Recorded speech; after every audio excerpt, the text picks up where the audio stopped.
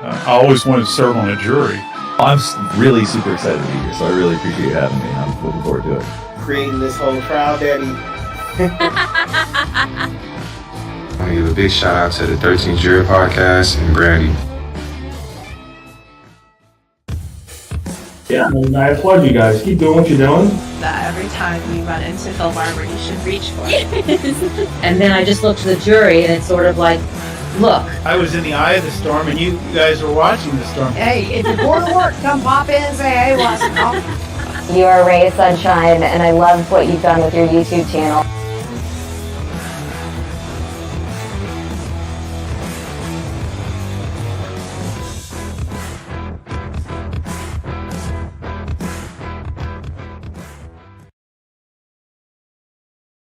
Hello, happy Thursday, folks. Happy Thursday, folks. I have weird friends. Hello, happy Thursday. I left up the green screen by popular demand. By popular demand, you get the green screen.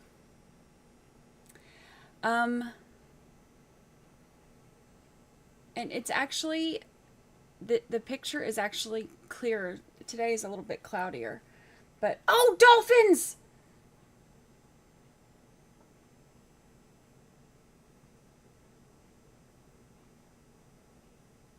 I love it when they're out there. Normally I see them early in the morning. I usually don't see them about this time. Oh, I love it when they're out there. So cute. So cute. Remind me, I have to tell, or I have to show y'all, speaking of dolphins, I have to show y'all the handmade, like, it's like a tea light candle holder thing. It's a dolphin, and, you'll see. Is he in here right now? Let me see if I can tag him. If he's in here. He's not in here yet. He's not awake yet. Or he's not in these YouTube streets yet. But Nicolosi made it. I am obsessed with it. It's so pretty. And it's handmade, and it's dolphins. And it's like a dolphin that's coming out and like holding the tea light. It's really cool. Who is drilling? There's been no drilling all morning. And then I go live and I hear a drill. This is my life. Brandi doesn't squirrel, she dolphins. This is a true story. And I pelican. I also pelican. I also pelican. And that's okay. That's okay today. I'm okay with that today. I'm okay with that today. It's a good thing. You know.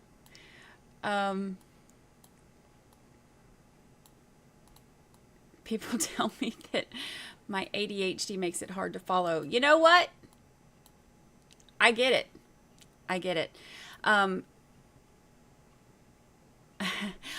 yeah, you saw it. Your clip on Internet show last night was great. Thank you. Thank you. Thank you. I watched that, and I did get to see the fighting debate. Well, we won't call it fighting. We'll call it debating. We'll call it debating because that sounds better. You want the link to it? Yeah, let me find it.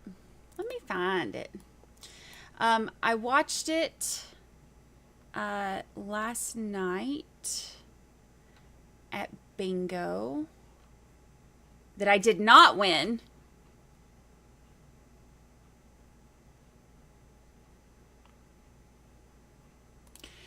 I was so glad to see that Brandi got a Venmo account since I can't figure out how to do it in chat. I know the two Brandis that popped up wasn't her. Is there a link? Isn't there a link in the bio? In my, what do you call it? Bio? Description. I think somebody said there was. Look, I'm not good at that stuff. I think I have a link somewhere on the description thing. Right?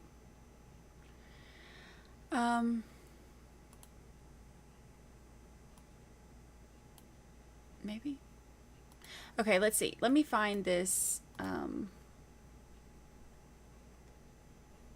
Oh, True Crime Ranch has got it. Look at her go. Look at her go. This is why she's. Oh, am I allowed to announce that you're what you are of the year? There he is. I was just talking shit about you. No, I'm just joking. I was just talking about the tea light candle holder that I have for the dolphins, because I looked out and saw dolphins. And anyway, unmedicated Brandi. Unmedicated Brandi. I am saving my medication for when trial starts.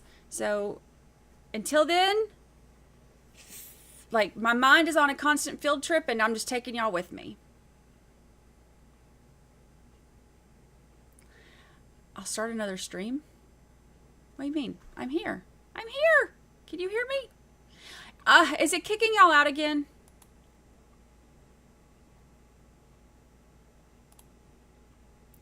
Let me see. Oh, yep, it sure did. It just kicked out a whole heap of people. Oh, wow, we're down to 166 now. It just kicked out a whole heap of people. Why it does that, I have no idea. I have no idea. No clue. We'll give it a minute and let it come back. I don't know why it does that. My YouTube is passive aggressive, to be honest. That's okay. Christy G, member for 8 whole months. Best place on the internets. Love all of you. We love you too, Christy G. Happy 8-month anniversary. Happy 8-month anniversary. Happy. Look, I was in a real funky mood yesterday evening. And then I went to bingo. You can't be mad at bingo. It's like in the Southern Ladies Rule Book. You can't go to bingo and be cranky. Can't have cranky pants on at bingo. And then I woke up and my alarm was so aggressive this morning. It felt aggressive because I was sleeping so good. And because I'm so tired. And then it went off and it was real aggressive. And then the first thing I see is troll BS.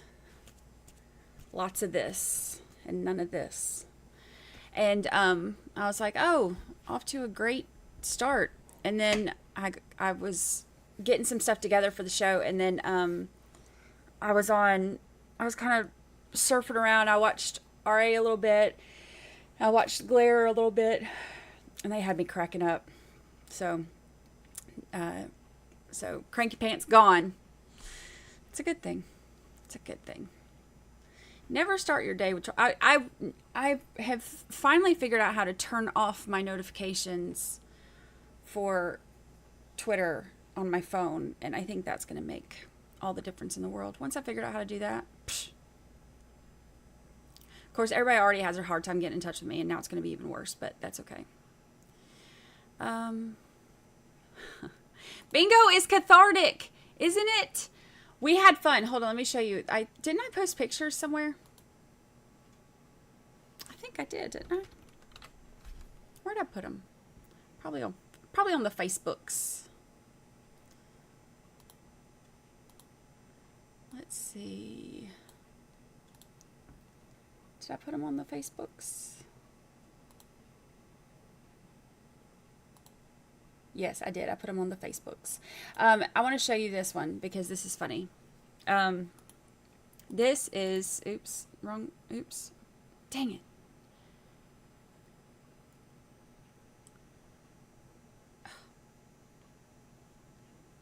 Come on. Oops. Oops. Don't mind me, just having all kinds of problems. Don't mind me.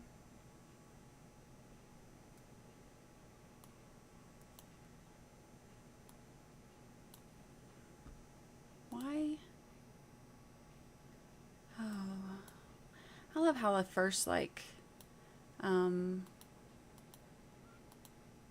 no, don't press, stop pressing buttons, Brandi.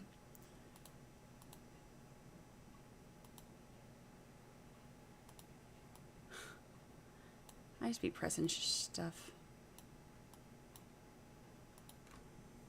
I just mess stuff up.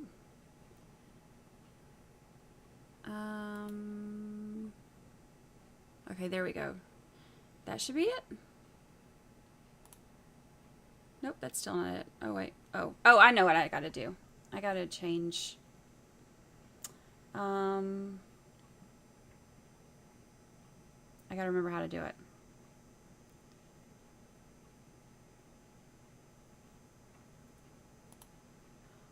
Wait. Hold on. I got this. I got this. Is that it?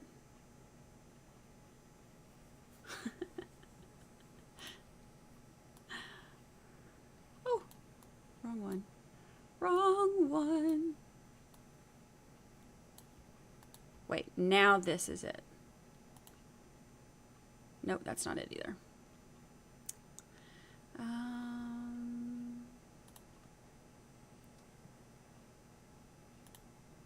There we go. That's it. Okay. There we go.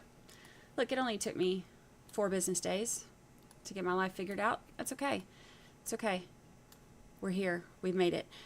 Okay, so all of that just to show you this stupid bingo card, but that's okay. We got there. This is the bingo card from last night, and it's funny because the dauber looked it was a little heavy on the dauber, and so it ended up, I was like, dang, y'all, I go to bingo and even then everything looks like true crime something, I don't know. Anyway, all of that just for that overworked dauber. For Fox's sake, welcome to the family. Welcome to the family. So glad to have you here. Welcome, welcome. For Fox's sake. That's really funny. That's a funny name. You're a clever fox. You are a clever fox. I dig it. Welcome.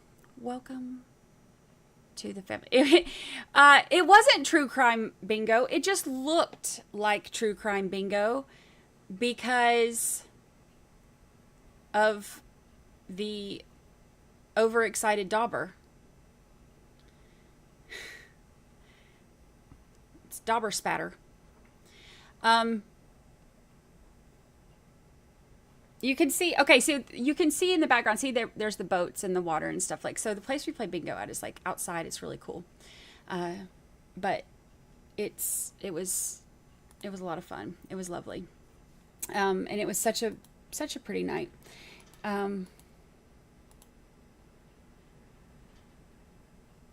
Look, I'll show you my mama. I'll show you my mama. This is my mama. This is my mama. And this is my best friend's daughter. She calls me Aunt Brandi. She went with us too. And then the bestie and her husband. So we had a good time. People say me and my mama look alike. I don't think we look alike at all. I do be getting distracted. I do. Unmedicated Brandi. Medicated Brandi. I did not win. Oh my gosh. Okay, City Kitty. So I was telling them about the free space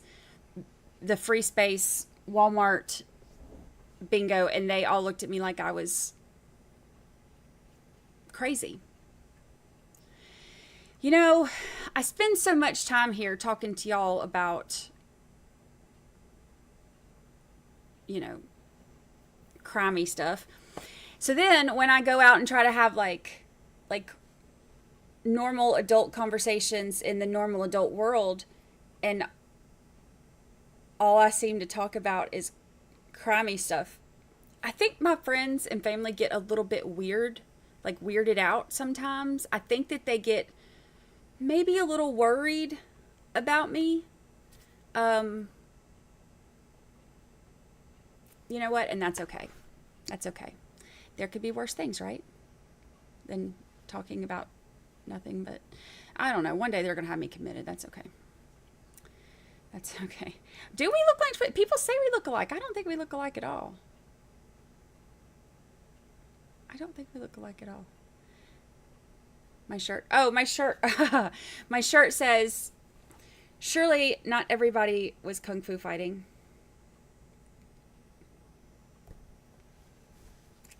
Figured it's appropriate one to wear on Thursday. Thank you. I have the green screen up because I put it up yesterday and everybody liked it, so I just left it up for today. Plus, it's hard to fold, so I just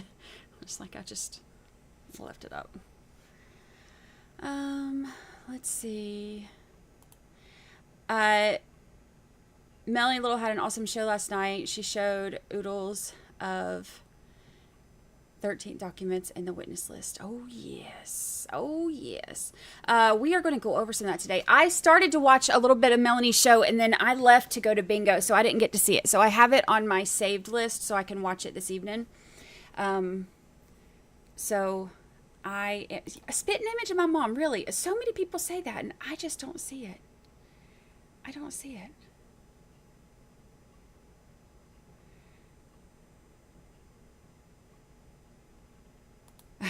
Seriously, you're not. So I do have it for daily use, but my prescription is, they said that it's back ordered, so I only have like 2 left. So just in case the new prescription doesn't come in time, I'm saving those 2 for the first 2 days of trial. I don't know what I'm doing with my hand. Unmedicated Brandi. That's okay. So, oh, you should wear green one day with your green skin. Well, I tried to yesterday. So I had this shirt on. And it's green. It's not the exact same green, but it's pretty green. And I had this on, and then I was a floating head that just said local. It's like a floating head in the back of a chair. Just said local, which is actually kind of cool. It's like if I need to like sneeze or like scratch my ear or something, I can just.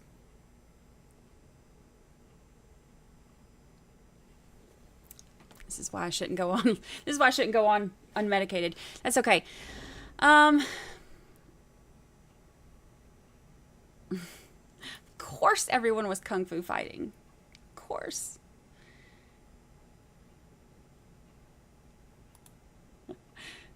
It's going to be a long day. Long day. All right. Focus, Brandi. Focus. I don't know how you people even watch me when I'm unmedicated. Don't I get on your nerves? I get on my own nerves when I'm unmedicated. All right. Let's see. So let's pull up some of the stuff from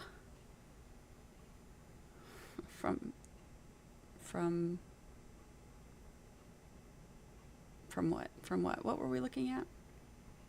Oh, unmedicated.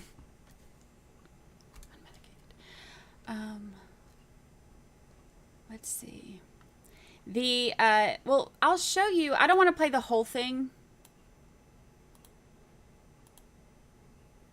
Well, we can play the whole thing. Why not? Right? Ain't got nothing else to do. Nothing else to do. We won't play the whole thing, but we'll play some of it. They played part of my interview, like just a clip of my interview in in Anjanette's Crime Fix. Let's see. Crime Fix.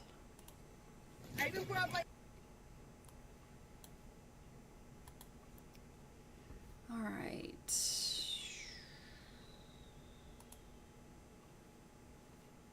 Oh, I can move myself. I had myself all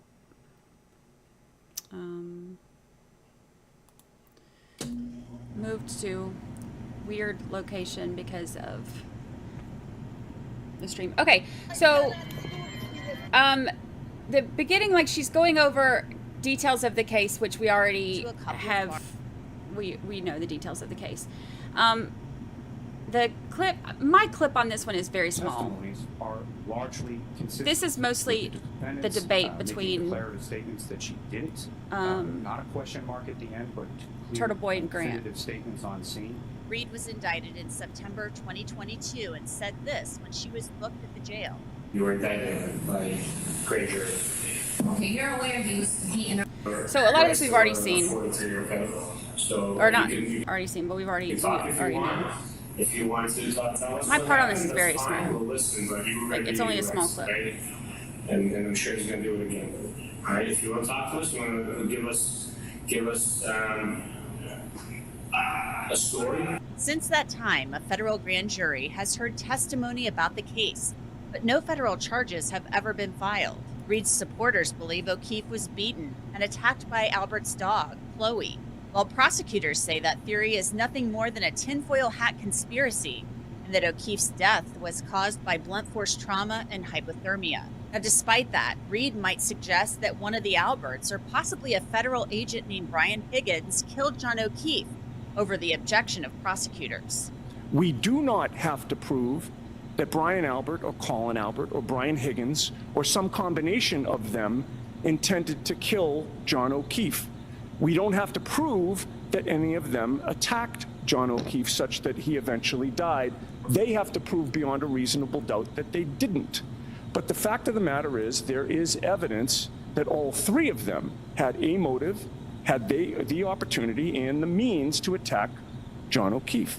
There have been a number of theories of speculation, rank speculation, opinions without any evidentiary support, names of certain people that have been dropped at this microphone by counsel at different pretrial hearings who are not witnesses, who have nothing to do with this case. For as divisive as this case has been on YouTube and social media, there are still people who are on the fence. This is like Brandi Churchwell. She's the host of the 13th Juror podcast. You know, I think some of the biggest issues that I've seen are the investigation itself, because there seems to be so many unanswered questions, things that weren't necessarily done by the book. And with the court documents and the statements from the witnesses, there are so many conflicting statements and the statements change. And I think that if everything were based solely on just whatever evidence they presented, it would be a totally different situation than the automatic distrust that is caused from all of these court documents and these statements changing and not being consistent. But there are two people who... So I've caught a lot of shit for this. Sorry. Caught a lot of crap for this. I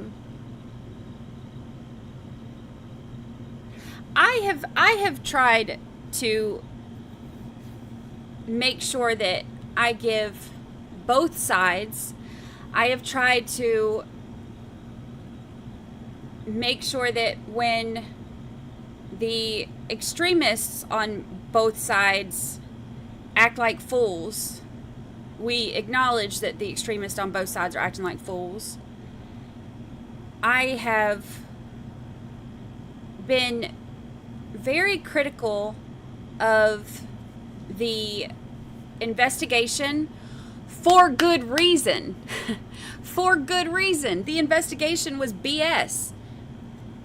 And I have been very critical of the investigation. I have pointed out that there are a lot of issues with court documents and those statements that change. And I have caught a lot of crap for that because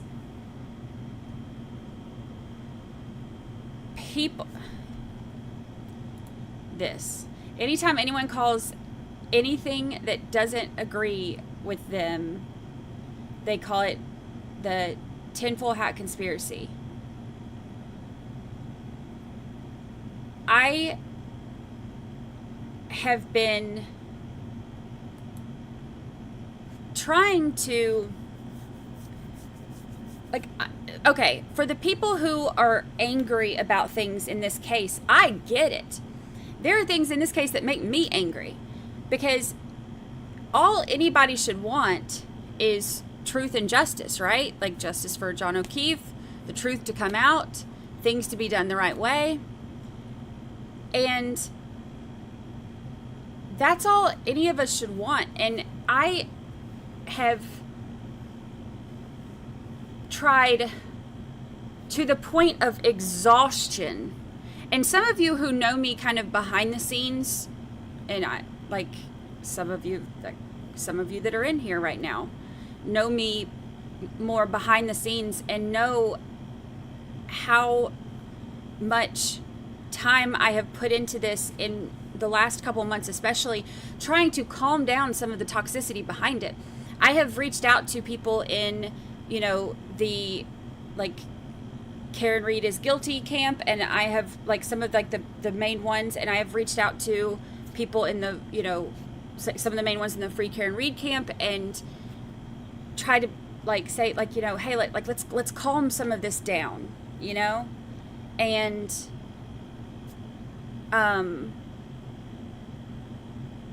and like, okay, even this morning, I got to catch a little bit of the Glarer, and he was showing Tom CPU channel was like, he's the one that goes live, on his phone in front of the courthouse before all the hearings and stuff, and he was out there doing that. And there's like a video of Grant, who is on this. We'll see it in a minute. He's on this. Grant is one of the ones that I've talked to behind the scenes, like, hey, help me out here. Like, let's calm some of this down. And, Grant and some of the Free Karen Reed, people like with their shirts on and stuff, like, they fist bumped and stuff. And Claire even, said, like, people can it's kind of like, you go hard in the paint, but then when when you're not actively debating or doing these things, like, there can still be a level of respect. And all I want is for that level of respect to be like, to be honored on both sides. Like, I feel like if both sides can acknowledge the fact that the other side has valid feelings or, concerns or reasons for feeling the way that they do, why can we not just accept that? Like, why, if somebody says that there's issues with this case, why do they all of a sudden have to be, a tinfoil hat conspiracy person who, is accusing innocent people of murder and is doing this and this and this? Why can it not just be that one comment? Why can you not say there have been issues with this judge, and it be and your comment be just that there have been issues with this judge? Why can you not say there are glaring issues with this investigation and it be left at that? Why can we not talk? Why can one comment not be talked about for what it is, instead of that one comment turning into, oh, you said this and this and this, and you believe this and this and this, and you attacked John's family, and you do this? No, I didn't. No, I didn't. What I said was there's issues with the investigation. What I said was statements change.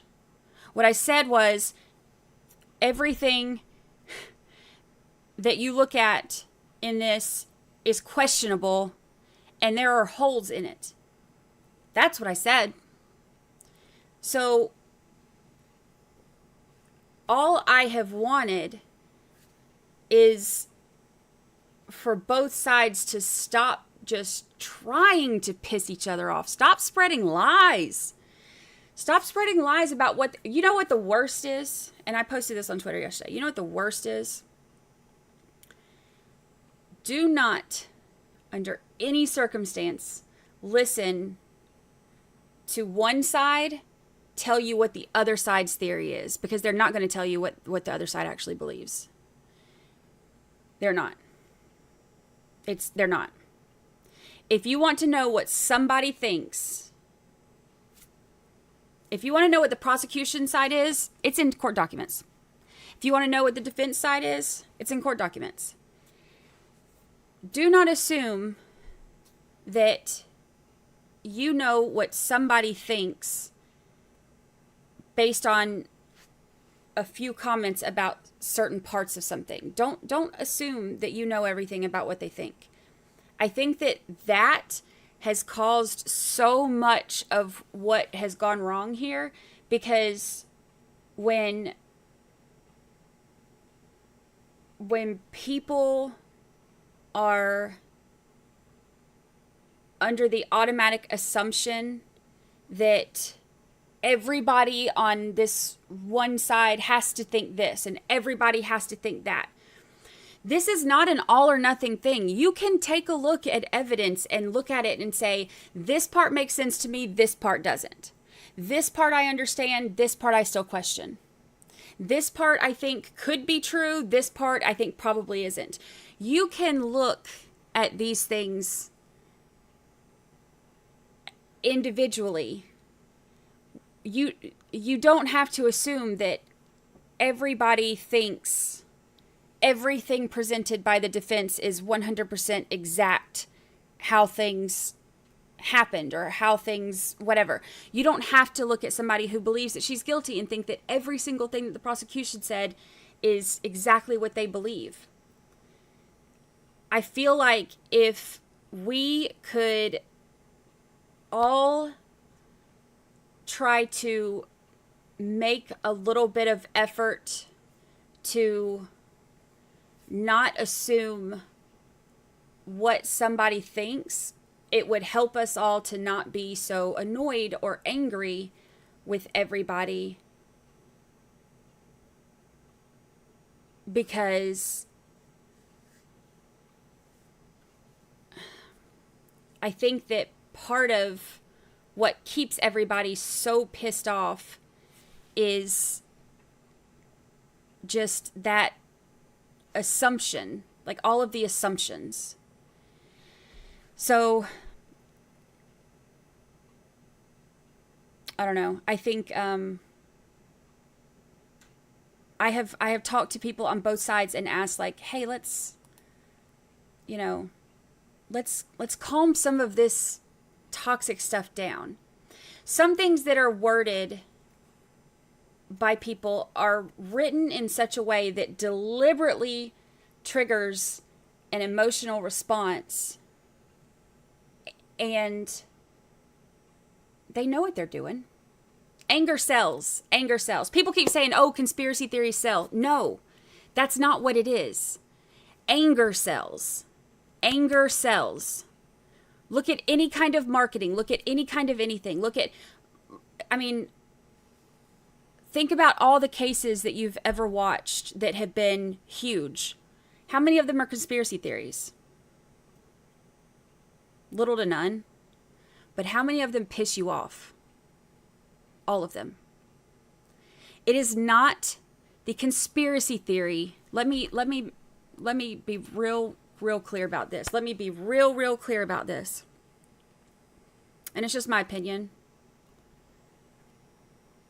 But my opinion freaking matters too. And I'm tired of saying, oh, it's just my opinion freaking matters too.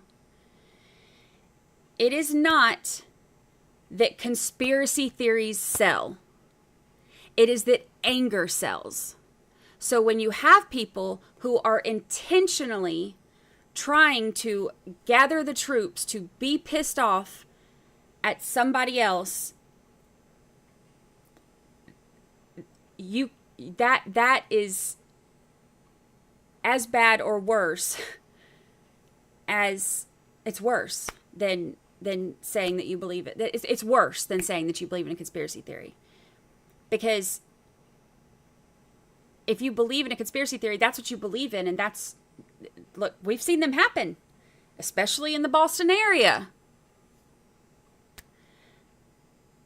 What you believe is what you believe. But when you are intentionally triggering angry responses,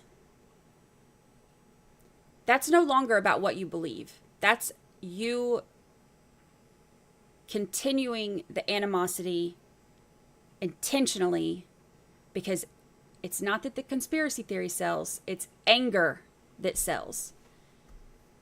And if we could all stop doing that and recognize that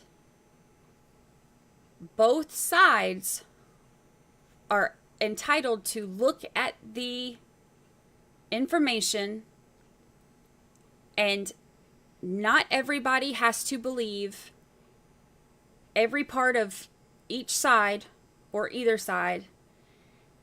Everybody can go through this trial open to the information and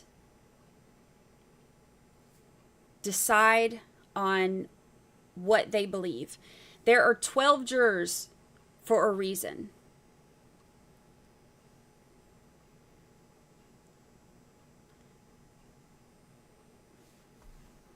And that's my 2 cents.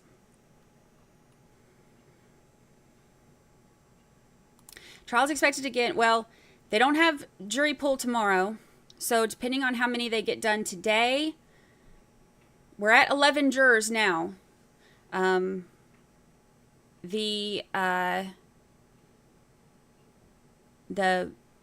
pool today was smaller. Mermaid says, I can't wait till this trial is over and hope my city and surrounding cities can get back to some normalcy. You know, it's crazy how many locals have reached out to me about different situations and asking me, because I have focused so much on, like in the podcast, about the, the investigation and the issues with that and the issues with the, the documents and stuff like that. I have not gone into the whole, like, I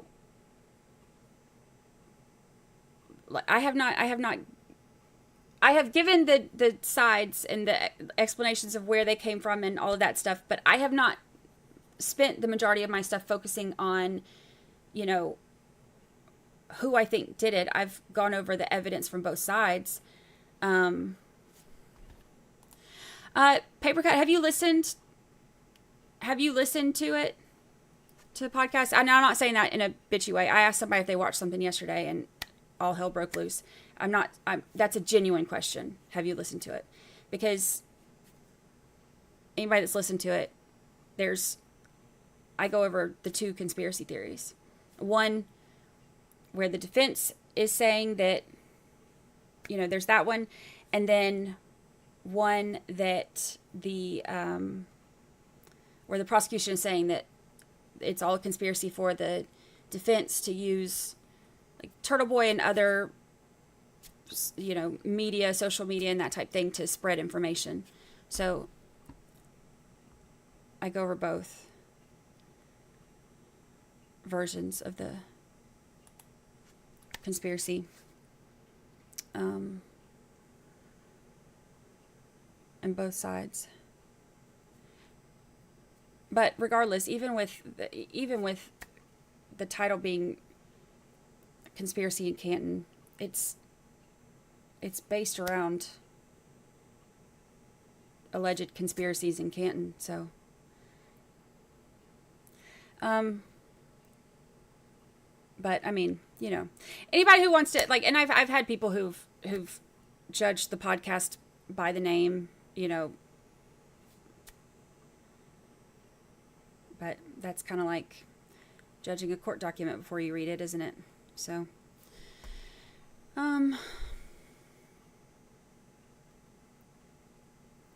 I hope that okay, let me get back to this real quick. Some of the people have said, like, a lot of the locals have said, hey, can you look into this one and this one and this one too? And they've sent me different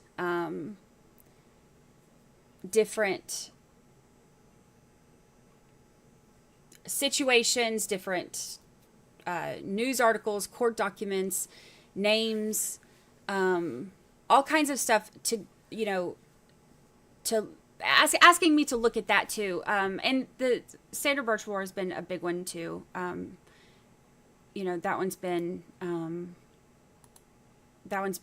one that I have a ton of people asking me to look into that one, and I possibly will when this is over. Jim Cox is so generous of you. Thank you so much for gifting 10 memberships. Thank you, thank you. I appreciate it. Welcome to our new members. Welcome, welcome. Thank you, thank you. I have a lot of people who have asked me to look into different things. Like, I think that's one of the biggest things too. And I've said this multiple times on the podcast, and I said it on the interview with Anjanette. Like, I think that if it weren't for all of the issues with the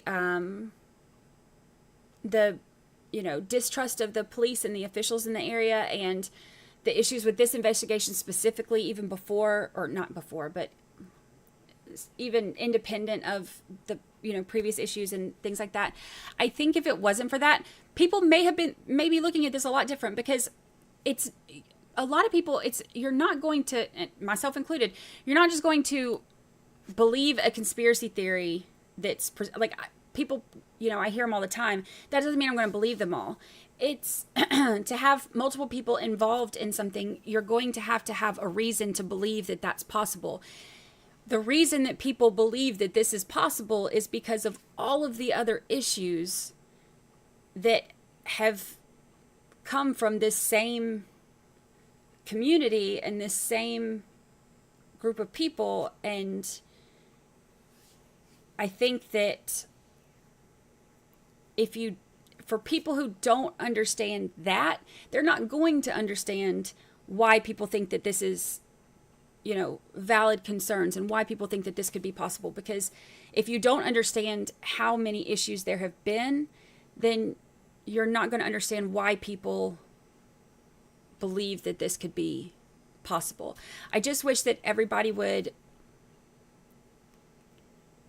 understand that people can believe what they want, and a lot of them will have reasons for believing that, and maybe we don't need to lump everybody into one big group for believing something. Like, not everybody that believes that she's guilty is, a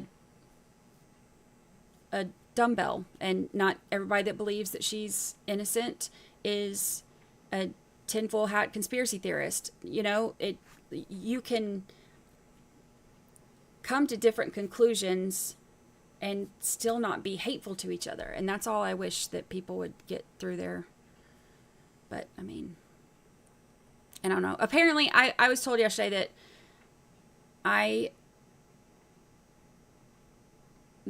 how is it said? Something about,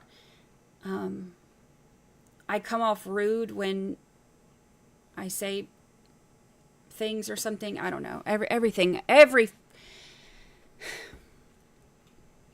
Imagine spending 18 hours a day working on something that you truly believe in, only to be told by everybody all the time that you're doing everything wrong, and that you're, every single thing you say and do is under a microscope constantly. It's so much fun. So much fun. Do a podcast, they said. It'll be great, they said.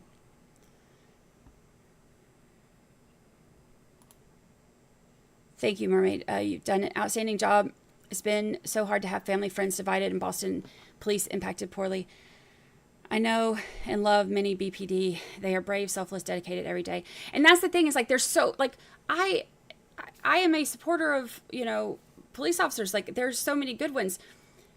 That's why I think when there are issues within a department, or there are issues with just individuals, get it out there and let them change it. Let the good guys know what's going on. There's been a lot of history with, Boston police and, like, in this area and stuff. And, like, that's not saying that all of them are bad. It's just saying that because of the history, it's automatically caused distrust. And even with Canton, they voted in November to do the audit of the police. So I hope that, that brings some change and answers and, whatever. Tommy, it's not possible to accurately and factually discuss this case without sounding pro-Karen. The Commonwealth is a literal joke. How can this many errors happen? Okay, so you bring up a good point. And this is something that I have dealt with a lot. It is impossible to talk about this case accurately and factually without sounding pro-Karen. And that's why everybody is like, jumps on me and assumes that I believe every single piece of every single thing the defense has said. And I don't necessarily. There are some things that I still don't think make sense on both sides. And I've said that before. I've been very clear about that before. When I'm constantly pointing out so many problems with the prosecution and so many problems with the court, statement, the statements changing, and the fact that none of it was recorded, so we really don't know who said what, and we don't know if it's the witnesses or the police, or we don't know this and this and this. There's no way for me to talk about all of that without sounding like because anytime you sound, anti-investigation, anti-court documents, anti-Commonwealth because of all the crap that they've done wrong, then you automatically sound pro-Karen. So then people who are anti-Karen will automatically shut you down and don't want to hear anything you have to say. So it's been wild. I've never seen anything like this one. I've never seen anything like this one. Ever.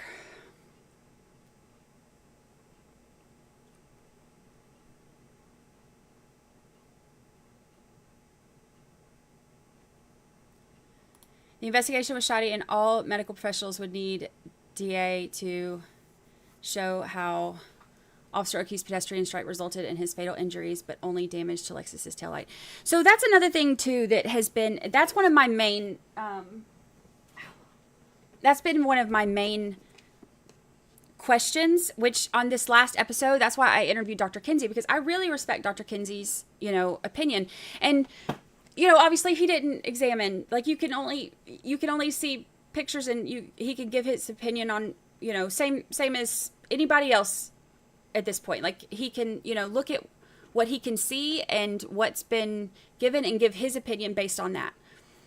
And I really respect his opinion. And so I asked him, and it was crazy because even with the stuff that he said, he's not, his expertise is not in like scratches and stuff like that with animals, but he has been certified by, I can't remember, I put his clip in the podcast where he's explaining it, but whoever certifies for that kind of stuff, for different like animal bite marks. And he said that he's not certified in the sense that like you can say, okay, this dog and this bite mark line up, but he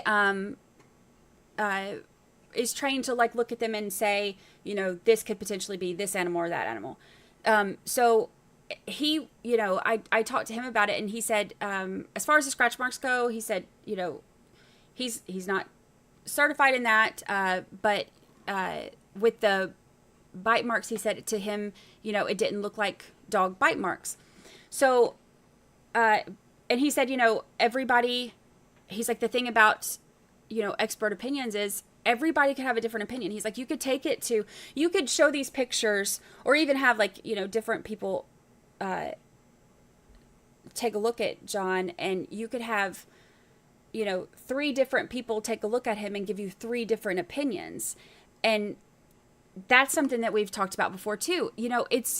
A lot of it's going to come down to the jury hearing the different opinions, and they will decide. And I said this from very episode 1. Somebody tagged me from where they were just starting to watch or just starting to listen to the episodes, and they tagged me today with the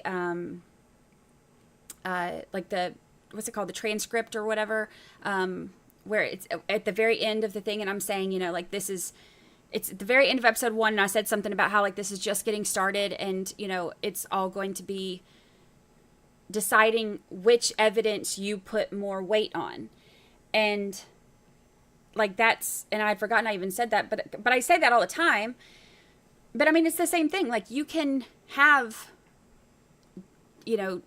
people can look at things and have different opinions, but the thing is, even with him saying that he doesn't think that those are bite marks from a dog, he said that even if they're not bite marks from a dog, if the Commonwealth doesn't have like something very specific that explains those injuries, they're still going to have a problem.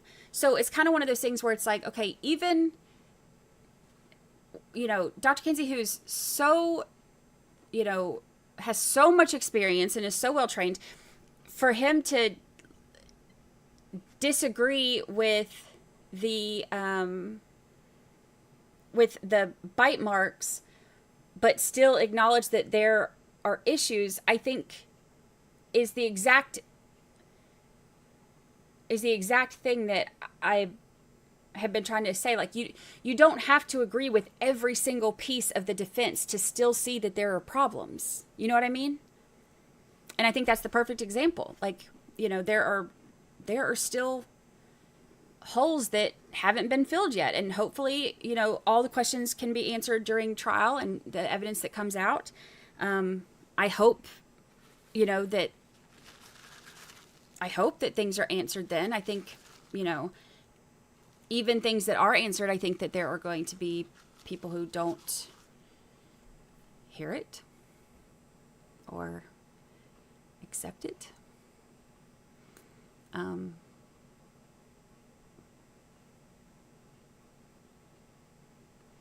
But, it's a lot. I tell you what, it's, like I said, spending 18 hours a day, pouring everything into trying to focus on, this case and finding as much as you can about it. And then you still, with this one, you're still never going to make people happy. Like, people are just not going to be happy.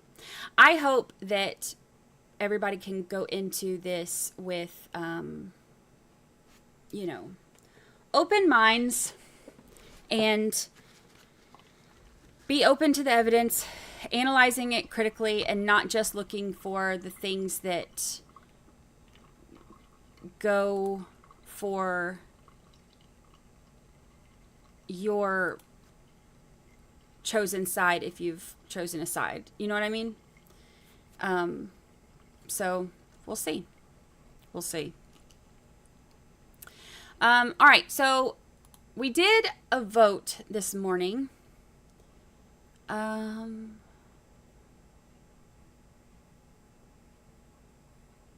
Oh, yeah.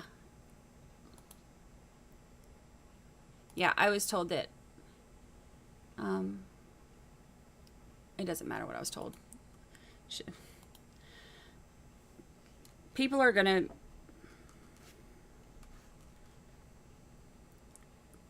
say hateful things. So, whatever. We'll let them. All right, I will let you watch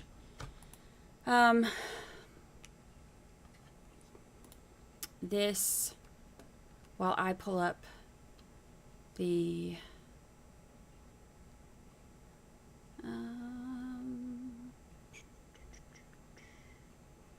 here we go. This is okay, so this is part of it. I'm gonna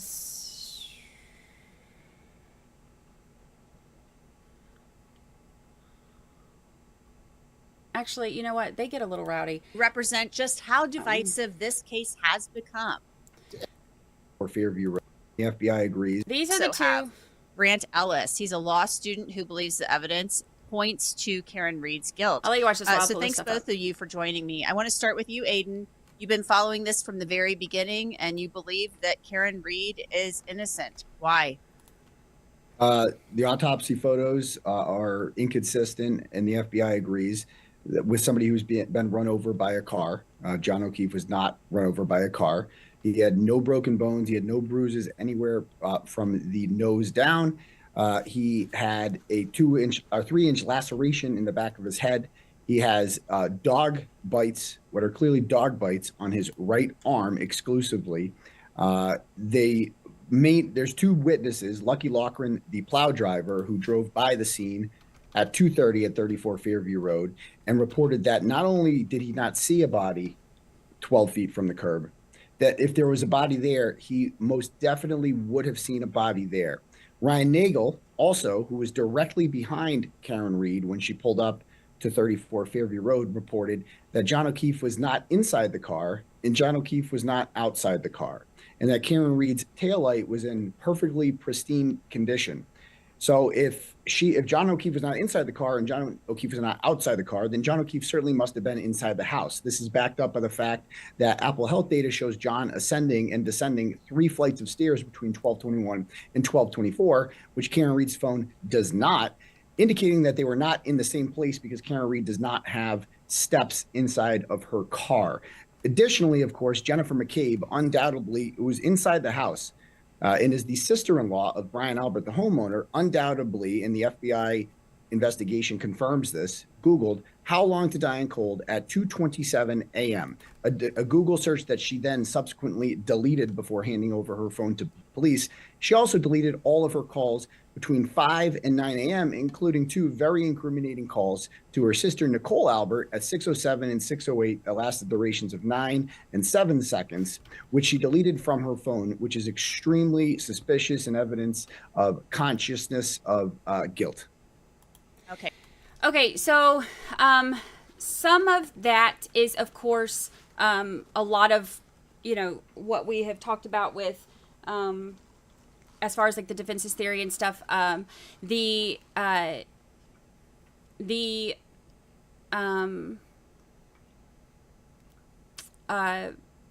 Commonwealth, of course, is going to, apparently is planning on having, well, let me not say that. That's pure speculation. I have heard from, Twitter experts who know everything about everything that the Commonwealth is going to say that, or prove that those searches, or that search didn't happen at 2:27, et cetera, et cetera. I mean, look, based on everything that I have researched, and again, this is just my research. Other people can, I'm sure, research and find different things. I went to people who had nothing to do with the case, didn't know anything about it, didn't care anything about it, to find out about the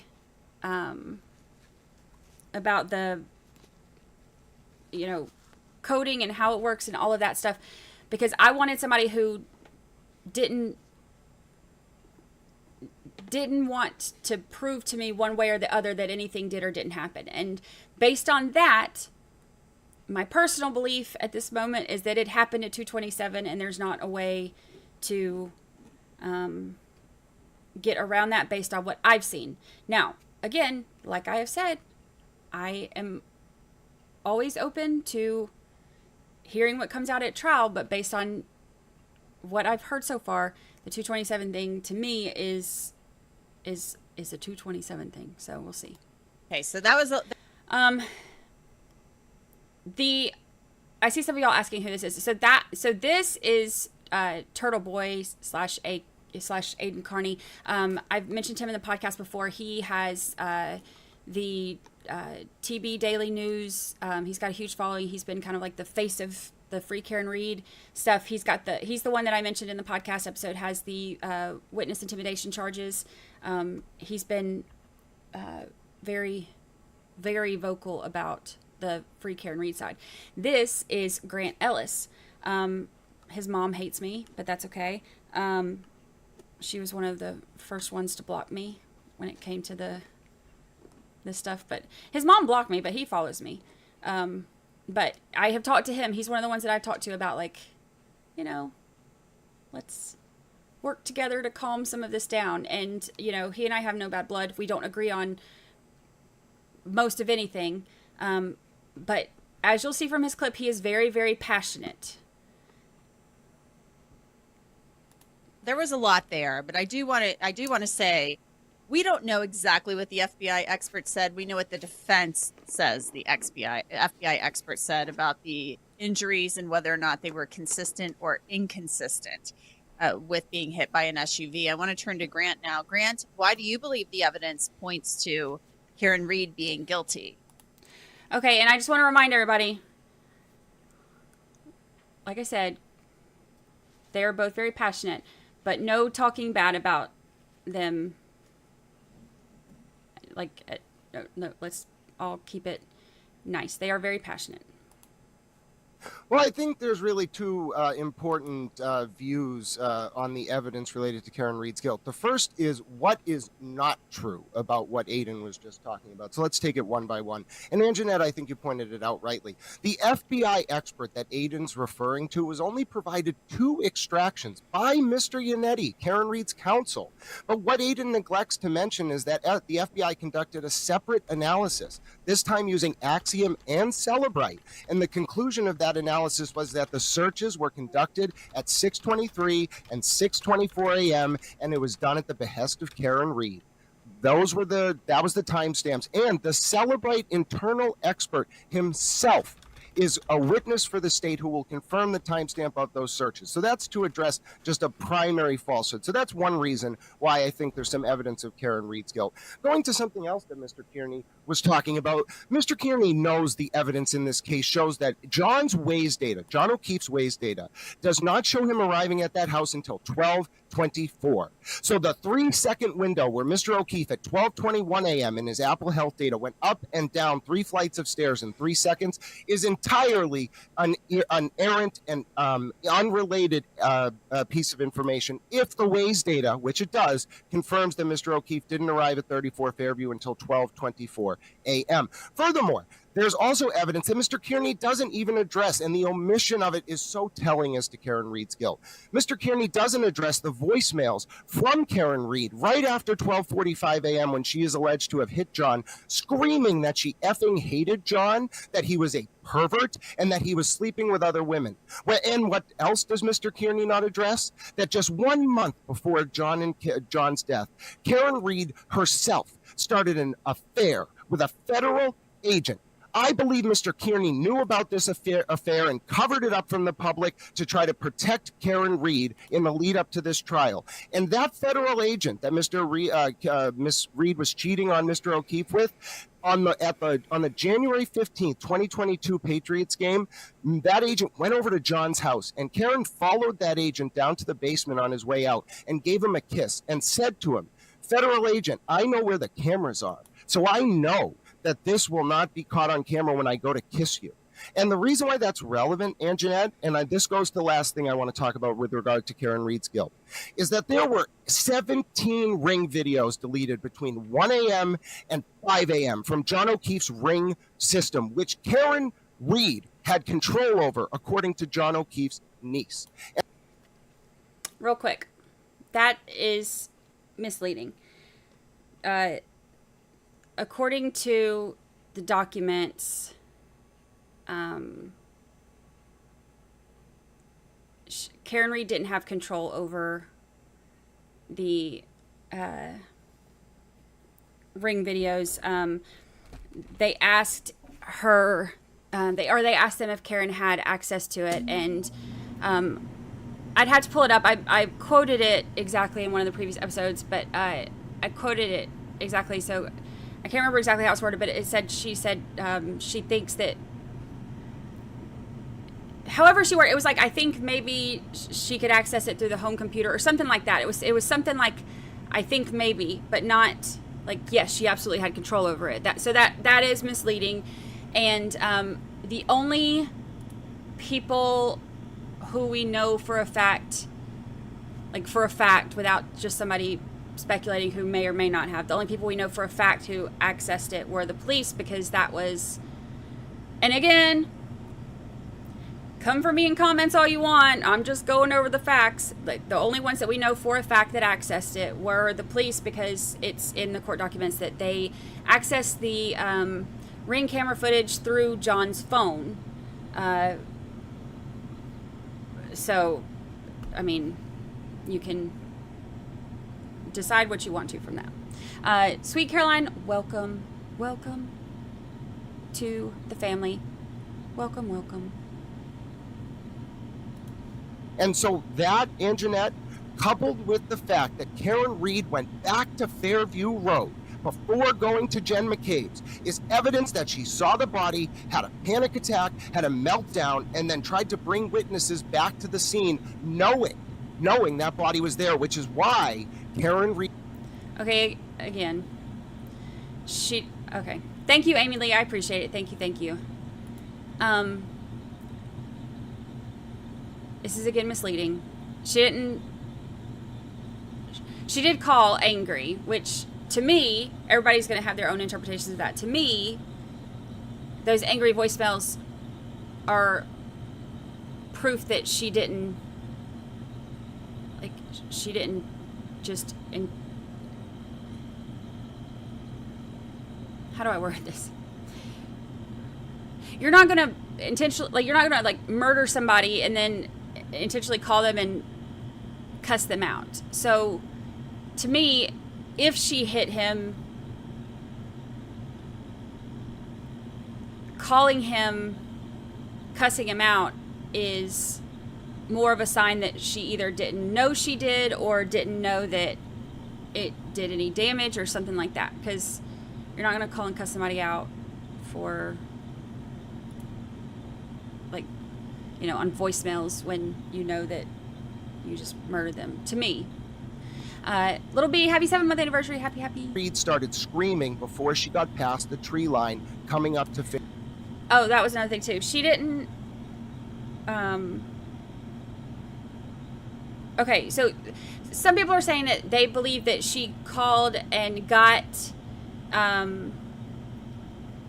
them to, got Jen McCabe and Carrie to go with her because she wanted witnesses when she went and found John. But the court document said that Jen is the one who told her to, come here and we'll go look for him together. So, if just trying to be as accurate as possible. Fairview Road when she went back to the scene with Jen McCabe and Carrie Roberts. That's the reality. So, Aiden, Grant threw out a lot of information in there, and a lot of what Grant said is laid out in some prosecution documents, particularly the one that was pushing back against the motion to dismiss filed by the defense. And there really is some information in there in that document that is inculpatory, that makes Karen Reed look bad, and it does point to her as the person who killed John O'Keefe, that maybe backed up and hit him. What do you say about those voicemails where she is calling him and cursing at him let's after talk about the that. fact, allegedly Let's after talk she about hit that. him? What is your response to that? The Commonwealth would have us believe that Karen Reed, after intentionally striking John O'Keefe with his car, did perhaps the most incriminating thing she could do and leave angry voicemails with them. That is the last thing. To me, that is more exculpatory than inculpatory, because... That's what we just went over. So, Newman 19079 says, 227, Jen McCabe opens her tab, a basketball page. When Jen McCabe is asked by Karen Reed to Google 624, at 624, she takes the tab that was open at 227 and she Googles how long. That's how it shows 227, but she Googled it at 624. So that is the prosecution's theory.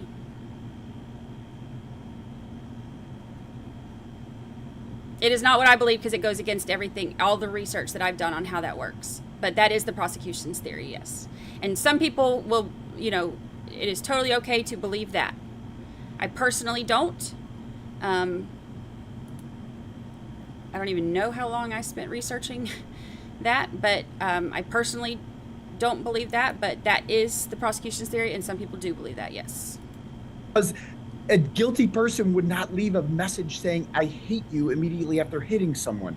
An innocent person was. A person who was upset that they thought their boyfriend went out and got drunk and didn't come home. That kind of person. People have left voicemails like that with their loved ones before when they get upset with them. That does not make them a murderer. That does not explain why John O'Keefe has dog bites on his arm. That does not explain why Lucky Loughran did not see a body at 2:30 a.m. That does not explain why Ryan Nagel did not see John O'Keefe inside or outside of the house. And by the way, the Apple Health data is substantial, and he's wrong about the waste thing. He just made that up. The Apple Health data uses an internal cocoa clock, which measures seconds from the year 2000. It is the most reliable form of telling time possible. So this is something that we went over in the in one of the podcast episodes too, where the Apple Cocoa. I played the clip from attorney Alan Jackson explaining this. It's one of the things that is. When I was going over the difference in in the information directly from Apple or the information from Celebrite and how that works, and like the cat and mouse game and all that stuff that I explained, that was one of the things that was interesting to me, because the Apple phones specifically have the Apple Cocoa data where it's every single thing that you do is it has its own timestamp, and so there's no this happened at this timestamp, but really had this timestamp with the Apple Cocoa data like it is on like Celebrite and stuff like that. So that'll be interesting to hear when they bring all of that information out at trial. So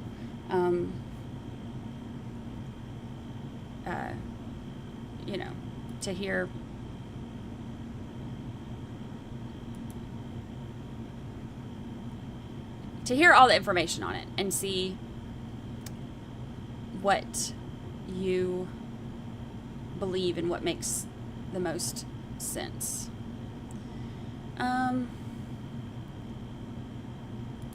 Just remember what Mandy and Liz went through. I thought about that because I know that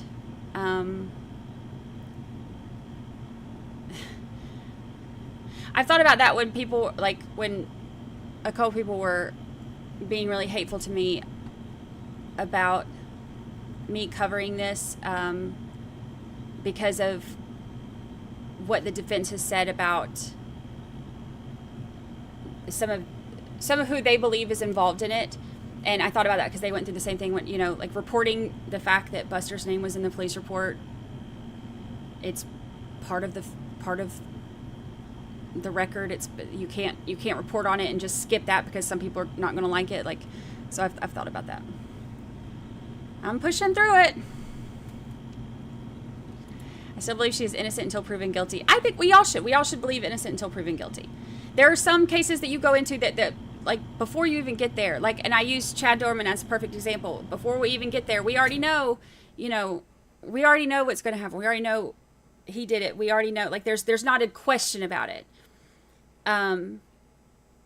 Those, are like, okay, legally he is innocent until proven guilty, but we already know he did it. So now they're just going in there to figure out, like, if he, he's saying innocent, or he's saying not guilty for reason of insanity or whatever.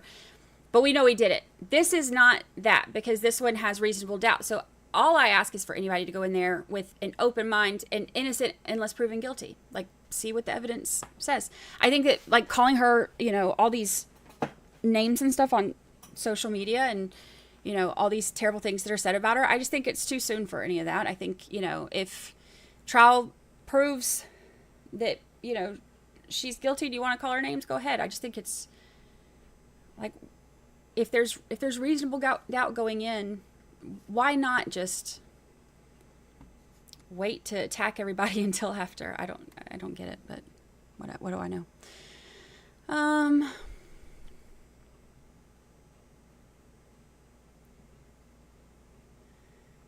Let's see.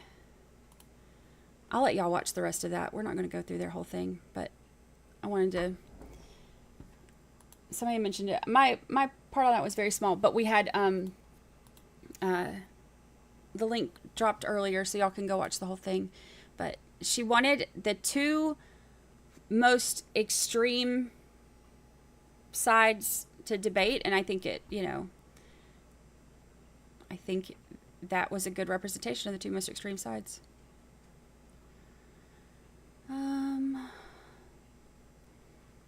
Let's see. Did they find dog bites in the autopsy? So there are, well, again, this is one of those things where it's two different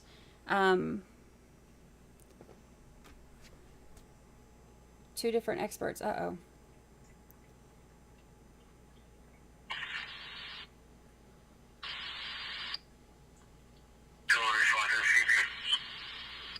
More Nevada stuff. Male suspect with gunshot wounds. Suspect firing at sheriff deputies.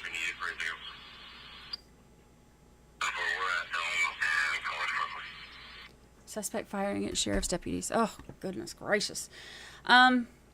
So the Dr. Scortibello from the was the autopsy from the Commonwealth that they submitted, and she said it's not dog bites, and then the defense has a different medical examiner who looked at John's injuries and said that it was. So it's another one that's going to be, jury's going to have to decide who they put more weight in their testimony. By show of hands, how many of you left a message saying mean things? I've said that before. I mean, I think most of us have.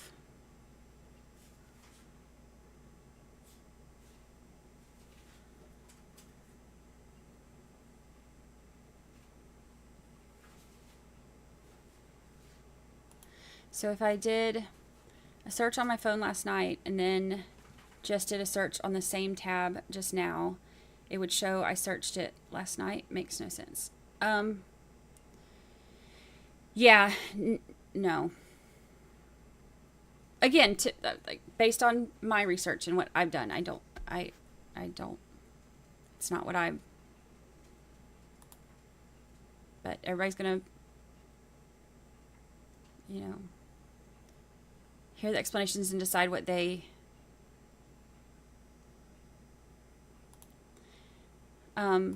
One of the other things that he mentioned too was based on just because obviously, the programmer that I talked to, he doesn't have the full image of her phone. It's just going on what he could see. And so that's why he was telling me about the coding as opposed to her specific image of her phone. But one of the things he said, just based on the stuff that he could see, is that it said when she did that search at 624, it said it was from recent history. And he said that the recent history would be because it was searched at 227 or whatever. So that was something that I thought was very interesting too. Lizzie Dalton, welcome to the family. Welcome, welcome. Welcome, welcome.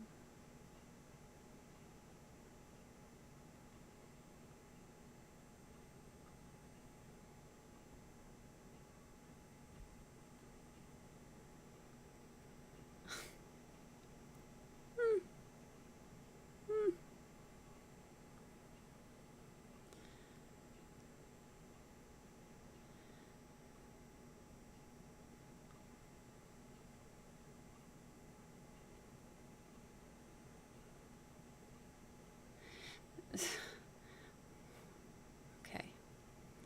I think some people just come in here to be jerks, honestly. It's pathetic. Let's see. I'm trying to get caught up in answers. I'm trying to see if I miss a lot of questions when we're going through this. And we're about to go over some of the...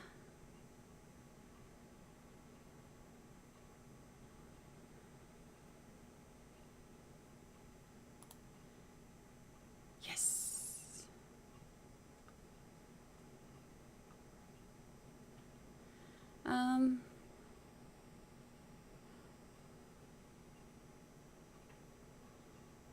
I know I've missed a lot of y'all stuff. I'm sorry. I'm trying. If you tag me when you have questions, it'll be a little bit easier. Medical examiner said that those were caused by blunt trauma. Yeah, the Dr. Scortibello said blunt trauma, and the Cause and manner of death were listed undetermined, which I went over that in the last episode too about like the percentages and stuff. It's like if you have less than 50% certainty on death, it's undetermined. And then the other court, like homicide, just means at the hands of another person, or because of the cause of another person, or however it's worded, and all that. So it was undetermined, and then it was blunt force trauma and hypothermia were the two contributing factors. So that was part of that. Let's see. I didn't realize how far behind I am on this. I'm sorry. I've missed a lot of stuff, but I tried. All right, let's see. So let's go over some of the stuff that that we have. Let me get this pulled up.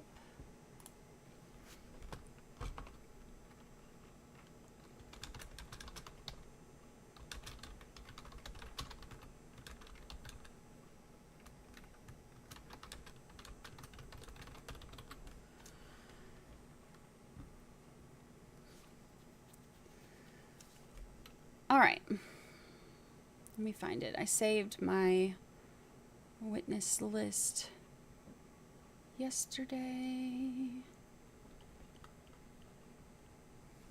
Ow.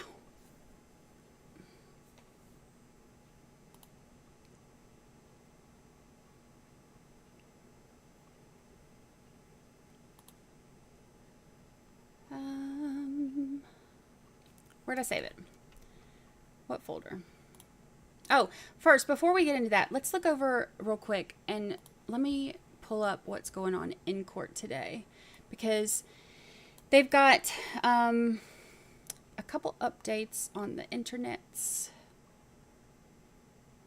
So let's pull it up and see. We said, remember, there's so far 11 that they've chosen. And they're going to do 16 total. So they're going to do 12, of course, and then the alternates. So they're going to do 16 total. And we went into today having 11. All right, so, ow. Oh. Every time I move my arms. 57 jury candidates. So this is from Ted Daniel. 57 jury candidates are expected to be screened today. It's a smaller group than the last 2 days. Prosecution and defense are seated, waiting for court to begin. We're underway. Good mornings all around. Judge says she has an issue and she needs to see both sides at a sidebar. Issue is quickly discussed. Both sides return to their seats and the jury pool is filling in. Let's see. So there's 57 in the jury pool from today. 41 have heard of or spoken about the case.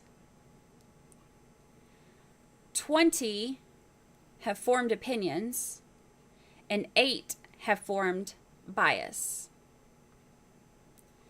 So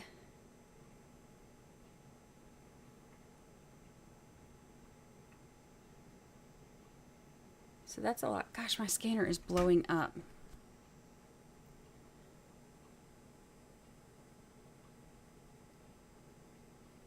This guy's shooting at officers. 8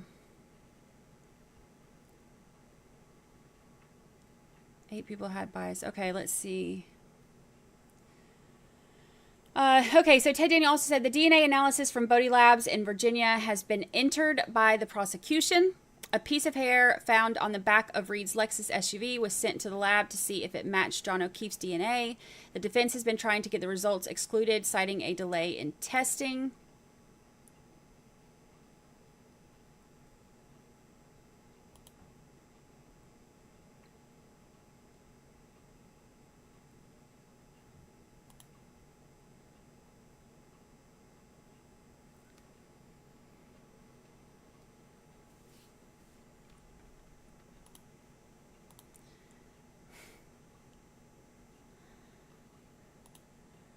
Oh, goodness. Georgia Born gifted 20 memberships. Oh, my goodness. Thank you so much. Thank you. Thank you.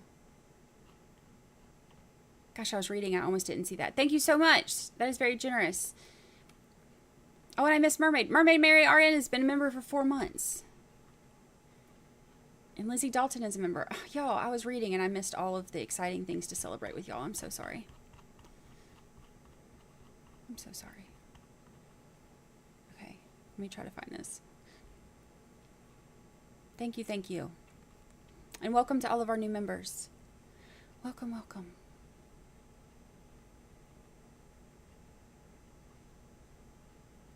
And some of you coming back.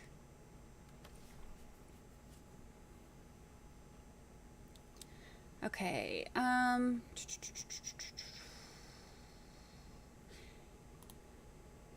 right, now this whole Bodhi Labs thing has been, I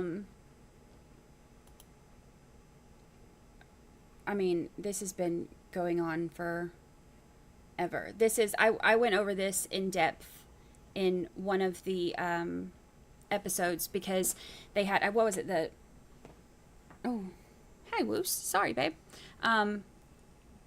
Was it episode 8, I think? Or 7? One of those. Where I think I spent like 15 minutes of the episode, maybe more, having both sides explain their argument on the hair. So let's see.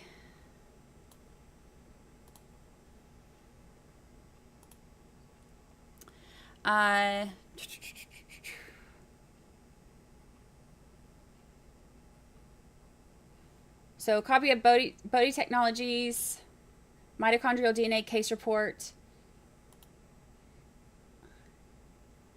and then police reports. So that was entered in.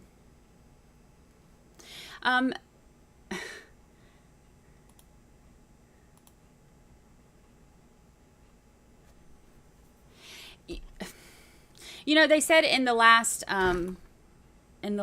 hearing they talked about this because of course they were wanting to do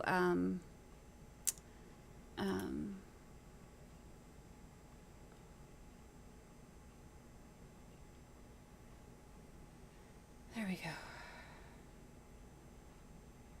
There we go. Okay, so they had talked about this. It took so long, so long for them to go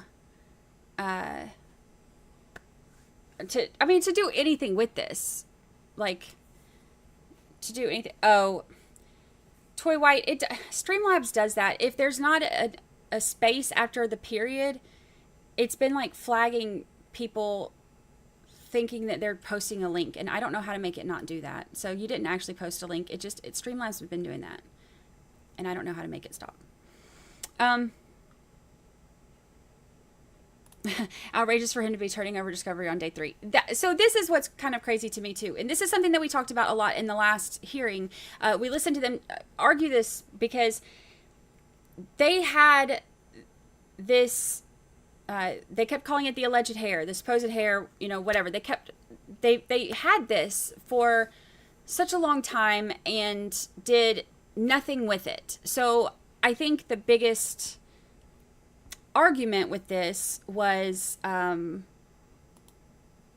course, how long it lasted now, or how long it lasted before they even did anything with it. Now, you'll remember during the hearing on April 12th, the prosecution had kind of insinuated that the delay was caused by the defense. But, I mean, again, that's factually wrong. I mean, they had it for over a year. I can't remember how many months. I've got it in my notes and stuff. I mean, they had it for, sleuthing my note, they had it for months, like, not months, they had it more than a year, before sending it. I think they had it for like a year before they did the first testing for the nuclear DNA. Then no human DNA was detected, so they wanted to do the mitochondrial DNA. So they sent it off to the labs to do the mitochondrial DNA. And I mean, but that delay was not, I mean, that was, they had it for a long time before they did anything. So now they finally get it to, you know, get it to Bodhi Labs. And I think at the last hearing on April 12th, they were saying that Lally had said something about how he had been talking to people at Bodhi Labs and had talked to him the night before and all of that. So they were trying to get it, you know, yeah, I just went to Bodhi like January of 2024. Do you remember when it went to the other one? They had it for a year or something, right? Before I think it went to, I don't know, I have it all in my notes. But, I mean, they had it for a long time. So it's kind of crazy that it's finally just now happening. Now, at the last hearing, and we're on, you know, day 3 of jury selection, but they had said in the last, in that hearing on the 12th that, that the defense was notified about having, because they try to say that the defense caused the delay because they wanted somebody to sit in there, you know, one of their people to sit in there with them or whatever, because they didn't want it destroyed until it could be tested, you know, all that back and forth. It was like $21,000 when they let them know that they could have somebody sit in there. It was like $21,000 for them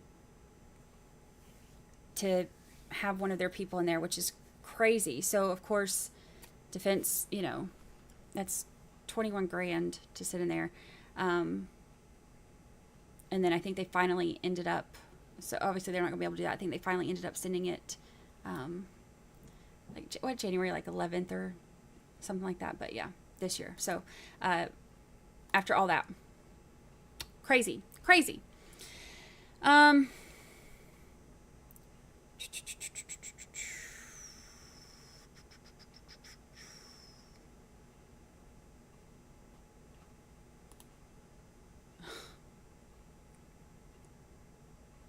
It's funny too, just pulling up the updates from court, and it's crazy the comments under these things that are just people just lying. But, you know, whatever. All right. So those are the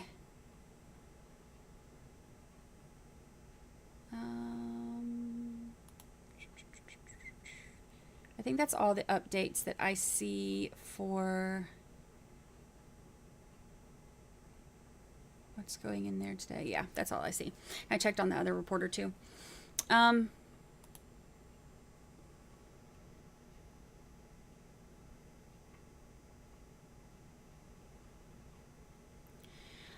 So is it a human hair? So they he gave very limited information about it. Was it Tuesday? I think at the beginning, we can pull it up real quick and listen to exactly what he said. We don't have I don't have the full results. Let me see if I can pull it up real quick. He mentioned, and I was only half listening because I was,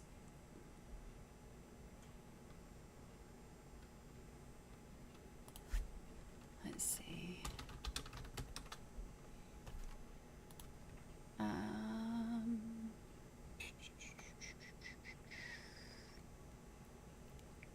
Hello, welcome. Oh, can you explain what the pink thing means? When they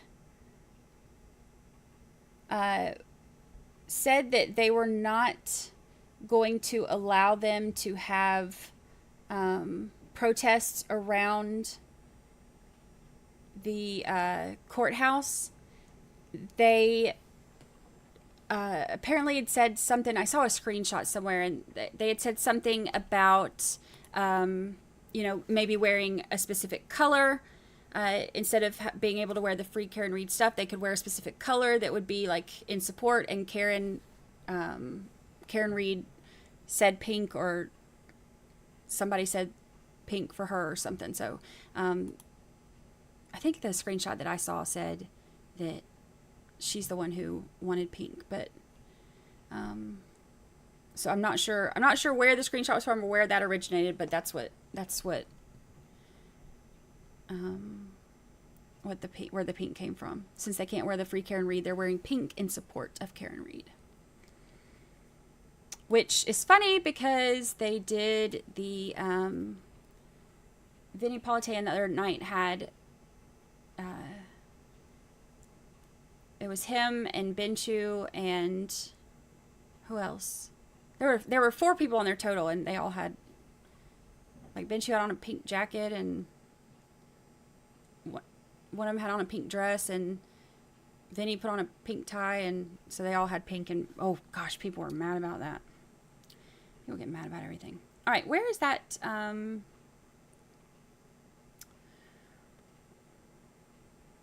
Where is...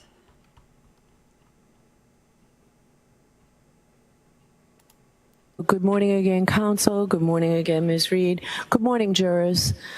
My name's Beverly Canoni. I'm a judge of this court, and I want to welcome you here this morning. Jury service, as you know, is one of the most important duties that... Oh, is that... Where is... Is this the one where he talks about... Maybe not. Hold on, let me see if I can find it.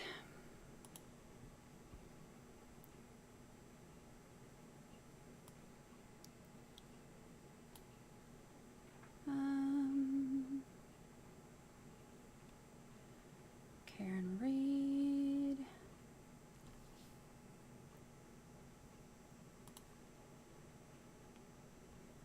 Trial begins. Who has the link? Why can I not find it? He goes over it. Oh, happy 10 months. Happy 10 months. He mentions it right at the beginning. The other one before jury selection. Okay, let me find it. Let's see here. See, I didn't prep for any of this today because we did a poll. 85% of y'all wanted to just go over some Karen Reed stuff today instead of doing Chad Daybell. So that's what we decided to do. But since it was very last minute, I didn't prep any of this.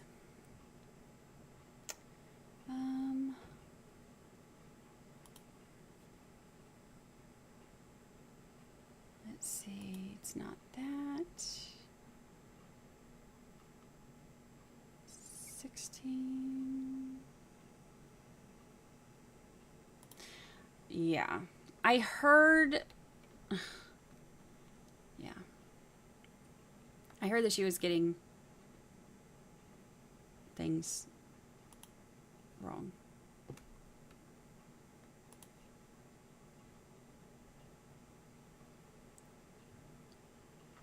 Let me go to Young Jerks. I know he played it. Because I had him on the background while I was working on other things. Let me see.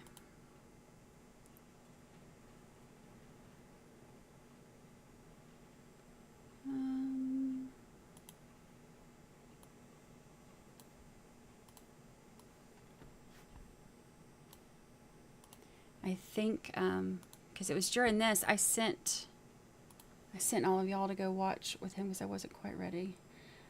So I think it's on this one because I had it on in the background. to do that. Based on the offer of proof. For the Commonwealth. Good morning, Your Honor. Good morning, Mr. Lally. Good morning, Your Honor. Laura McLaughlin for the Commonwealth. Good morning, Ms. McLaughlin. Is the third party thing, so I think it's right after this, right?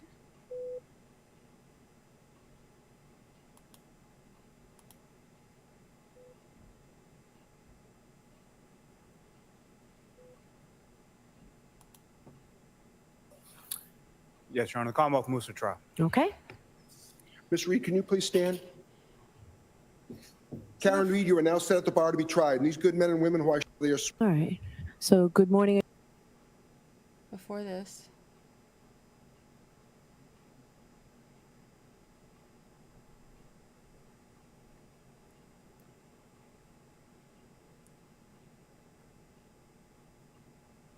Jackson.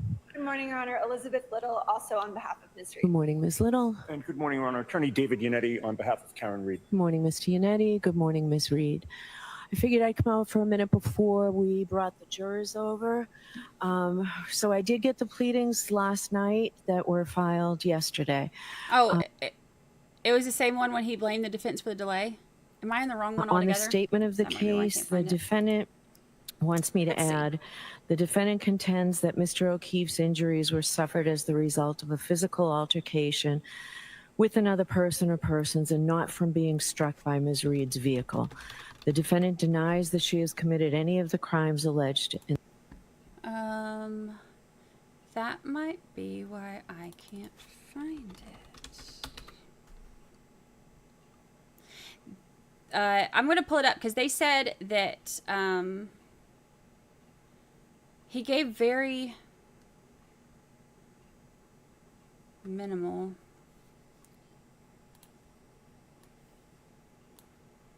information when they were trying to. Oh, actually, you know what? You're right, because that's why he was trying to get it in. You're right. You're right.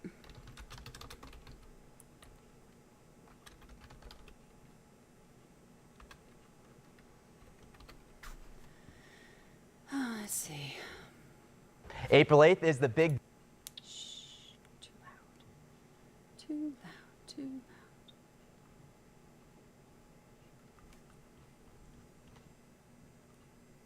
We might have to pull up this shooting, y'all. My phone is blowing up.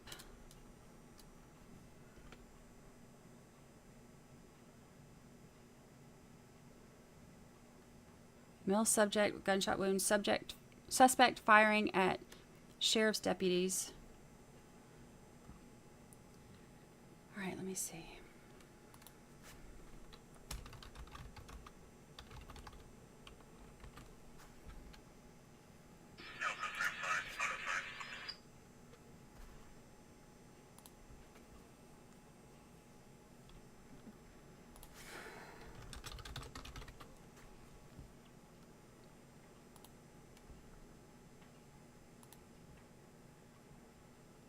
No jury yet. They're doing, today is day 3 in this election.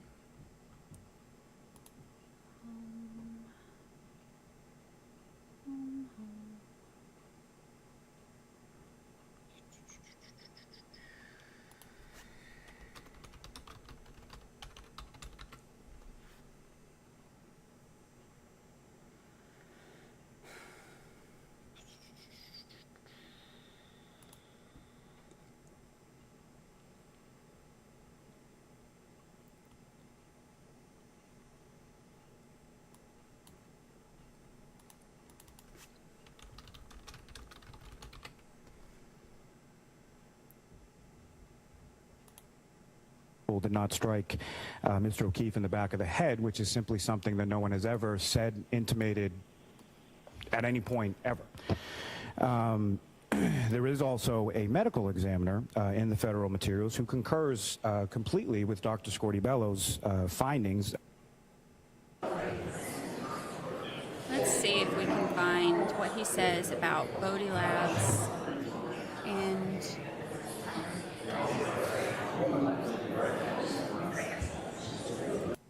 We also have a text communication from Mr. O'Keefe to Ms. Reed in which he indicates that he thinks that their relationship is essentially... What was the date of that one? I believe that was the 28th. Then there's another... Your Honor, so what the Commonwealth would submit is this may have been a valid basis for a motion to suppress, but it was a motion to suppress that was never filed, and one that the defendant specifically waived, that Mr. Yannetti waived all motions to suppress. As it pertains to Mr. Roberts from the Office of Alcohol Testing's testimony regarding the serum conversion and the retrograde extrapolation, the reason for the range is because it's math, and essentially taking into account a number of different variables. What alcohol? That is why the range...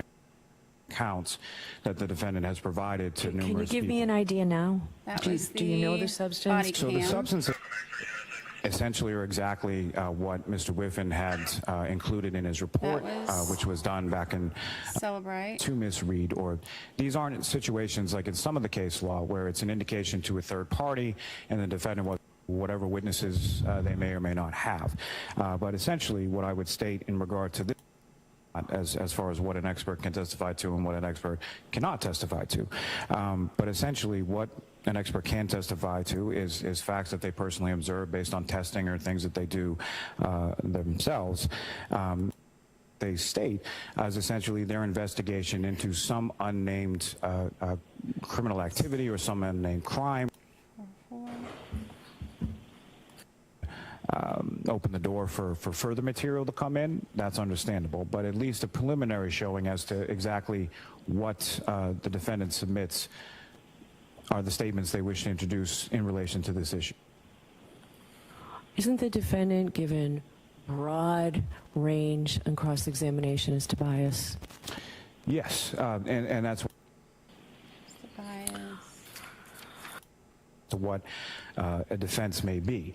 And understanding that counsel was not required to provide any information until the Commonwealth filed its certificate of compliance. But there's been, regardless of whether they were required to or not, I'm going into trial on Tuesday without any information whatsoever as to who they've spoken to, what their what statements they might be, who their witnesses are, or anything of that nature. So for those reasons, the Commonwealth feels it appropriate to at least file a motion to be given notice as to exactly what the defendant intends to do. Have pages of notes, but didn't have time to write a motion to admit the evidence that he claims that he has. He references in regard to third-party culprit Dr. Sheridan, who indicated that the injuries are consistent with the fight. He's the same doctor who indicated that the injuries on Mr. Get out my O'Keefe's dang arm were notes. consistent with the dog I'm never gonna bite, find which it. was then refuted by the DNA findings from UC Davis, as well as the fact that the injuries are only on one side of the arm. And last time I checked, dogs have teeth on the top and the bottom, and there's no injuries to the bottom of Mr. O'Keefe's arm. Furthermore, the counsel references the federal grand jury materials in which I would say, as has been done numerous times previously, is severely mischaracterized as to what they actually contain.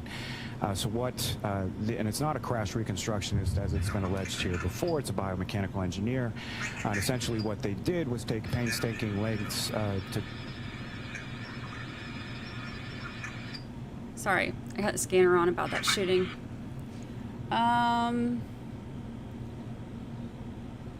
In my notes I have it's one of the first things they talk about, so let me go back. All this trying to find out exactly what he said about that dang hair. For the Commonwealth, good morning, Your Honor. All right, let's see. Good morning, Your Honor. Laura McLaughlin for the Commonwealth. Good morning, Ms. McLaughlin. Good morning, Your Honor. Alan Jackson on behalf of Ms. Reed. Good morning, Mr. Jackson. Hello, welcome. Good morning, Elizabeth Joining Little, us. also on behalf of Ms. Reed. Good morning, Ms. Little. Welcome, welcome. Good morning, Your Honor. David Yannetti for Karen Reed. Good morning, Mr. Yannetti. Good morning, Ms. Reed. All right, so Yeah, I can do that in just a to second. begin, and I have all the motions in limine. I'll talk about how exactly we'll go through them in a minute. But first, so in reviewing the motions in limine, Where's that Zoom again? clearly the defendant has an absolute right, a constitutional right, to present a third party counsel who stood in this court repeatedly, stood here and in other venues and in their pleadings, espousing various third-party culprit time to admit third-party culprit. August is when it was Any submitted to the mention of lab. I pulled up my notes finally. That's when it was. Information at all. The first I mean, time. I don't know who discovery. I don't know what motive of it. I don't know, and if it. Prepared to address that, the Commonwealth. Do so, correct? I have no motion from. No, I from understand. you about I it. understand, Your Honor. If you'd like something in writing for us, we can do that. I have a full argument prepared. All right. So who is She the does third-party culprit? sigh so much, and she just sighs right into the To microphone. name any. Right into the microphone. which makes it so much more dramatic because it sounds like she's just so excluding annoyed. the DNA. All right, here we go.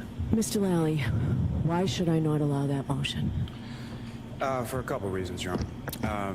Number one, what I can provide to the court by way of update is that most of the testing with regard to that item is complete. So first and foremost, the item is hair. That was confirmed by the Bodie testing prior to them conducting any sort of mitochondrial testing. The mitochondrial profile, the partial profile that was generated in regard to the hair sample is complete. The mitochondrial DNA profile in regard to Mr. O'Keefe's sample is complete. The preliminary analysis that I received by way of email from Bodie yesterday indicated that they were consistent with each other. I asked for some sort of preliminary report or something that I could share with counsel based on their lab's accreditation. That does not permit them to release anything by way of a report prior to it going through a full review process. My understanding is that not only that process, but the entire lab file should be produced by Tuesday. On top of that, what I would state as far as any sort of prejudice the defendant appears that they've suffered as a result of that, there is still zero reciprocal discovery that I've received in regard to anything from counsel.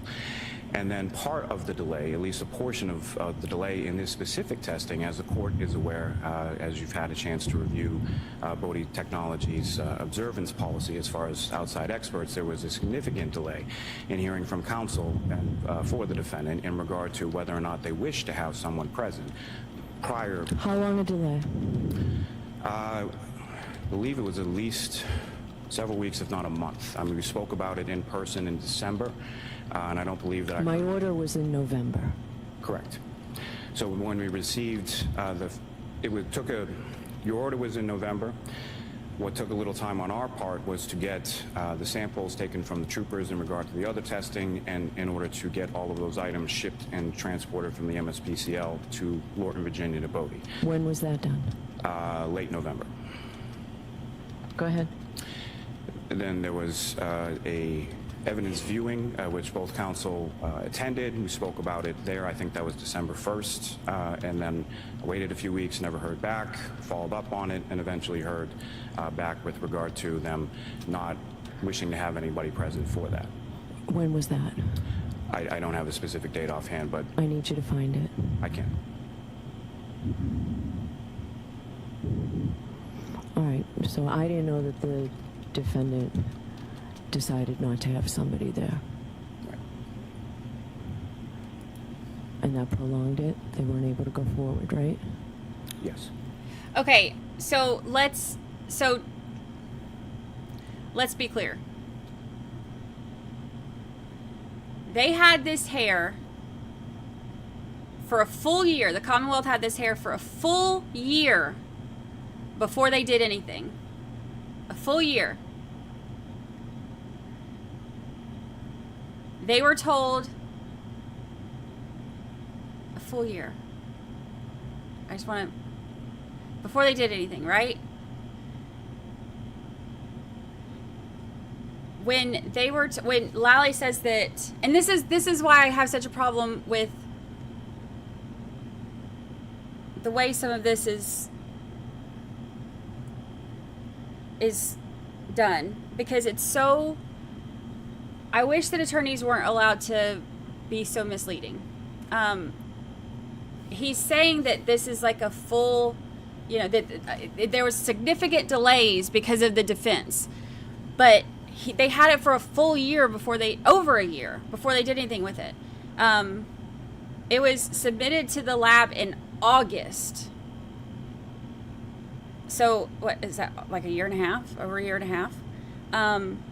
It was submitted to the lab, and that's when they said that there was no human DNA, because that's when they did the nuclear DNA test. So there was no human DNA. So when there was no human DNA that came back, then that's when the defense was like, it's not even a human hair. Like, the person who said that it was human hair, she had also failed her proficiency exam, which, why you would go with that, whatever. No, I'm not an attorney, so why you would go with that on a case like this, I don't know, but whatever. So she failed her proficiency test, but that's who they said it was human hair. So then, because she had failed her proficiency test and there was no nuclear DNA, or there's no human DNA on the nuclear DNA test, then that's when the defense was like, you know, we don't even know if it's a hair. It's not, you know, there's no human DNA. We don't even know if it's a hair. It's not a hair, whatever. It was, oh, welcome. Oops, what did I just do? Welcome.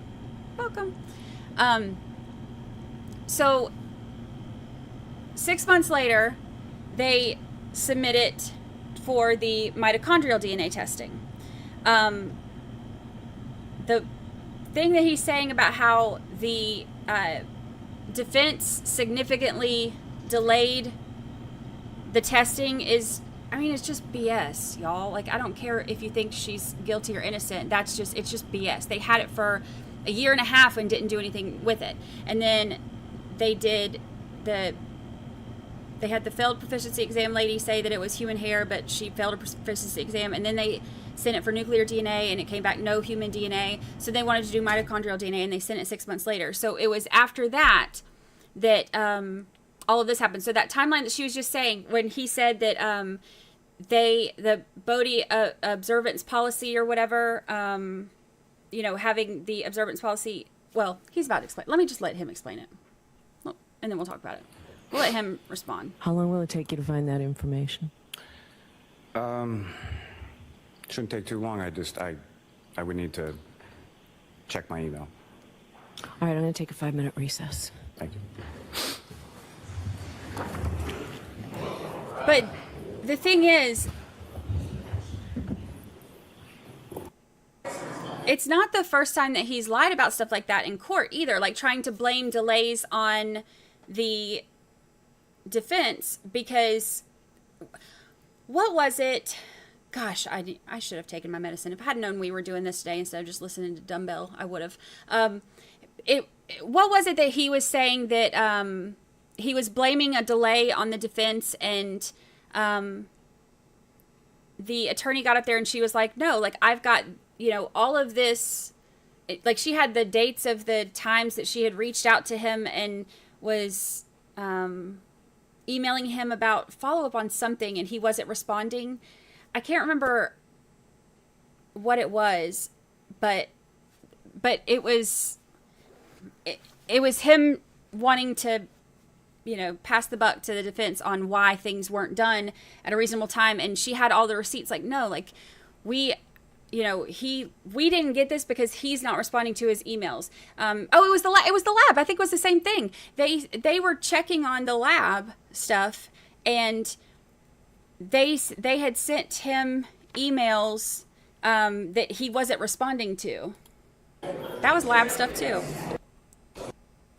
That was like last year, like summer maybe, I can't remember.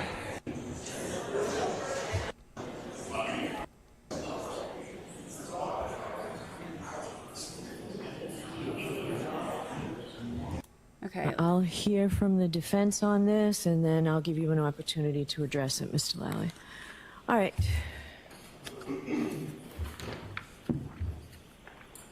Yeah, that's what I thought. The other delay was about the labs too. Thank you, Your That's Honor. what I thought. I'd first like to address the timeline that Mr. Lally has just explained to the court. First of all, we were not made aware that we were allowed to test based on Bodie's protocols and procedures until December 1st. We were given a letter saying it would cost $21,000 for our expert to sit in on that testing. We reviewed that letter. We told Mr. Lally that it was most likely we were not going to have someone independently watch the testing because of the price. When was that? December 1st. When? December 1st? On December 1st. Okay. We confirmed that in writing when he emailed us again on December 22nd. And I would note for the court that Bodie did not receive the hair from the Commonwealth until January 11th. Okay. So there was no delay on our part. As the court knows, to date we have received no reports from the Commonwealth regarding Bodie Technologies' analysis of the DNA. The Commonwealth has engaged in repeated and inexcusable delays regarding the testing of this particular item of evidence, which at this point is sanctionable. The hair has been in law enforcement custody for more than 2 years, Your Honor. On February 1st, 2022, Massachusetts State Police criminalist Maureen Hartnett purportedly recovered a hair from the bumper of Ms. Reed's vehicle. For a full year, the Commonwealth did nothing. Finally, on March 6, 2023, that's crazy, criminalist right? Maureen Hartnett got around for the first time. Sorry, criminalist department? Is that what you said? Criminalist Maureen Hartnett Okay, yes. got around to conducting a visual inspection of that hair for the very first time. On March 6, 2023, she... Okay, so I want to make I want to really make sure we understand. I know her breathing. She does the same circular breathing thing that I do. I like sometimes when I have a lot to say, I do the same thing, where it makes you almost sound nervous, but it's like that circular breathing thing apparently is what it's called. I was told that's what it's called the other day. But she's great. She's so smart. It's just she has the same weird breathing stuff that I do sometimes. Okay, so I want to make a point of this. This is why there's arguments on this part. February 1st of 2022 is when they collected this hair from the bumper. It was March 6th of 2023. So that's a year and 1 month later is when the criminalist did the visual inspection for the first time. So they had it for more than a year before they did the visual inspection. And that was the one who failed the proficiency exam or whatever. So more than a year before they did the visual inspection. He opined that it appeared to be human.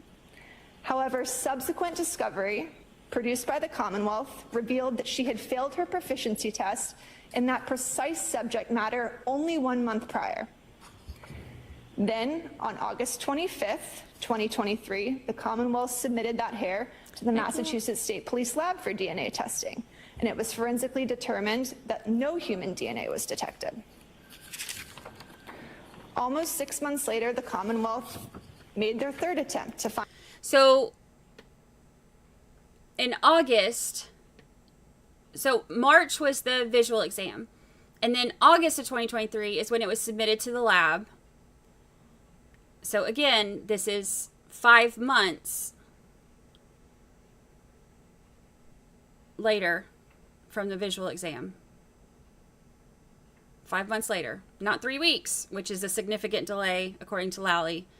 5 months after the 13 months before that. They submitted it to the lab and there was no human DNA. Then 6 months later, Commonwealth tried again. Find evidence establishing that the hair was somehow probative in this case.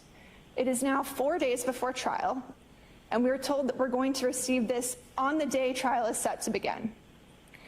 Pursuant to Massachusetts Rule of Criminal Procedure 14C, subdivisions 1 and 2, the court has the discretion to exclude evidence based on the Commonwealth's failure to comply with its discovery obligations. There's no excuse for a 2-year delay. We immediately conferred with counsel when he notified us as to what the requirements were going to be if we decided to have an expert present for testing. We got back to him the day that he emailed us following up about that, and they didn't even bother sending the hair to the lab until weeks later. So I don't think it's fair to blame the defense for a 2-year delay in this regard. As the court may know from the notices of discovery, we've received an overwhelming amount of evidence. This week, last week, the week before that, we're on the eve of trial. It is not fair to throw at us yet another item of evidence that we have to retain an expert to assess. We have to review, we have to make tactical decisions. That's not a fair position to put the defense in. We've been asking for a continuance. I think the only fair thing if the court is going to force us to go to trial is to exclude this evidence. Okay, thank you very much. Thank you, Your Honor. Mr. Lally? Yes, Your Honor. Again, not faulting counsel for any sort of 2-year delay period, but there was a period of time, given sort of the close nature of when the Commonwealth is receiving this information, that a couple weeks or a few weeks in this case do matter. The other point I would make, as far as, again, as far as the defendant being prejudiced, this isn't evidence that I anticipate introducing in the first day, the first week, or probably not even the first month of trial. So whatever time counsel needs in order to retain an expert, run that by an expert, run that by one of their experts they already have, I don't know that, whether or not they have any experts, because again, I don't have anything from them. So as far as ample time, I would submit that there's more than sufficient time once the report is received for counsel to make use of it in whichever way they deem appropriate. And for that reason, and I'm certainly not asking the court to continue the trial date, but for that reason, I would ask that the motion to exclude be denied. Okay, so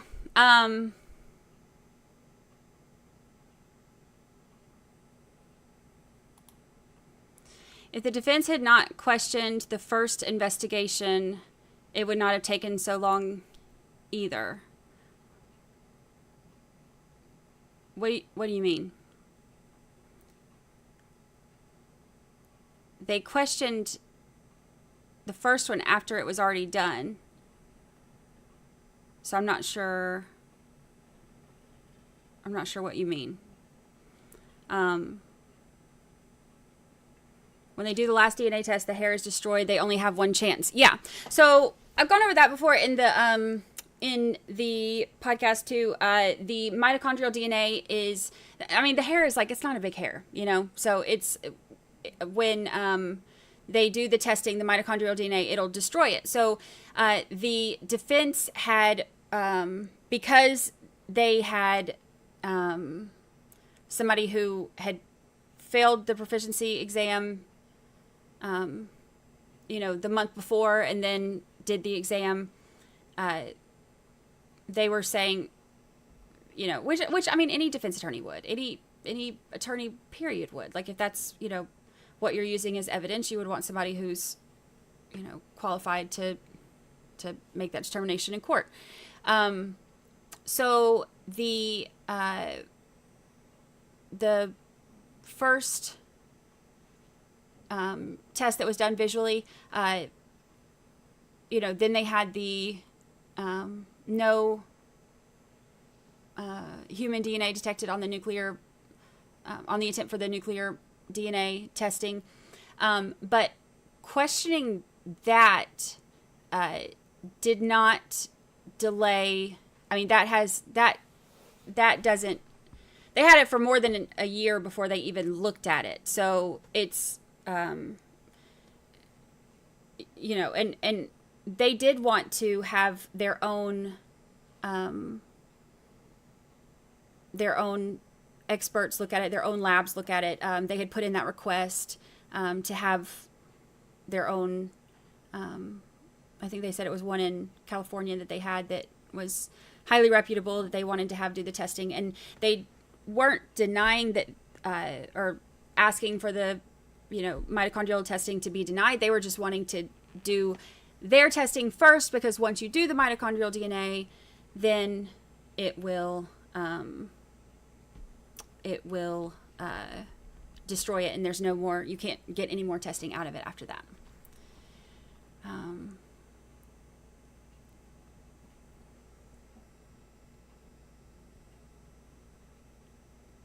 Did she rule on if the hair is coming in? Well, they had in that,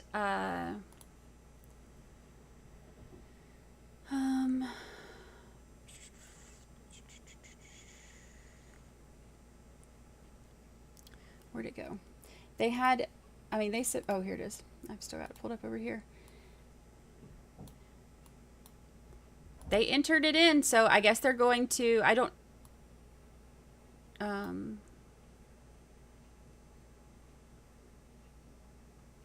this is the notice that the discovery materials have been provided to the defendant through defense counsel.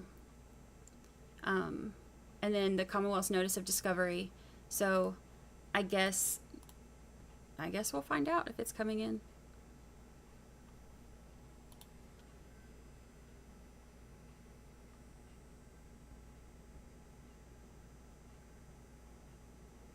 Yeah, it does that. It does that. This is the same thing I was saying to somebody a minute ago. If to Toy White is the same thing. If there's no space after, like if you're typing a sentence and there's no space after the period, Streamlabs thinks you're posting a link.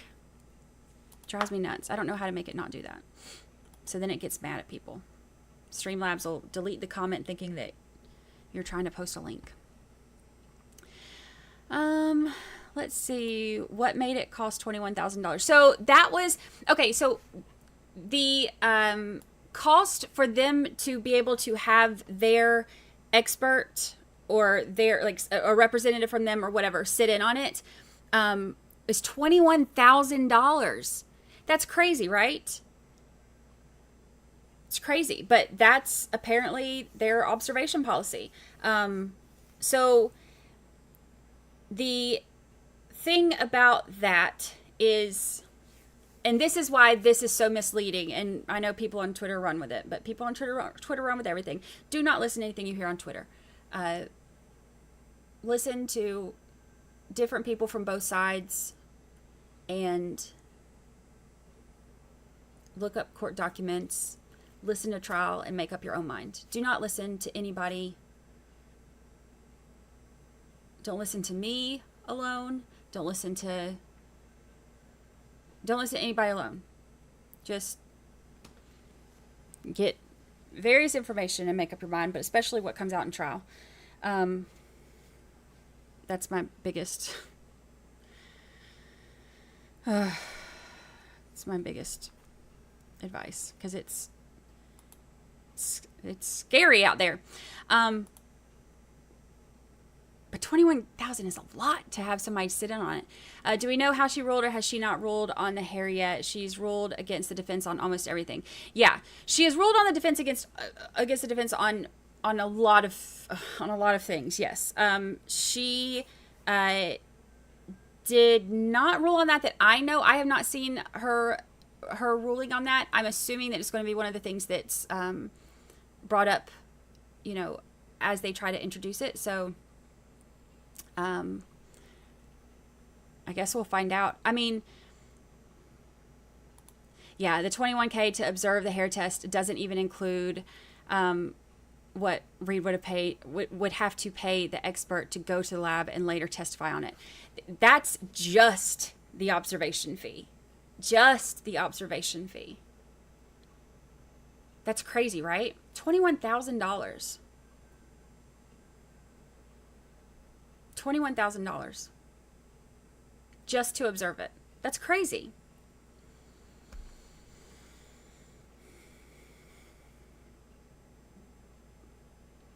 Yeah. Court TV Matt Johnson said it was still an outstanding issue. I'm assuming that it's going to be one of those things where, he's making note now that he has given this information, as discovery to defense, but I'm assuming it's going to be one of those things that she rules on in the moment. The thing is,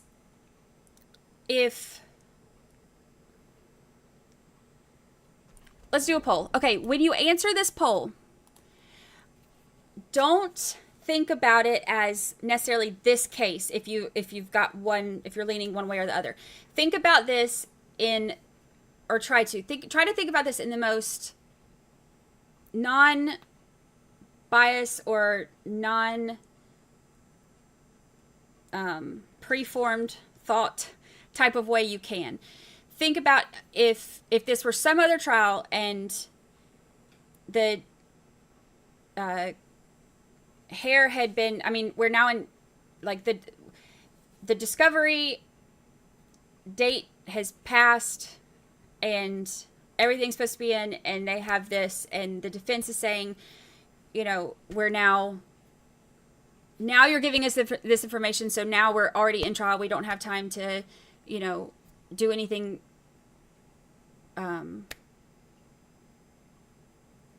you know, we're not going to have time to do anything with it, or to like review it and, you know, any of that. Do you think, try to think about if it were just a random trial, let me do it this way. Do you think the hair should come in as evidence? Or the hair, we'll do DNA reports from hair should come in as an evidence, yes or no? Let's see, because they live together, wouldn't it be normal to find a partner's hair on the other one's car? Yeah, it is. I mean, it's, yeah.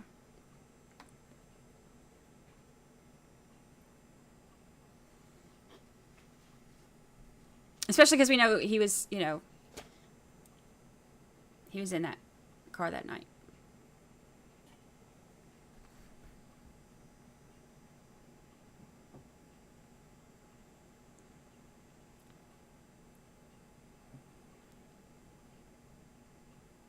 Yeah, I'll observe for 20K. Right? Fly me up there. I'll sit in there for... I'll do it.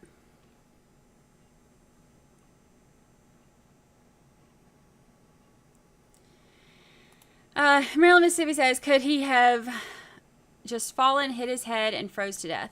You know, I've heard that, like, that question kind of bounced around some. The thing that is hard to work out with all of that is what he hit his head on, and then, of course, the injuries on the arm, and then there's some internal bleeding.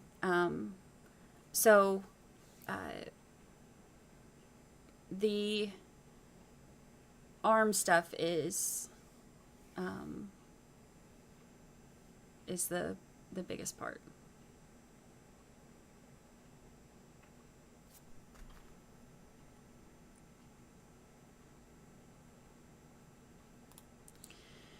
They could make a compromise. They could say they found, but DNA cannot be determined. As you said, it's perfectly normal that his hair could be on the car. Yeah, I mean, it'll be interesting to see what they say. I think from like, just from a legal standpoint, if I were a defense attorney, I would be against them bringing stuff in at the last minute too. If I'm the Commonwealth and I think that that's going to help my case, you know, I can see why they, you know, would want it in. But at the same time, if they wanted it in, they probably shouldn't have sat on it for over a year. You know? Like, but it's just another one of the things that the Commonwealth has done that has been like, come on, guys. Get it together.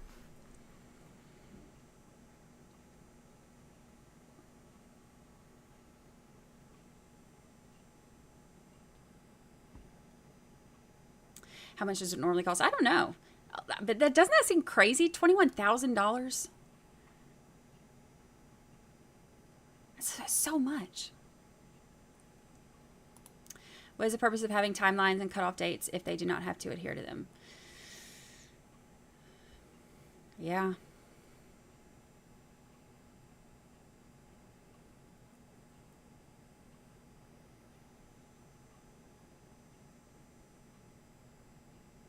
I think the hair could prove if someone tampered with the taillight or bumper.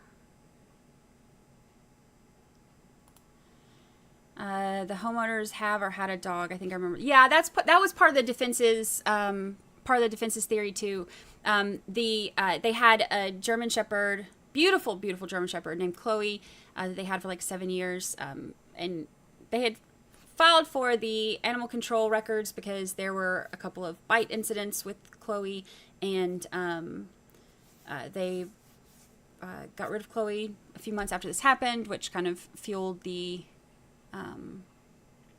theory that there was a fight, and those marks on the arm came from, you know, German Shepherds are notorious for like protecting their owners.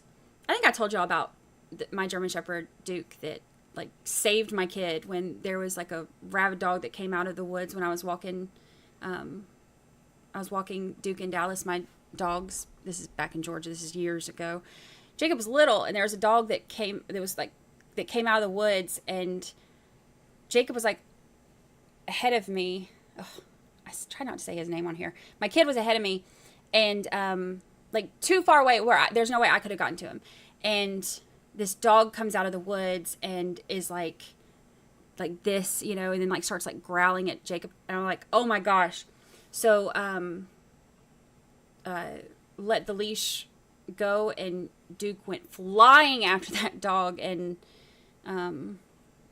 you know, chased him off and stuff. Like, they're very protective. But even if you like play fight or something, like, German Shepherds will get mad. So that's part of why they're saying that, you know, because that's a known quality for German Shepherds, you know, that they are very protective. They're very much like one owner dogs. So if they're saying that if they would have seen a fight happening, then of course the German Shepherd would have jumped in, and that was the theory from where the arm injuries came from. It was snowing hard and one hair stuck.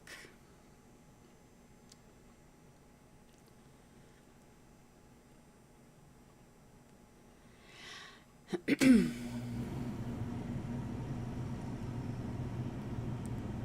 what they said.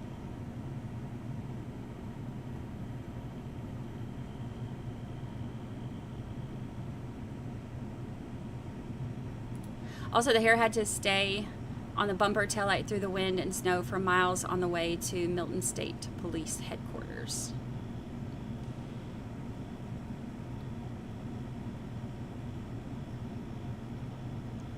That's what they said.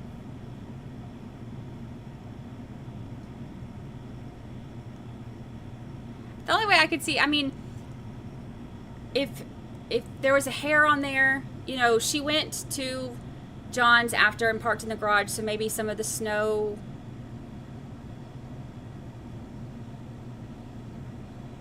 well, no, because then it would have melted. I was gonna say maybe it froze. I don't know. I don't know how that would happen. I'm not really sure.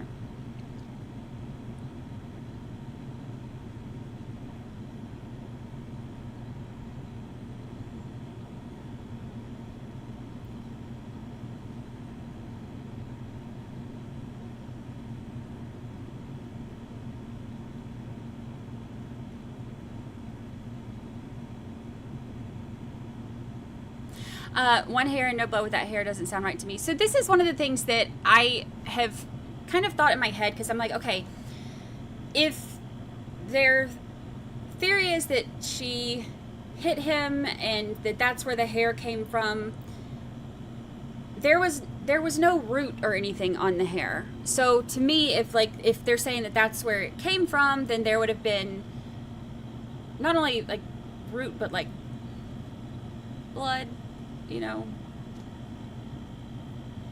something. I have, when I first heard about the cocktail glass and the taillight and stuff, I had wondered, like, you know, if they were, I had heard that they were fighting, and so when I was first starting to look into this too, I was thinking, okay, well, if the taillight busted, like, you don't bust a taillight from hitting somebody. Like, those things are so hard. So I'm thinking, okay, well, if they were, like, supposedly fighting, you know, maybe he got mad and he, like, threw the cocktail glass and it hit the, you know, hit the taillight, and that's how it broke. Because to me, that would make a lot more sense than on how it broke than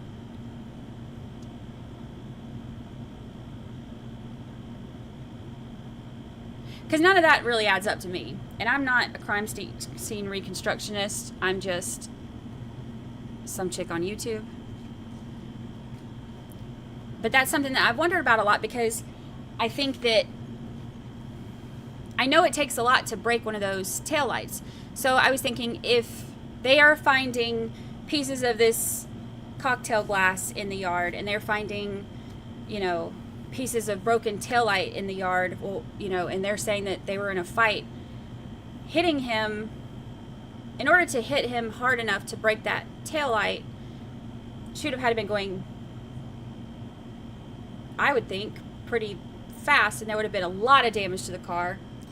So I was thinking, well, maybe, you know, if he threw the cocktail glass, like some of them, like if you get some of those that have like the really, you know, those that have like the really heavy bottoms, it would have to be something like that hits at just the right angle. But I had thought about that being a possibility on how it broke. Like, I think that there's, you know, and then I started reading about all this stuff about all the big taillight pieces. One additional juror has been selected today, so 4 alternates are still needed.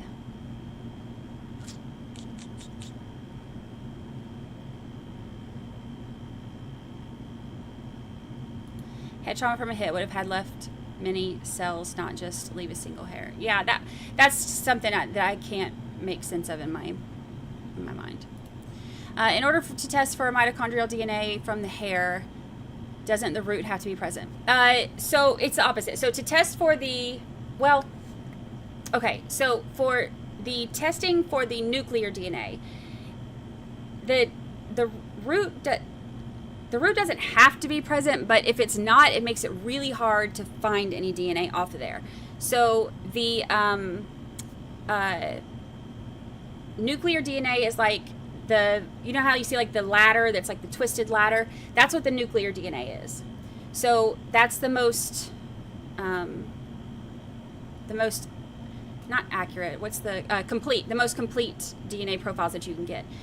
For those, it's really hard to find it without the root, but it can be done. It's just very hard. The mitochondrial DNA is the DNA that's like the circle type DNA, and that only comes from the maternal side. So that you don't need the root for, but it is the kind of testing that will destroy the hair, which is why they waited to do that until the second type of testing. It doesn't give as much of the DNA composition, but it gives part of it from like I said, from maternal side.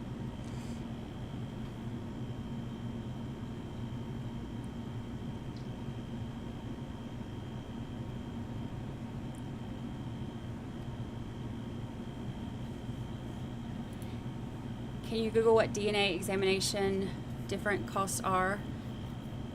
That might be why Commonwealth waited. Well, I don't think I've ever heard of like prosecutors waiting because of cost. I mean, that stuff is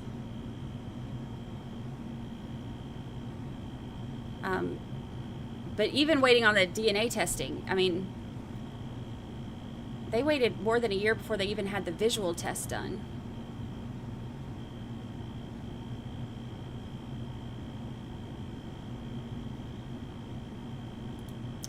Up here in the north, polyplastic becomes brittle in the cold.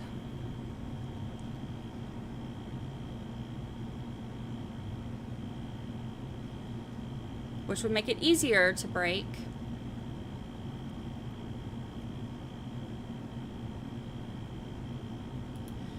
So there's no video from the home where he was hit. Is that what was deleted? So the homeowners say that they did not have their cameras set up. And the neighbor said there was nothing of evidentiary value on his, that you couldn't see anything. So the police never got any of it.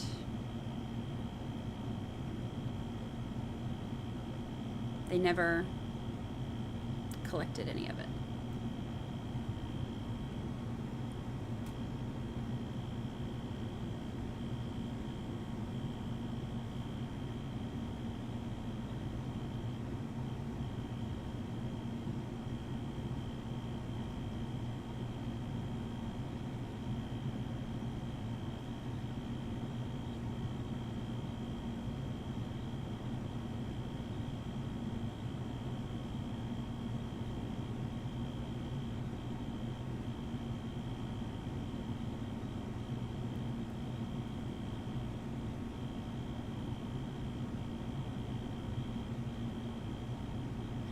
There's talk in the medical report that's referenced in the court documents that says, talks about what happened to some of his organs, and it says that it was due to the hypothermia.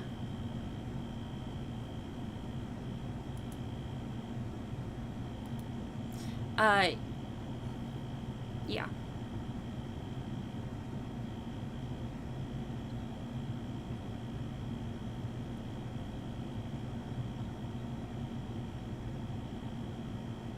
Yeah, I want to see the evidence and the witnesses. It's going to be interesting. And I mean, I think that there's a lot of things that, you know, we'll hear during trial that haven't come out yet. And there's, I mean, it'll be interesting.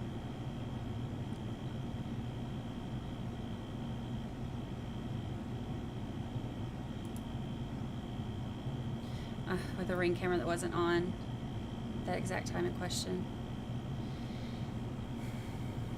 The problem is there's things that can be easily explained away when it's, you know, a couple things. I think the problem with this one is that there are so many things that you have to ignore in order to pretend like everything was done properly. And I think that regardless of, like, completely independent of evidence itself and what you interpret the evidence as, completely independent of that, because there's so many issues in, I mean, there's so many issues. The conflicting statements was the very first big, huge red flag for me. Like, all the, you know, all the conflicting statements where things literally change. That was the first big red flag for me when it comes to all of this stuff. And one thing I've been very clear about too is that that's not even clear as to why they changed, because nothing was recorded. So let's say that Jen McCabe has had the same story every single time she's talked to them. We don't know that because her story is different in all of these reports, because, you know, if she never changed her story, then it's the, you know, police who got it wrong. And same thing with, you know, Chris and Julie Albert. Like, the report said Chris and Julie Albert followed everybody over to Brian Albert's house that night. And then she said, you know, to the grand jury that they didn't go there. So that was, you know, she didn't go there. That's not what they said, that she left with a headache and Chris Albert walked home or whatever it was, and that they never went there. But it's in the report that they followed them to the house that night. So that's why it's such a mess, just because normally when you want to find out the truth, you go to the court documents. But on this one, you can go to different court documents on different days and find different truths. So that's why this one's so interesting. Things just change. And then one thing that I thought was a big red flag as far as the investigation goes too is the police report that changed. The police report changed. They took Brian Albert's phone number out of it. The phone number that he had before he changed his phone number, and defense said he destroyed his phone or whatever. His phone number was completely removed from that police report. And I feel like that shouldn't have been done. I feel like if his number changed, cool, that should be a whole separate report, or, you know, like a supplemental report, or a, you know, but not just like erase and, you know, like white out and put something else over it. So things like that are the things that make people not trust everything that's being said, which is understandable.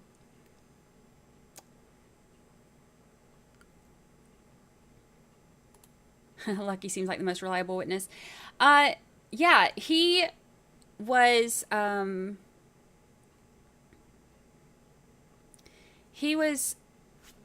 there. I have strong feelings about that too, honestly. You know, even if,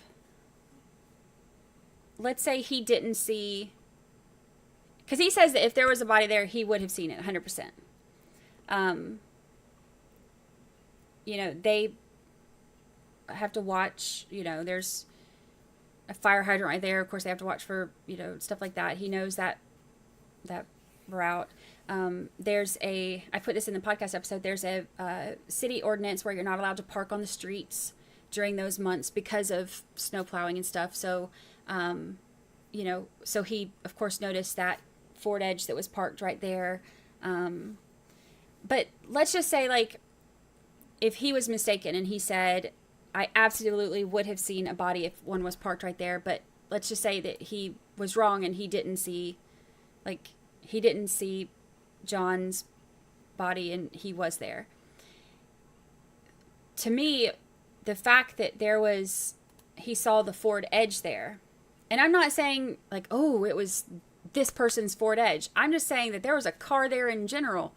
The fact that there was a car and he said it was right by where John's body was and that there was no snow on it, like the car wasn't accumulating snow, that means that somebody was parked right there. So even if that person, whoever it was, let's just say that they were lost and pulled over to, you know, Google directions home or whatever, there was somebody parked right there by where John was and they didn't see him. And I think that's I think, you know, that's also reasonable doubt. That's what I'm saying. Like, I'm not saying, you know, we haven't gone through trial, so we haven't seen everything. So I'm not saying anything about guilt or innocence until we've heard everything. But there's no question at this point that there's reasonable doubt.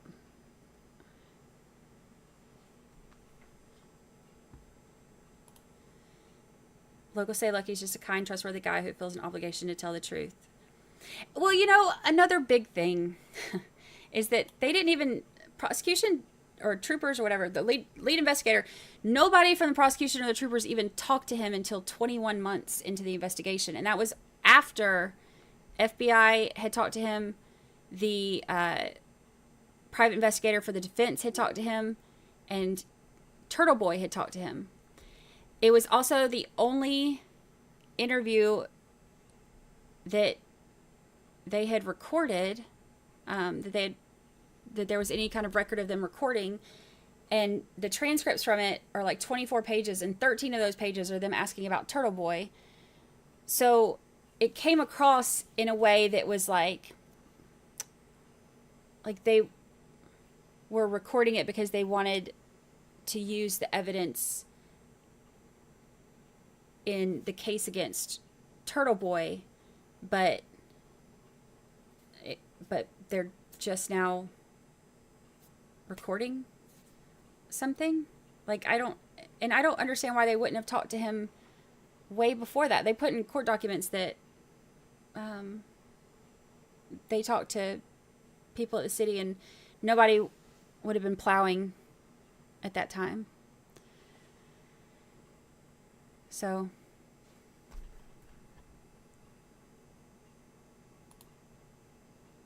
thanks for your unsolicited advice. This is probably not going to be the place for you to listen, because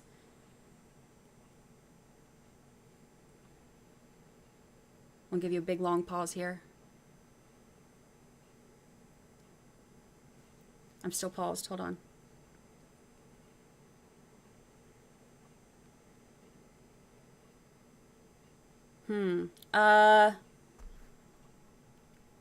Probably not the place for you. Yeah, they originally said the roads were not plowed. At that time, let me rephrase, at that time that they were looking at.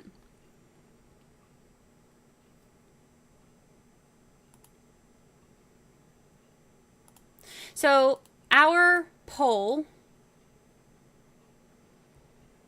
Okay, so 59% of you think that the DNA reports from the hair should not come in as evidence. They've missed the time.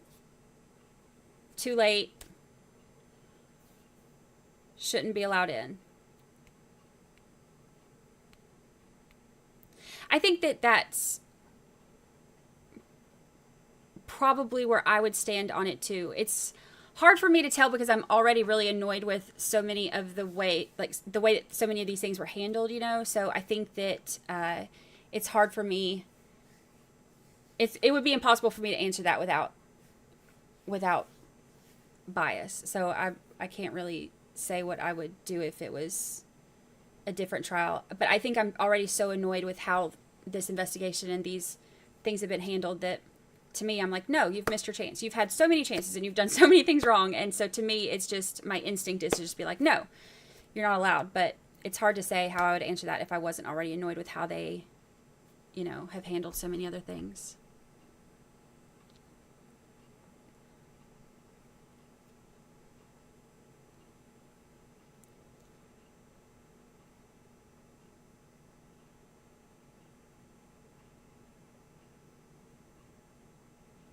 Nowhere to hide. Nowhere to hide! I know.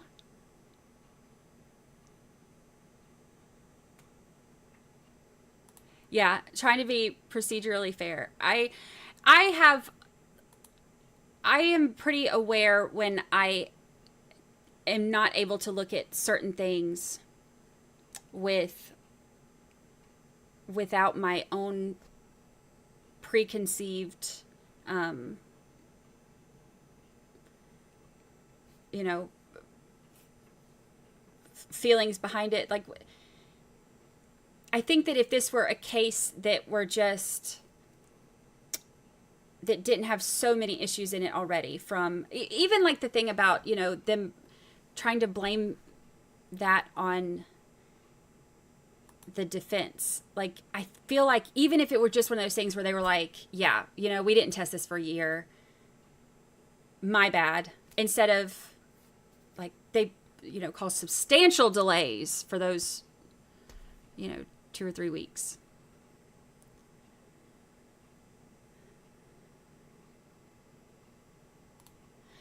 I have an open mind for trial, but still doesn't change the reasonable doubt and shoddy investigation. I'm in the same boat. I have an open mind. I will listen to all the evidence as it's presented. I have an open mind for trial. I think everybody should go in with an open mind for trial. But it does not change that the investigation was crap. And, you know, there's reasonable doubt. What does my shirt say? My shirt says, surely not everybody was kung fu fighting.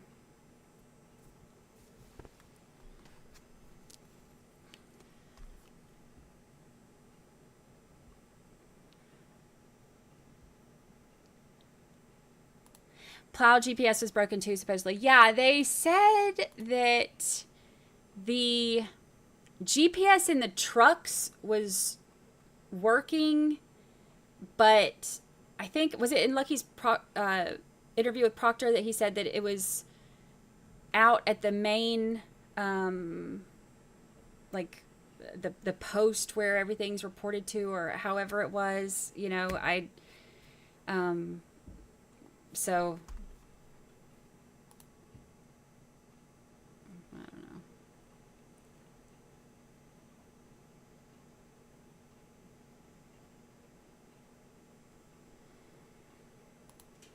EDB says, if you have questions, that is reasonable doubt. I agree.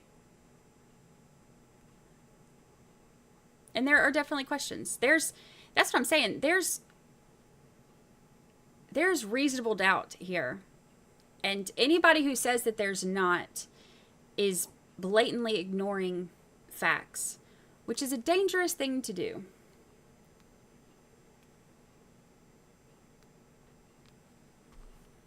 And that goes, I mean, even with the people who are convinced that it was the third-party culpability defense, even if you are convinced on that, there are still questions there. So that's reasonable doubt. Not that they're on trial, but you know what I'm saying. There's questions all around.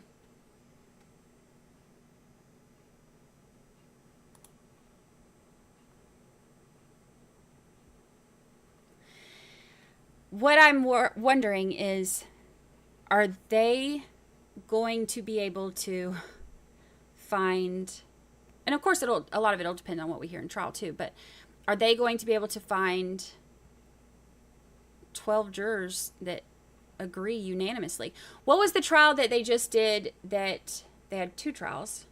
The first one was, they debated, hold on, let me pull it up. They debated on that one, and it was one of Judge Bev's trials.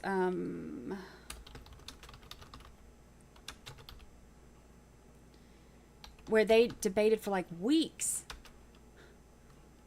Deliberated.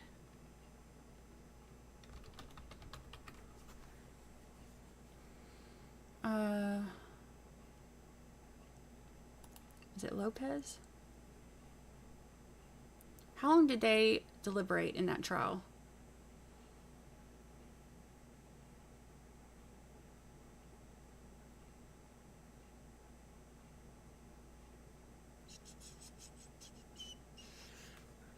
Hold on, let me find it.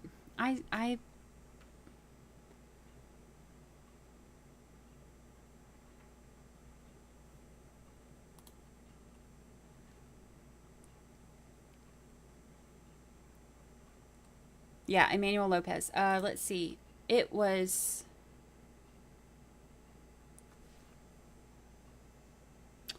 Okay, so this guy attacked a police officer and then took his gun and shot him before also killing an elderly woman who was shot through a window in her home. 20-year-old guy, Emmanuel Lopez, identified as a suspect in the shootings.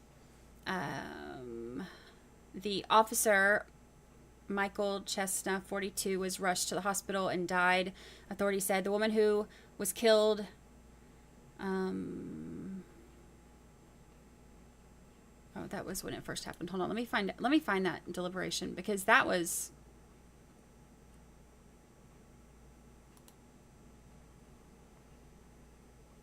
Yeah, Chestnut was the... A mistrial was declared Monday in the murder of 2018 killings of police sergeant and elderly woman. Deliberations in the murder trial of Emmanuel Lopez, who is accused of killing police sergeant Michael Chestnut and 77-year-old Vera Adams, had stretched over several weeks. Deliberations stretched over several weeks.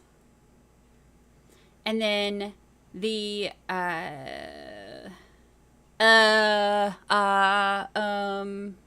that's for you, Dave.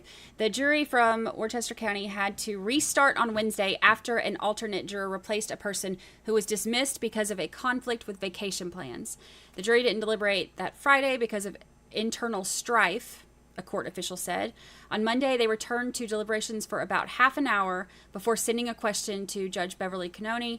They were told that jurors can't be expected to be absolutely certain, and that there's no reason to think another jury could do a better job arriving at a verdict.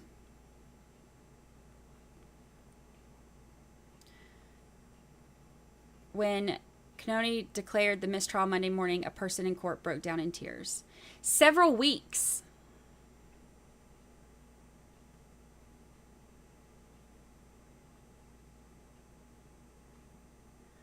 Oh, she had recently retired and was sitting on her sun porch. The Vera Adams. Oh, gosh. Bless her soul.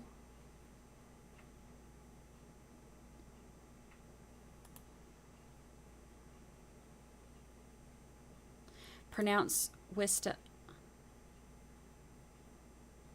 Wista. Y'all know I can't say nothing right. That's not how we spell it down here. Wista.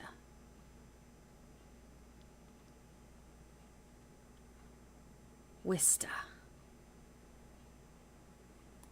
Worcester.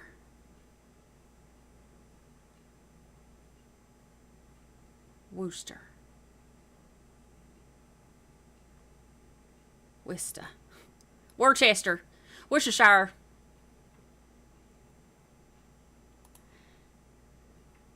Will I be live streaming the full trial? Yep. Yep.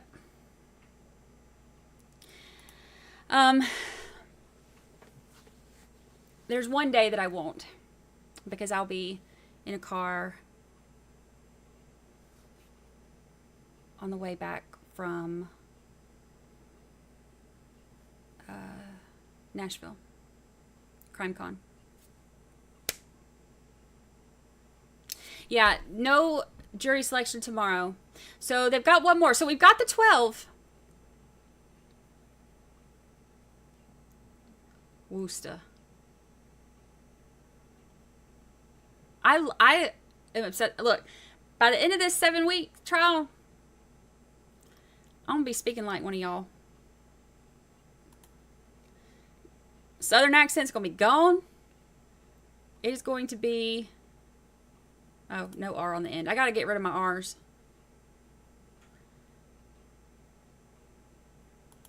Southern accent's going to be gone. Boston accent is going to be in full effect by the time we finish this.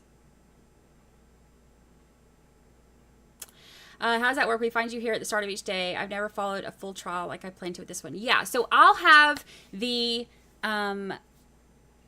like, it'll say upcoming live. If you come to the YouTube channel, I'll have the upcoming live set every day. And then when trial starts, I usually will go live a few minutes before trial starts. We'll kind of talk about it. And then as we watch, we will go through everything. I talked to Melanie Little as well, and I think there are, since it's going to be such a long trial, I think there are a couple days that, you know, periodically where we might do like a dual stream, you know, where we'll stream it like together, but on each of our channels, kind of help break it up some too, which is great. So we're in it for the long haul. The only time that I'm going to have a little bit of a conflict is when I'm in Nashville for CrimeCon. But I will probably stream. I might go live. I'll go live from CrimeCon. Maybe stream Friday live from CrimeCon, depending on the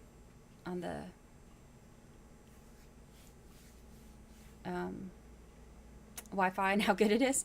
But then that Monday, I'll be driving back. So that Monday that follows CrimeCon, we'll have to play catch up on that.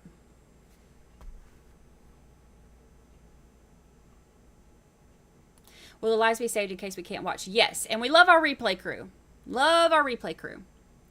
So a lot of people won't be able to. And then I'm still going to keep the podcast going during the trial too. So for the people who don't want to watch but still want to know what's going on, I'll do the recap. Like I'll do each week, instead of doing the deep dive on all the stuff that's happened up to this point, I'll be going over what's going on in the trial. So, and what's come out.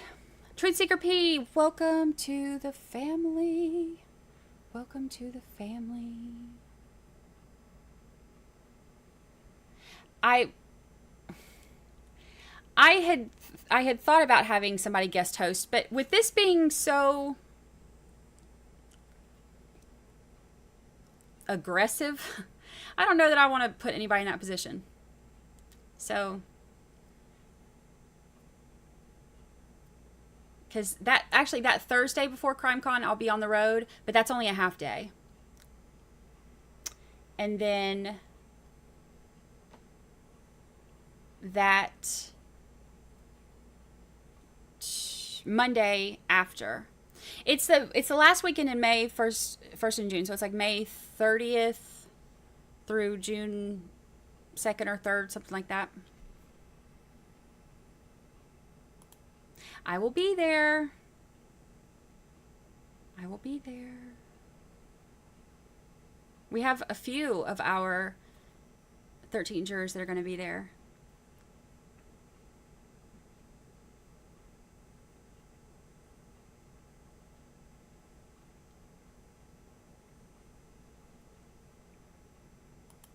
Yeah, Jessica's going to be with me at CrimeCon. Yes. She'll be there too. We had fun last year.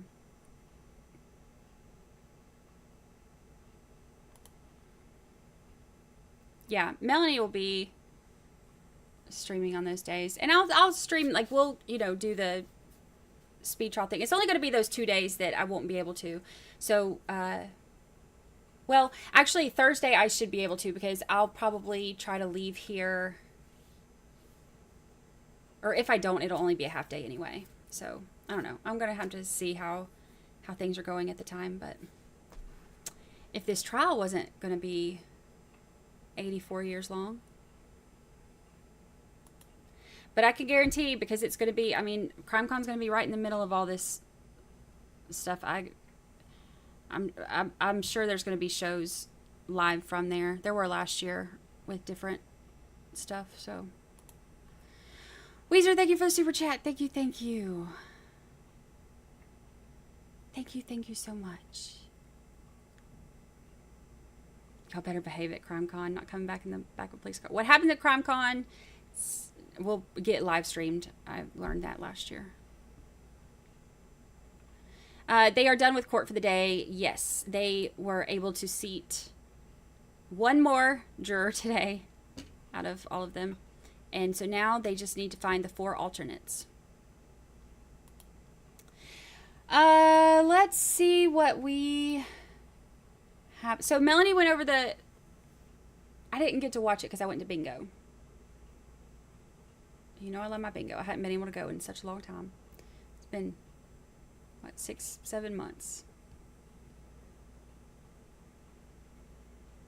Yes, court dates will be... Monday, Wednesday, and Friday will be full days. Half days on Tuesdays and Thursdays.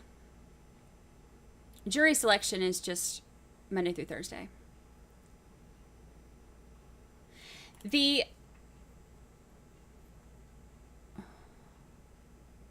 Oh, welcome. The witness list. Oh, she went over it yesterday. See, I haven't got to watch it yet. I've only been able to, like, kind of quickly breeze through.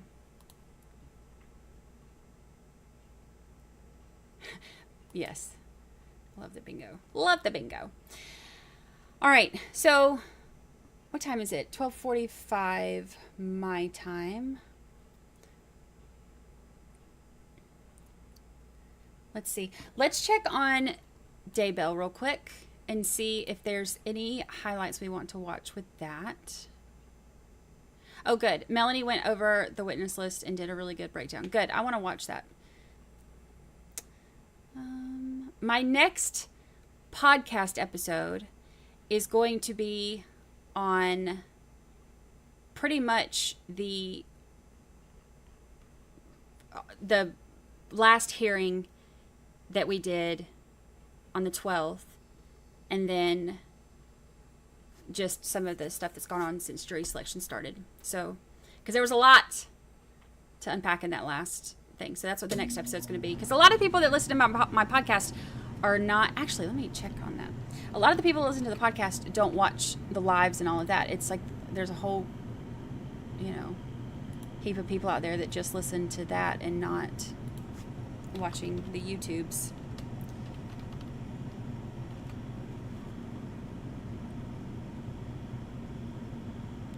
Yay.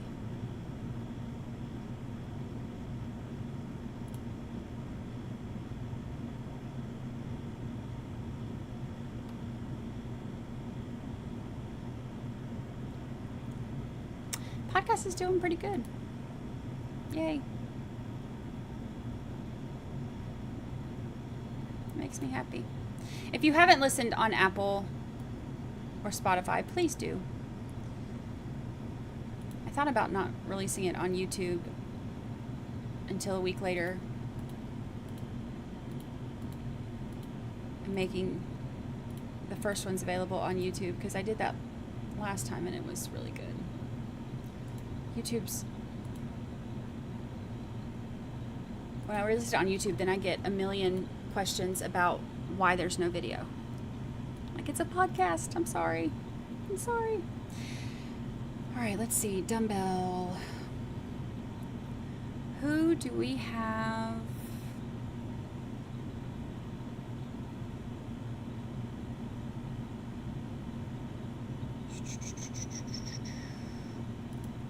Like, I can tell. Oh, gosh. I don't know if I can deal with her voice.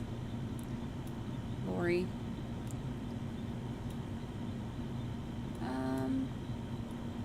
They haven't done his kids yet, right? I want to watch the entirety. Oh, Melanie Gibbs. Gibb. Testified.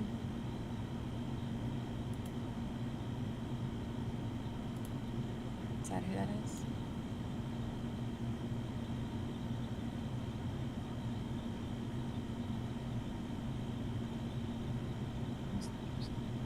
Let's see. All right, before we commence with testimony, Somebody Ms. else said Gibb, that. please make sure to answer all of. So Melanie Gibb testified today.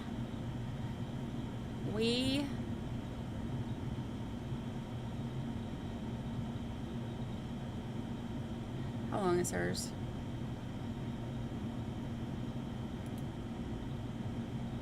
Do you want to watch it? Who else?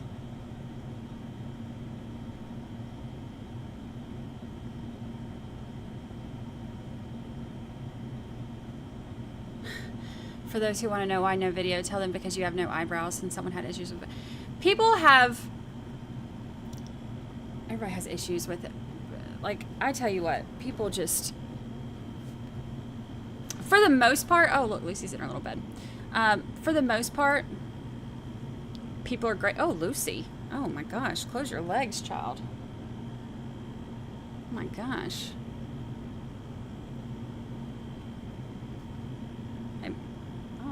Maybe I should.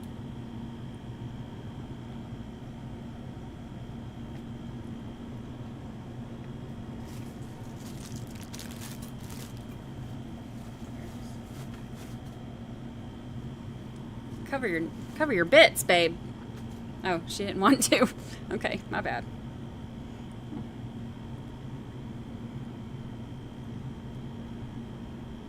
Lucy acting like this is OnlyFans. All right, let's see.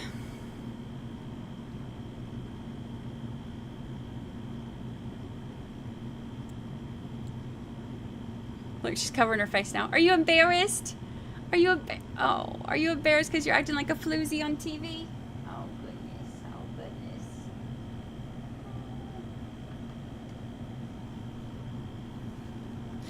Trigger warning may not be suitable. This is why some of my ads get listed as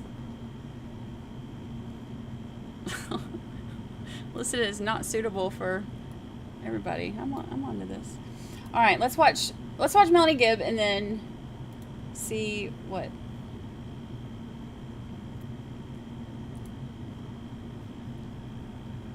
Of the questions verbally so we make a good record. Try to avoid talking at the same time as any attorney questioning you.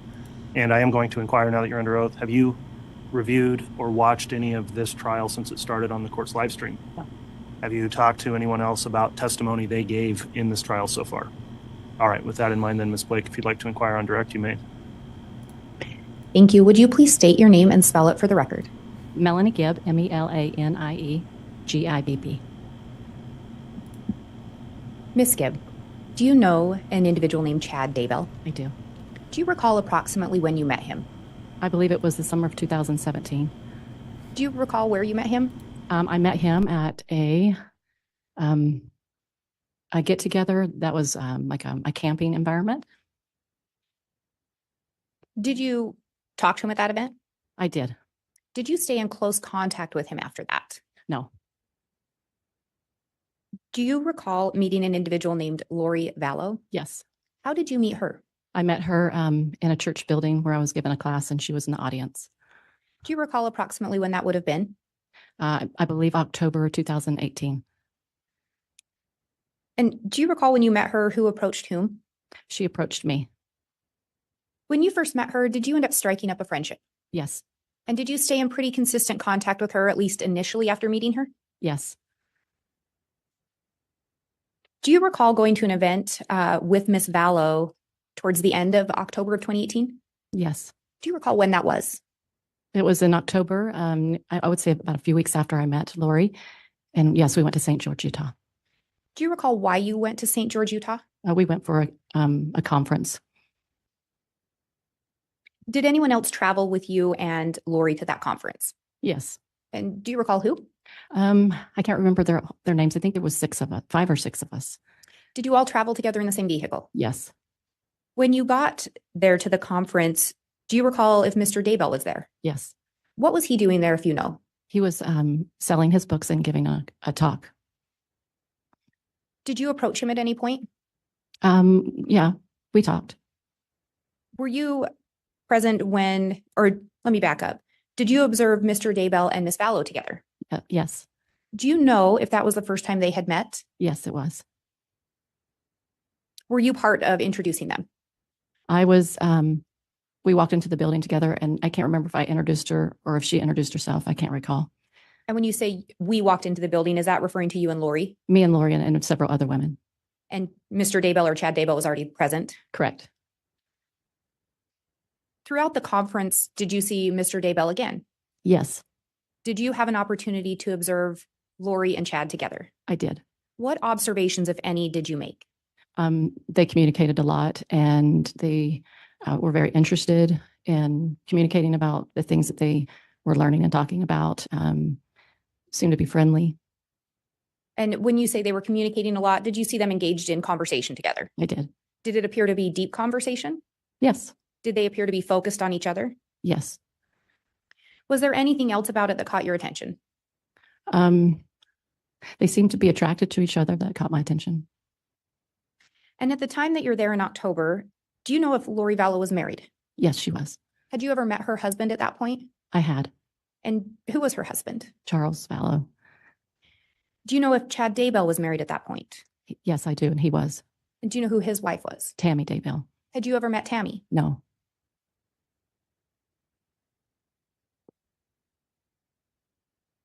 After that conference, did you travel back to Arizona with Lori? I did. Do you recall sometime after the conference talking to her about what she and Chad discussed? Yes. What were some of the things she shared with you? He shared with her, according to what she shared with me, that... Your Honor, if I may respond. Grounds to the objection? Ms. Blake, you may respond. Your Honor, it's a statement of a party opponent as well as a charged co-conspirator. All right, the court does find that's an exception to the hearsay rule that applies here, so the witness can answer the question. Objection's overruled. And do you recall the question? Yes.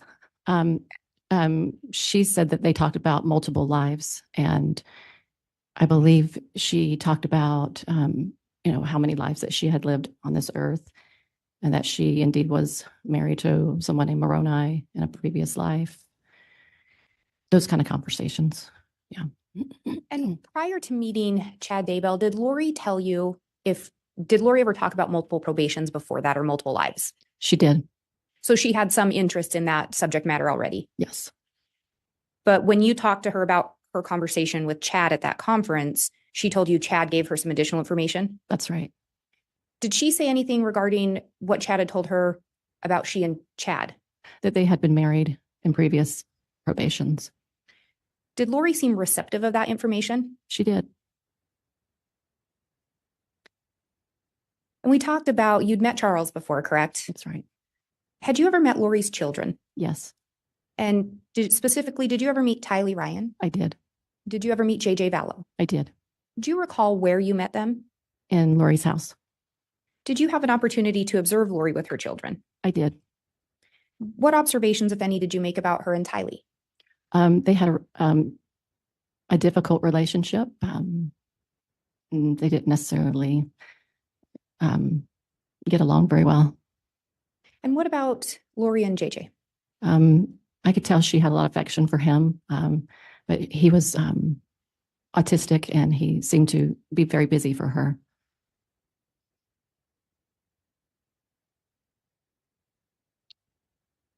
We talked a little bit about, you met Lori in October of 2018. And initially, how often did you two have contact? In the beginning, it was almost daily, with the exception probably of a day or two a week. And that was probably for maybe about a month or two. Do you recall approximately when the contact wasn't as frequent or what was going on at that time? Yes, it was after January when she started to move around. She moved multiple times, so I couldn't keep in contact with her. And that would be January of 2019? Correct. And to be clear, she wasn't moving around to avoid contact with you? Right. But just as she moved around, Right. you'd lose track of her? Well, we wouldn't see each other, yeah. Did you still talk to her on the phone? Yes. And after that first conference in October, do you recall the next time that you saw Chad Daybell? The next month, November 2018, he came down for a conference in Arizona. When he came down to Arizona, did his wife come with him? No. And at that conference in October, did you ever see his wife, Tammy, there? No. When he came down, so he came down to a conference in November in Arizona. That's right. Was Lori present for that conference? Yes. Outside of the conference, did you see him at any other gathering? Yes, at her house. And when you say her house, is that Lori? That's right. Was her house in Arizona at the time? Yes. Can you tell me a little bit about the gathering? So the one at her house was a small group of people met before the conference. And so there was, I don't know, maybe 20 people there. And so Lori and her friends were there. Did you have an opportunity to observe Lori and Chad together at that meeting or the gathering at her house? Yes. What observations did you make? They talked often with each other. They seemed to be very interested in each other. Did Lori at any time tell you anything about she and Chad when he was down there in Arizona? Yes, she told me that they had been married before in previous probations. Is that when she first shared that information with you? I believe she shared it with me in St. George. So it's between St. George and November she shared it. Did she talk about going to the temple with Chad? She did. What did she tell you about that? She told me that they were going to be resealed again like they had been in previous lives together. And did she tell you that they in fact had gone to the temple? Yes. And that was in November, about a month after meeting each other? That's right. And she told you the purpose of that was so they could be sealed together again? That's right. At that time, was Charles still alive? Yes. And was Tammy still alive? Yes. Was Charles present at the gathering at her house? No. Do you know where he was, or did you learn where he was? He was out of town.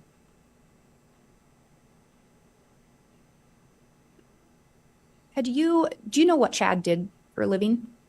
He was a sexton and he wrote books. With regard to his books, had you ever read any of his books? Yes. Do you know if Lori had read any of his books? Yes. Did she seem interested in his books? Yes.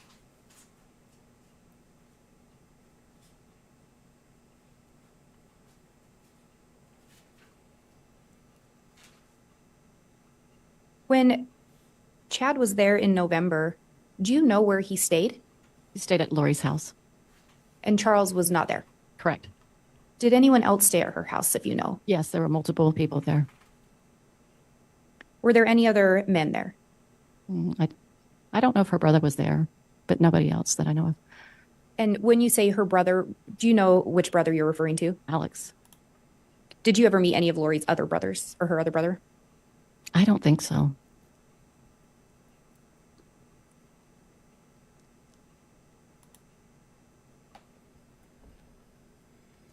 Did Lori ever talk to you about her conversations with Chad?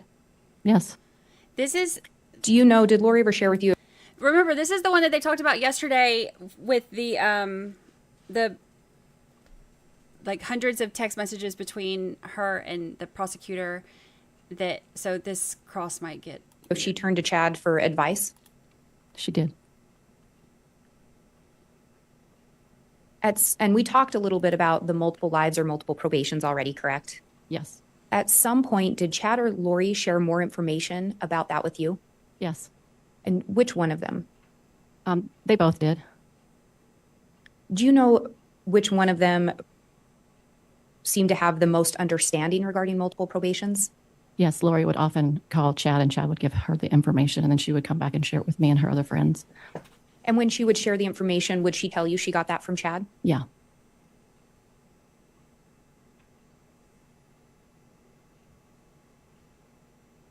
At some point, did Chad or Lori talk to you about the concept of light and dark? Yes. Do you recall who talked to you about that? Lori shared it with me. Did she tell you where she got that information from? She got it from Chad. What did she share with you about the concept of light and dark? So if someone was light, they had made contracts with Jesus Christ before they came here. And if they were dark, they had made contracts and promises with Satan. And it was a different scale level of how dark or light they were. So it was a decision before they came here to Earth? Yes. Contract? Initially, yes. And then with regard to the multiple probations, as you She was learned one of more their about friends. that, what did Lori share with you regarding multiple probations? That people lived multiple times. And then she would find out, she would try to find out like when that was. And was there some kind of a rating system or a system to easily identify if someone was light or dark or what level they were? She would ask him and he would somehow find out, and he would find out, how many times they've been on this planet or any other planets, I guess. And he would just find that out by asking questions the way he did. And then she would share it with us. And the he you're referring to, is that Chad? Yes. At some point, were people designated with a number and then either an L or a D? Correct. Where would those designations originate? From Chad. And if someone was designated a D, did that stand for dark? Correct. And the L was for light? Correct. At some point, did Lori also share with you that she believed she had a mission here on Earth? Yes. What did she share with you she believed her mission to be?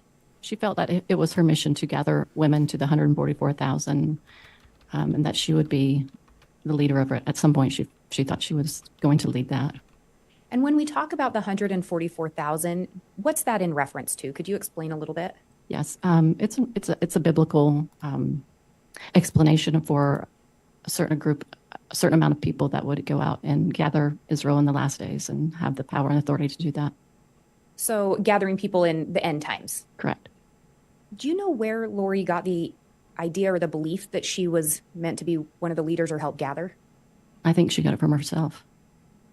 Do you know if did she ever tell you if she talked to Chad about that? She did. What did she tell you in relation to that, if you recall? Well, she shared with him what she believed she was, which was the gatherer of that. And then he agreed that she was. And so he, told her that that's what her mission was. Do you know if Lori was telling other people about light and dark and multiple probations as well? She was. Do you know some of the other individuals she shared that with? Yes. Sulema, Serena, Nicole, and Christina, and Melanie, and just maybe a few other people that are not as significant. Did she also share these ideas with Alex? Yes. Do you know if Chad ever shared these ideas with any of those individuals?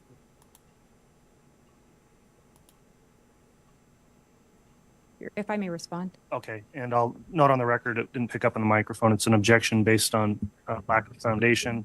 Ms. Blake, response. Your Honor, I specifically ask if she knows. I'm asking her personal knowledge. All right, well, she can answer the question if she knows, but not necessarily go into what she knows, because I do think there's no foundation at this point for what. Do you know if Chad ever shared those teachings or beliefs with any of those individuals? Yes. And did he? Yes. Were you present? Yes. And again, when Lori would tell you these things, she would explain she received the information from Chad. Yes.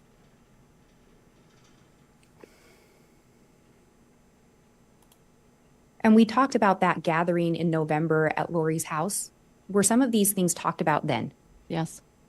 Was Chad present? Yes. Was Lori present? Yes. Were they both talking about these ideas? Yes. Had you heard of these concepts before? Yes. Had you heard of them in the way that Chad was teaching them? No. At the time, were you open to learning more about these things? Yes. Did Lori or Chad ever talk to you about if a person could switch from being light to dark or vice versa? Yes. What did they tell you regarding that? That they might be light, for example, and then some maybe evil entity could enter them and then they would become dark. So a light person could become dark. That's right. When they, and I say they, do you recall if it was Lori or Chad that would tell you these things? She would tell me. And would she tell you where she received the information? Yes. She went to Chad with it. Do you recall when Lori first started talking to you about people becoming dark? I would say sometime between January and February of 2019. Do you recall the first person she talked to you about becoming dark, the first specific person? Yes, it was Charles Fallow. Did she tell you where she received that information? Yes, she received it from Chad.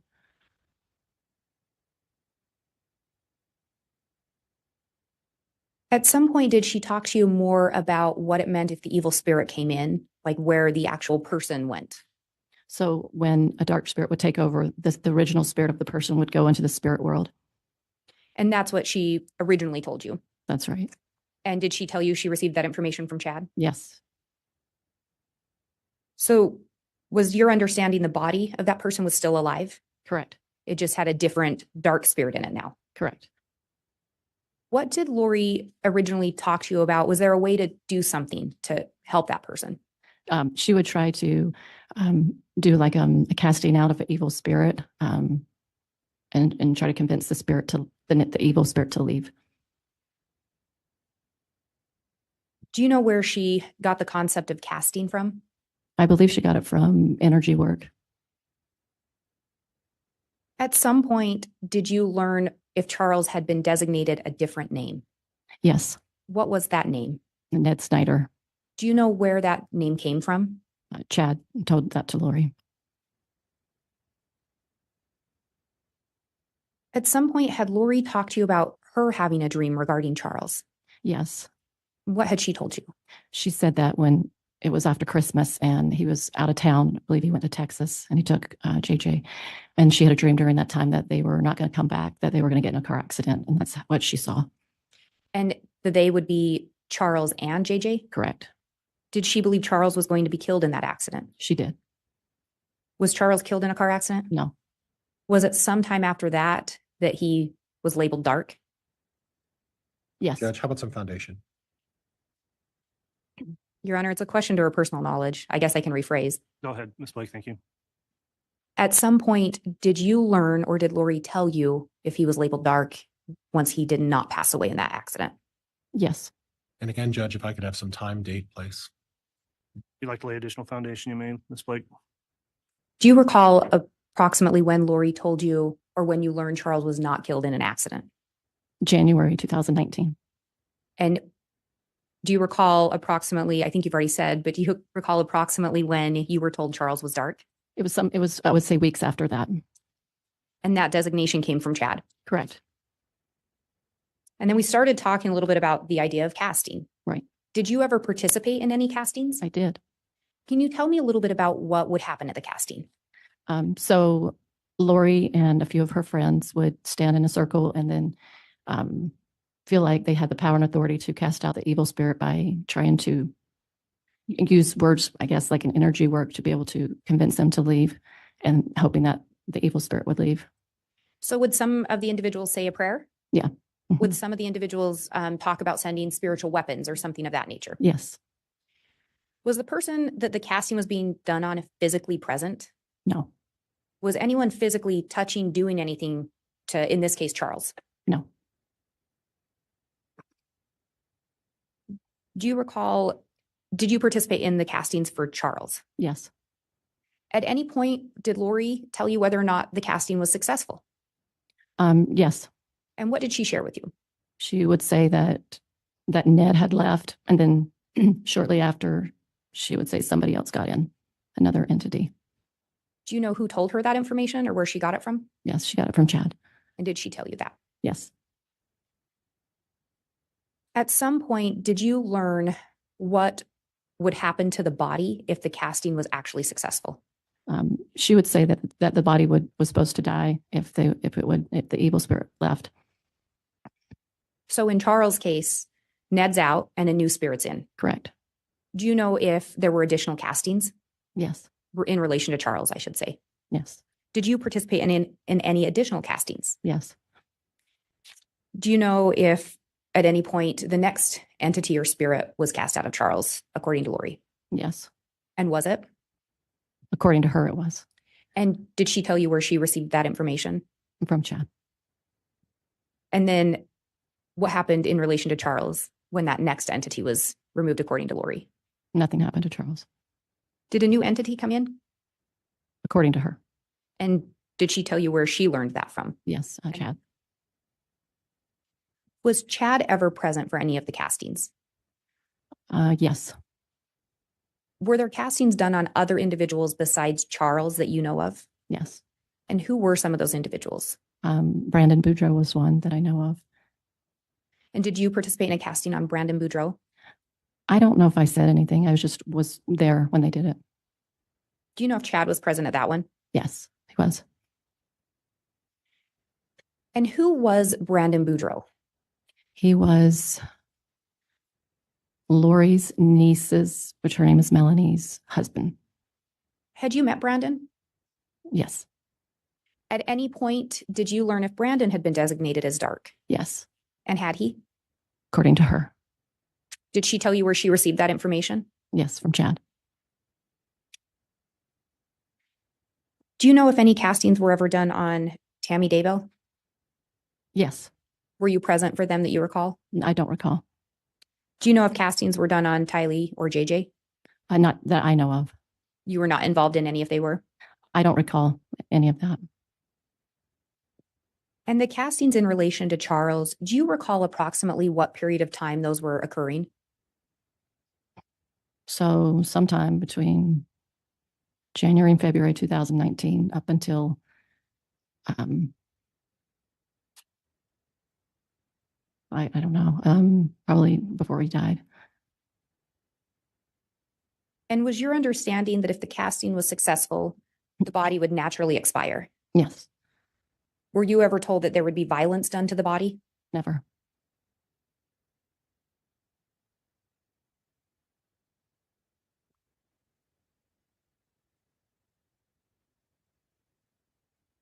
Were there other individuals that were involved in the castings besides you? Yes.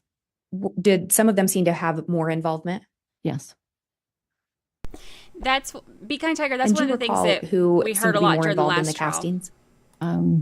Lori and Sulema seem to know the most about it.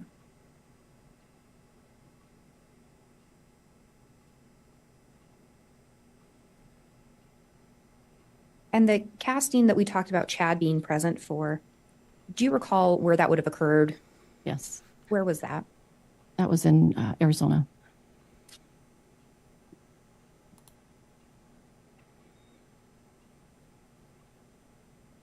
That's my favorite Are comment you ever. aware when Charles Vallow was killed? I'm just going to leave that up. Do you recall approximately when that was? July 11th, 2019. So this would have been subsequent to the castings taking place? Yes, right, shortly after. At some point, did you start to believe that Charles may be possessed? To some level, yes. And how many times had you met Charles? Just a handful of times. Would you say you knew him very well? No, I didn't know him very well. Is it fair to say most of the information you had about Charles came from Lori? Yes. Do you recall sometime in July staying at Lori's residence? I do. And do you recall her asking you to leave at some point? Yes. Why did she tell you you needed to leave? So I woke up early in the morning and she told me I needed to leave because Charles was going to be coming down. He's driving in from Texas and that he was going to kill her. Did she tell you anything that she was going to do, any precautionary steps she was going to take? I believe she said that Alex was going to be there to help protect her. Did you have an opportunity to observe Alex and Lori together? Yes. How would you describe their relationship or your observations? A close brother and sister relationship. Anything about it seem strange to you? Yes. No, it seemed normal to me. Just close. Yeah, really close. And you talked about her saying Alex was going to come to protect her. Yeah. At any point, did you learn if someone had designated Alex as Lori's protector? Yes. What did you learn about that? So as Chad would share with Lori that his mission in life, according to what he learned, was to protect Lori. That was why he came here. So Chad had designated Alex as Lori's protector. That's right. And Lori was going to have Alex stay to protect her from Charles. I believe so. Did you ever hear Charles threaten her? No. Were you present when Charles was killed? No. At some point later, did you talk to Lori about that? Yes. What did she share with you about the killing of Charles? She told me that he came in from Texas and that they were arguing. And she said he put his cell phone in the car and she grabbed it, ran in the house. He was really upset with her. They were standing around the kitchen. He was threatening her. Tylee had a bat and she was trying to protect her mom or herself, I'm not sure. And then Charles and Alex got in a physical fight, and then Alex went to the bedroom to get his gun to defend himself. And was it your understanding, or were you told that Alex then shot and killed Charles? That's what they told. That's what she told me. And did you also talk to Alex about what had happened? Yes. And do you recall what he shared with you? I believe he shared the same story. I don't remember all the detail to it, but it was the same story. Do you recall how close in time it was after Charles' death that you talked to Lori and or Alex? It felt like about 4 days afterwards. When you talked to Lori and Alex, were they together? Well, at first I talked to her on the telephone, so I don't know if he was there or not. And then later when you talked to Alex, was Lori present? I don't know if it was the first time I saw her or not. It could have been. It could have been the next time. I'm not really sure. But at some point around 4 days later, you talked to both Lori and Alex. Well, for sure her, but I can't remember when I talked to him. Yeah. Thank you for clarifying that. Yeah. When you talked to Lori, it's just 4 days later. Any sign of sadness? No. Any sign of grief? No. How did she seem? Happy. When you talked to Alex, any sign of remorse? A little thoughtful, a little unsure of himself. At some point after Charles is shot and killed, did you see Chad Daybell again? Yes. Did you recall approximately how long after? So it must have been a couple of weeks after Charles's death. He was in Arizona at Lori's house. So just a couple weeks after Charles' death, Chad Daybell's down in that house. Correct. Do you know at that time if Tammy Daybell was still alive? She was. Do you know where Chad stayed when he was back down in Arizona? I believe it was Lori's house. Did you have an opportunity to observe he and Lori together? Yes. What observations did you make? They seemed super excited to be together. They were standing, talking to several of us at the kitchen table, and they're standing side by side and, excited to share, their future plans together. Any sign of grief from Chad? No. And you talked about they were excited to share their future plans together. Yeah. So Chad and Lori were planning a future together? Yeah. Yes. Yeah. And Tammy was still alive? Yes.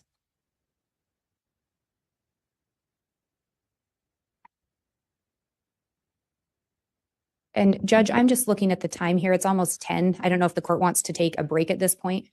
I was thinking anytime between now and 10:15 or whenever you feel like is a logical break point is fine. I think this may be a logical break point. Okay, let's go ahead and take our mid-morning recess then. And it's right about 10, so we will resume right. Thank you. Please be seated.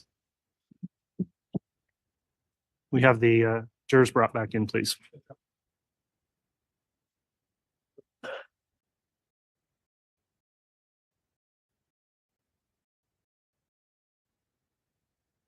I kind of like them having the windows open back there. It's like nice little view. On case CR 22-21-1623, State of Idaho versus Chad Guy Daybell, I'll note that the witness, Ms. Gibb, is still under oath. The state's continuing with direct examination. We just concluded our mid-morning recess. It went slightly longer than anticipated. I had a matter I took up with counsel on a sidebar that was reported in the case. I believe we're ready to commence then with further examination. And Ms. Blake, just for scheduling purposes, we do want to take a lunch break today, approximately noon, if that works out with your scheduling. Thank you, Your Honor. I'll watch the clock. Thank you. Go ahead. Ms. Gibb, before we took the break, we'd been talking about the killing of Charles and your observation shortly after that. Prior to Charles' death, did you and Lori have conversations about her relationship with Chad? Yes. Yes. Do you recall if she shared with you the nature of their relationship? Yes. And what did she share with you, if you recall? That they really loved each other. They had been in multiple lives. They had missions together. That there was some physical affection, contact. And this was when Charles was still living as well? Yes. And we talked about when Chad came back down, or when Chad came down to Arizona after Charles had been killed, Lori and Chad talking about plans for a future together. Right. Did that include talk of the missions that you just referenced? Yes. Your Honor, I believe we already went over that before the break. If you'd like me to go over it again. If that's an objection, then it's overruled. And she shared with you that there was some kind of physicalness within their relationship. Correct. Did she tell you whether or not she thought that was okay because they were both married? Yes. She said that every time she would get together with Chad, she would always ask Jesus if what was acceptable or appropriate that she could interact with Chad. And if she felt she had the affirmation that it was okay, then she would do it? I assume. Did she tell you where they would meet up? Hotels. Did you ever talk to Chad or Lori about whether either of them were seeking a divorce? Yes. What did you learn in relation to that? I asked why weren't they getting a divorce, and she told me that if Chad were to seek after a divorce, that he would be in trouble with Jesus, that he would lose his exaltations. Did she tell you where she got that information? She got it from Chad. How do you know if Charles had? Okay, we're gonna stop for just a second. I'm not saying that I am an expert in what Jesus wants you to do, but I will tell you, I can almost guarantee with scientific certainty that if your choices are divorce your wife or murder her, Jesus is probably going to lean on the side of divorce. For anybody out there who is a Chad, for any other Chuds out there, I'm just saying it is more than likely going to be, if we're just weighing better options,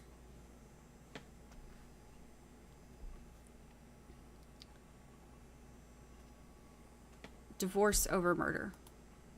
Had started any divorce proceedings? Oh, yes, I believe so. But Lori didn't? Correct.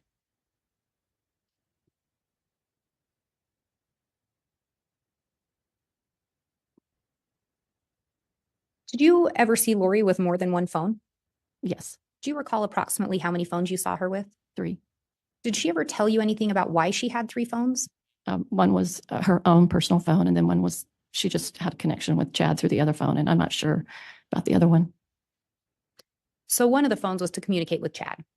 Yes. Did you ever learn if Chad had more than one phone? I remember she saying he had a special phone just for her, but that's all I remember. Did Lori ever share with you how often she and Chad were in contact? It was mostly daily. I'm sure there was times where she said, she couldn't contact him for certain reasons, but mostly it was daily. And would that have been approximately since they met that they stayed in that type of contact, if you know? Yes, that I know of.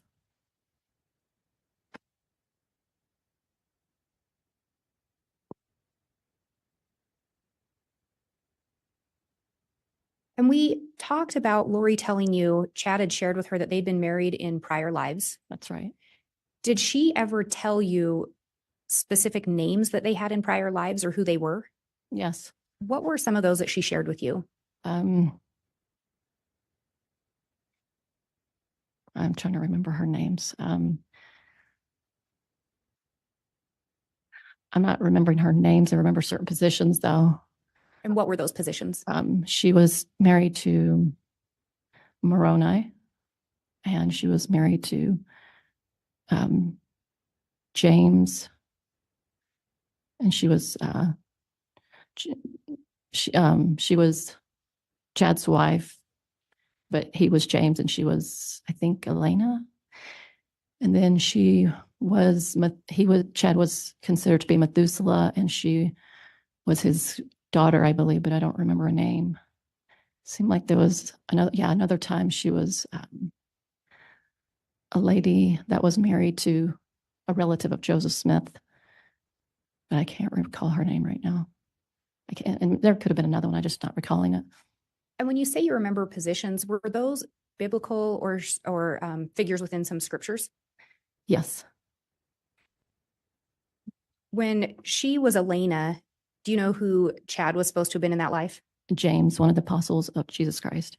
And is that one of the times that they were married in a previous life? Yes. Did she tell you where she learned that information? From Chad.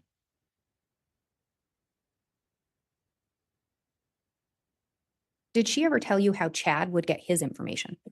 She said that he would sit in his portal and ask questions. Lord of mercy. Oh, goodness gracious. Did you ever see the portal that was referenced?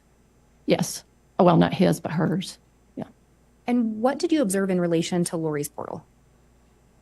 It was nothing but, just a spot in her closet. I mean, it didn't look like anything. She just considered it her portal, but it looked like just a regular space. And who told her that was a portal? Chad told her and taught her about it.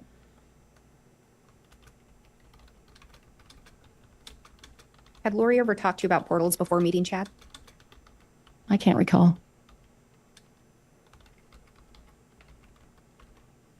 Do you recall when the last time you saw Tylee was?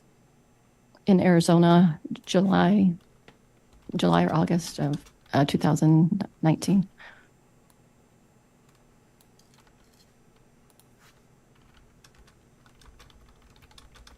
And after Charles' death, at some point, do you recall Lori leaving Arizona? Yes. Do you know where she relocated? She relocated to Rexburg. Did she ever talk to you about why she left to Arizona to go to Rexburg? Yes, she wanted to be with Chad and start their missions together. Do you know whose idea it was for her to go to Idaho? Did she share that with you? I can't remember if it was hers or both of theirs. But she wanted to go to be with Chad? Correct. And when she left to go to Idaho, to the best of your knowledge, was Tammy still alive? She was.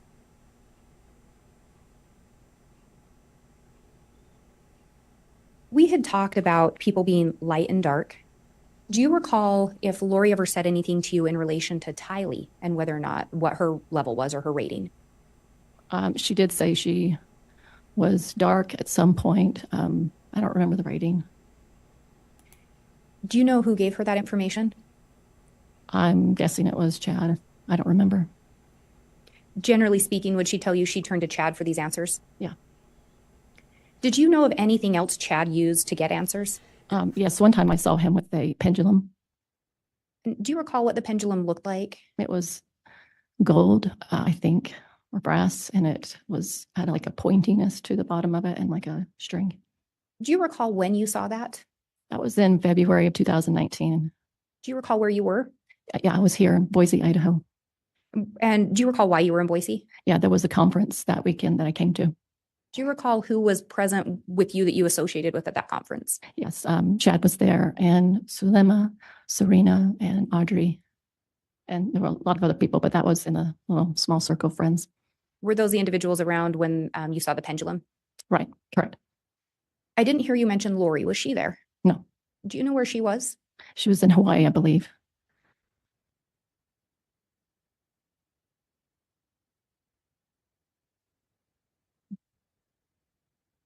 When Lori moved to Idaho, do you recall who went with her? JJ and Tylee and Alex. He was either there before or after. I don't know. I know at some point he was up there. So Alex, her brother, moved around the same time she did? Yes. And this is after Charles has been killed, correct? Correct. And it's after Chad has told Alex that he's Lori's protector. Is that correct? I believe so. Do you recall if you ever spoke to Lori after she'd moved to Idaho? Yes.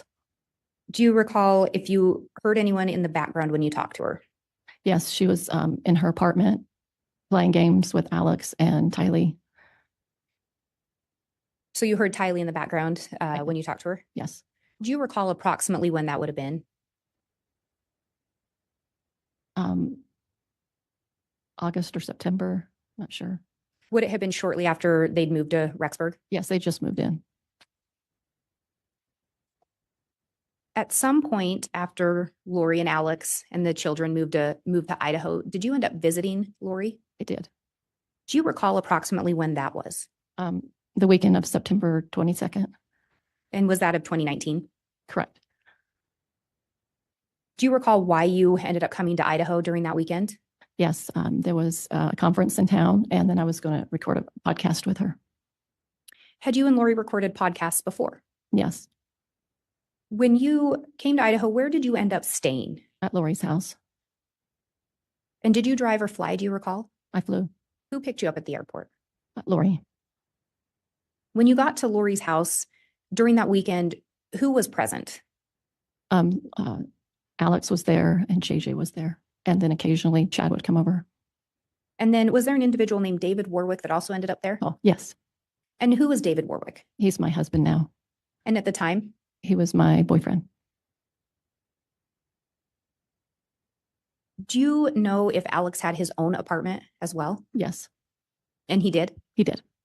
But he would be at Lori's at times? Yes. I didn't hear you say anything about Tylee. Did you ever see Tylee when you arrived in Idaho? No. Did you ask Lori at any point where Tylee was? Yes. What were you told? I was told that she was at the BYU Idaho campus at school, and she got roommates with some girls that she was able to get her in. Did Lori talk any more about Tylee while you were there? No. Did you ever see Tylee come visit? No. Ever hear Lori on the phone with her? No. Do you know whose room you stayed in while you were there? Tylee's. Were a lot of Tylee's items in the room? Nothing was in there. That was clothing or anything, just furniture.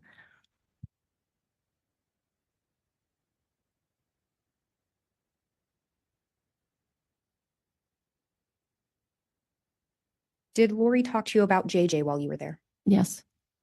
What did she tell you? She told me that the day before I arrived that he became dark.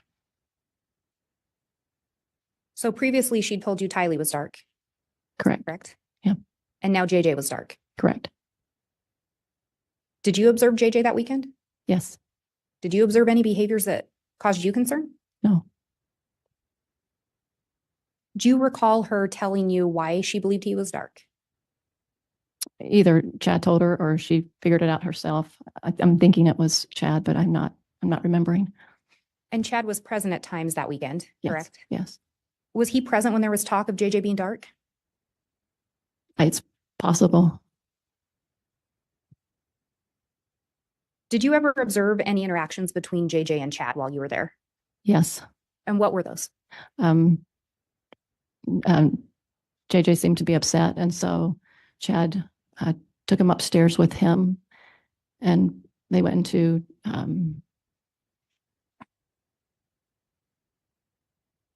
All right, I'll construe that as an objection based on foundation. Ms. Blake. Ms. Gibb, do you recall approximately when in your visit the interaction occurred? I feel like it was Thursday. Like I got there on a Wednesday, I believe. I feel like it was the next day. And I guess for reference, how long were you there at Lori's? From Wednesday to Monday morning. So best of your recollection, this is around your second or your first full day there. I think so. And if you could go ahead and tell us again what you observed. Okay. He took him upstairs, and then after a period of time, he came back downstairs. I believe he was holding his hand, and That's what I observed with him. Did you observe any injuries to Chad? He had a red scratch on his neck. Did he tell you how he got that?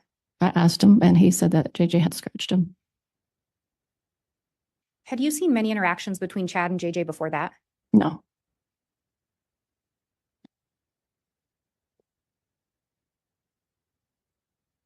When you were there, you talked about Chad coming and going. Did he stay the night to the best of your knowledge? No, I never noticed that. And this weekend that you're there, Tammy was still alive. Is that correct? Yes. Did you ever hear Chad talk about Tammy? A little bit. Do you recall what you heard? Chad and David Warwick were speaking at the island, and David was asking him questions about Tammy, and Chad said, and please don't share this with anybody, my relationship with Lori. And so David asked questions about the relationship he had with Tammy. Ms. Blake, objection based on foundation. Your Honor, I think she's recalling events from that weekend. So we do have a narrowed time frame. I can ask a follow-up question, but it's based on her personal knowledge.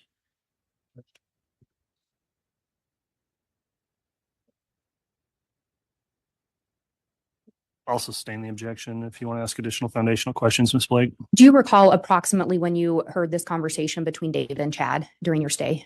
It would have been on the weekend because David was there already. He didn't come in until Friday, so it could have been like on a Saturday or Sunday. So sometime around Saturday or Sunday? Yes. And what did you hear Chad say about Tammy? That she was a good wife, I believe. I'm not recalling right now what he said. Do you recall him ever mentioning that he was going to divorce her? Never heard that. Ever hear him talk about getting separated? No. Did you observe Chad and Lori interact while you were there? Yes. Did you observe them interact several times through your stay? Yes. What were your observations of their interactions? They seemed to be a couple that was close and loved each other. There was affection, hugging. I saw her kiss him on the cheek. They were singing together, maybe a little dancing. So affectionate with each other. Yes. Do you recall ever seeing them act affectionate outside of the apartment? Yes. What do you recall about that? We were walking around the campus and they were holding hands.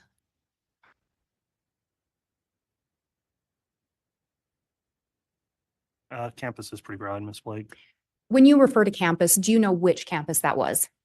The BYU, Idaho. All right. The BYU, Idaho campus is what you said? Yes. I'm going to pause so you can take a drink. Thank you.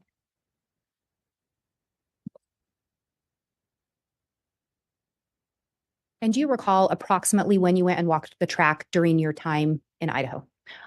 It was really in the beginning, so it was either Wednesday night or Thursday night. And what did you observe between them at the BYU, Idaho track? Very affectionate and loving towards each other. Did you ever ask them or did they ever say anything to you about that? I asked them if they were concerned, if they were worried if Tammy might see them together. And she let me know that Tammy, wasn't aware of his personal life like that, where he went. How's your husband not aware of your personal life and what you're doing? But again, no indication of divorce or separation. Let me shut up. Did Lori ever talk to you about September 22nd having any kind of special meaning to her? Yes. What did she tell you about that? She told me that it was an anniversary for her of when she saw Moroni in the temple. And do you recall the last time you saw JJ? It was the Sunday night, the 22nd. What was happening the last time you saw him, if you remember? I was in the house, Lori's house, and I was doing a recording with Lori and David, and Alex walked in the door holding JJ on his shoulder and was taking him to bed. He had fallen asleep. And did you see where Alex put JJ to bed? No. Do you know which room JJ normally slept in? He often slept with his mom in the corner of her room. There was a little spot that she would put a bed in there for him. But he also had his own bedroom too. Did he sleep in his bedroom that night? No. And how do you know that? Because I was in that bedroom, then JJ's bedroom, so he wasn't in there. And you talked earlier, you were going to stay in Tylee's room. Right. Can you tell us why you ended up in JJ's room? So I was, slept often in Tylee's room. And then when David got there, him and I, we were in the same room that night together talking and reading scriptures and going to bed. So did David have his things in JJ's room? Yeah. So was it your understanding JJ was put to bed in Lori's room that night? Yes. What, if anything, happened that night out of the ordinary? David woke up with just a panic. He had a really bad dream, like a nightmare, and he was very disturbed by it. And I asked him, what was going on, what he experienced. And so I was concerned, and I thought I could call out and see if I can get some help from Lori, try to see if they could give him a priesthood blessing of comfort. Judge, I'm sorry, I didn't hear the first word. Should give him a what blessing? Priesthood blessing. Did you in fact try to contact Chad? Yes. How did you try to contact him? Text or phone call. Did he respond? No. And would this have been in the early morning hours? Sometime in the early morning. Did you attempt to make contact with Lori? Yes. And how did you try to do that? The same, text and phone call. And then I went to her room to see if she was there, and it was locked. Did she respond to the text or phone call? No. And then her bedroom door was locked? Correct. You have no way to know who was on the other side? No. Did anyone ever open the door for you? No. And you said that was on the 22nd? Correct. Did you see JJ the next day? No. Did you ever see JJ again? No.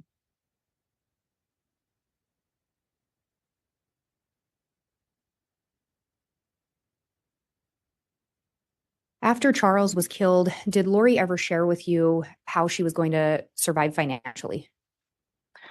She talked about money she received from JJ, from his Social Security. She talked about, she talked about, I think, like, was it Social Security for Charles, and then we talked about insurance a little bit, but I'm not sure if that's what you're thinking of. So do you know if she ever received any life insurance for Charles? I don't think so. So to the best of your knowledge, she was living off the Social Security money? Yeah, to my knowledge. Do you know if Lori ever got a job when she came to Idaho? No, not that I'm aware of. Did she ever tell you that she had a job lined up and that's why she was moving to Idaho? No.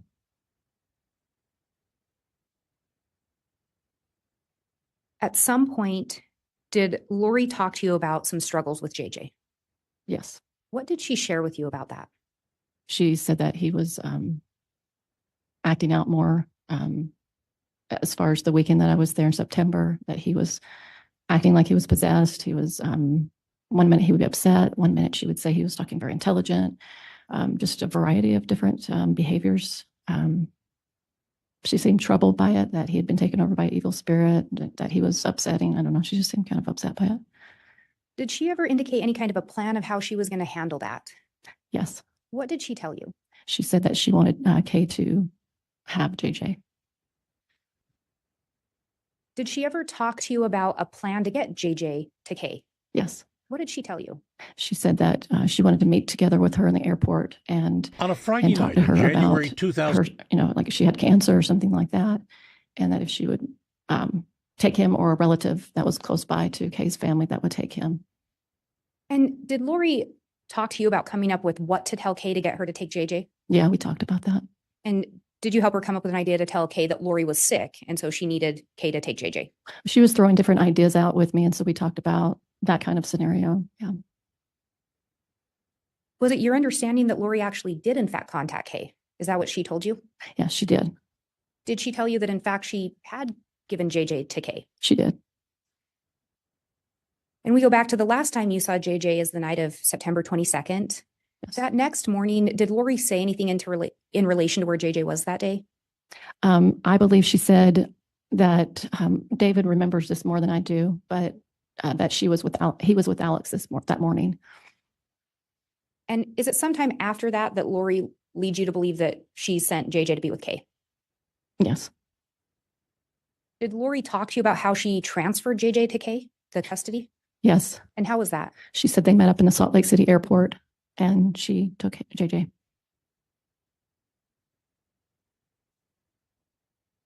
And we'd talked, actually, let me back up.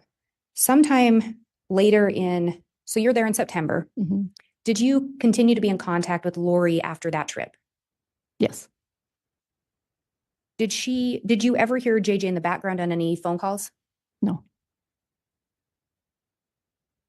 Do you recall getting a call from Chad sometime in November of Yes. 2019? Yes. Do you recall where you were when you got that call? Yes, I was in Utah. Do you recall approximately when it was? I felt like it was like 2 or 3 days before Thanksgiving. Do you recall what Chad told you or why he was calling? Yes. And why was that? He told me that the Rexburg police were going to call me and ask about JJ. What, if anything, did he tell you to do in regards to that? He asked me not to pick up the phone and talk to them. Did he tell you why he thought the police were going to call you? Because he said that Lori had told the police that I had JJ. How did Chad sound in that phone call? Nervous. Did you have JJ? No. Did you ask Chad where JJ was at that time? I said, he's not with Kay, and he said no. And prior to that, where had Lori told you JJ was? He was with Kay.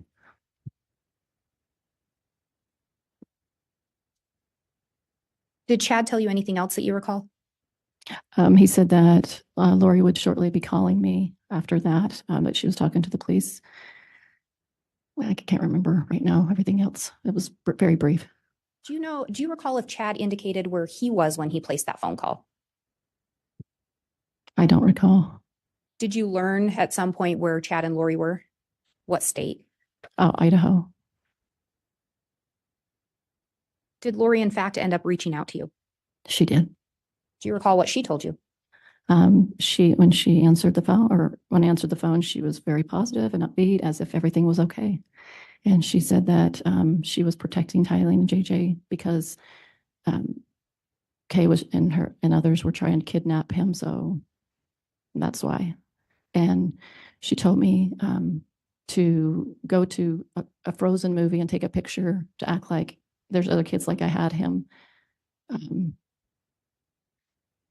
And did law enforcement, in fact, try to reach out to you? They did. Did you answer initially? Initially, no. Do you recall at any point if Lori, Alex, or Chad had told you anything regarding law enforcement? At some point, yes. I can't remember I pressed the beginning, but I remember having a phone conversation with Alex, or maybe it was in person, that the police had come to his house and Melanie's house to ransack his house. And they came questioning, asking about where JJ was. At any point were you told whether or not law enforcement were dark? Yes. And what were you told in regards to that? I remember Alex saying they were considered dark translated beings. And again, who was it that was able to determine if someone was dark, from your understanding? From my understanding, it was Chad. So initially, you don't answer the call from law enforcement. Why was that? Because I absolutely did not know and understand what to do about it. At some point, did you end up talking to law enforcement? I did. What did you initially tell them in relation to JJ? So when I called Gilbert Police, I initially told them I had JJ, but then I didn't have him. He was back with Lori. So initially, you complied a little bit with what Lori had asked. Correct. Not fair. Yes. At some point, did you make contact with law enforcement again? Yes. And did you end up making contact with them through an attorney? Initially. Can you talk to me a little bit about that? So right after I discovered that I needed to go talk to the police, the day I was going to go, I had a phone call from a friend who I hadn't talked to in about a year or two. He was an attorney, happened to be an attorney, and he felt impressed. He told me to call me out of the blue. I mean, no knowledge of this case had been revealed to the public, so he wouldn't have known to call me. And then I felt to share a little bit about what was going on. And so he said, I should probably do a child, what do they call that? I'm sorry, I'm forgetting the name. Are you thinking welfare check? Welfare check. And I really wasn't sure what that meant because I've never been involved in that kind of dynamic before. So, yeah. And did that friend of yours, the attorney, reach out to law enforcement and request a welfare check? Yes. At this point in time, did you have concerns about JJ's well-being? Yes. Did you have concerns about Tylee's well-being? Yes. Did you end up sitting down with law enforcement later and telling them more about, in regards to whether or not JJ was ever with you? Yes, I told him everything. And did you do that without an attorney? Yes. And did you in fact tell them JJ had never been with you? Correct. Did you learn who had made or who had initially reported the children missing? I'm sorry, Did you ever learn who had reported the children or JJ missing? Are you referring to like maybe Kay contacting the police? Is that what you mean? Yes. Okay. Did you learn that? I think so. I think so. So originally Lori told you she'd given JJ to Kay. Is that correct? That's correct. And then later she told you Kay was going to try to kidnap JJ. Right. Did Lori disclose the location of JJ to you at that time? No.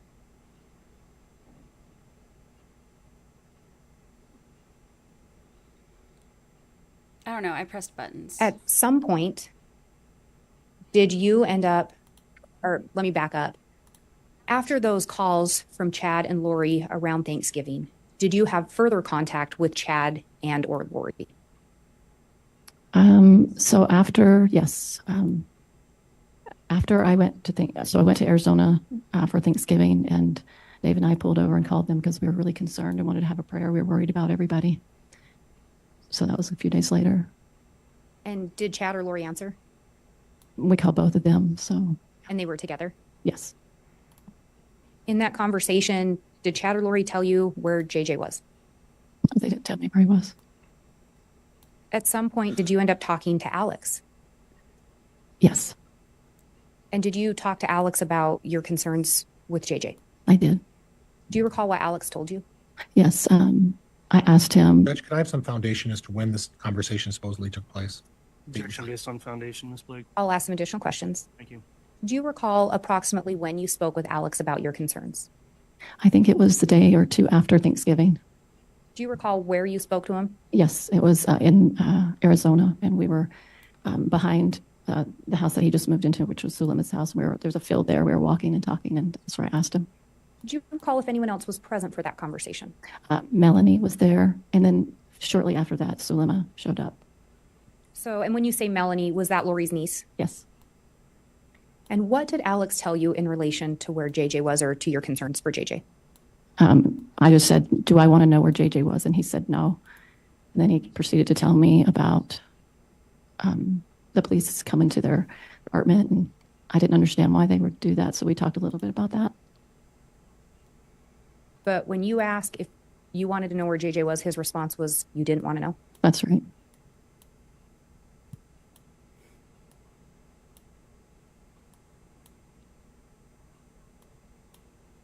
At some point, did you end up making a phone call to Chad and Lori on December 8th of 2019?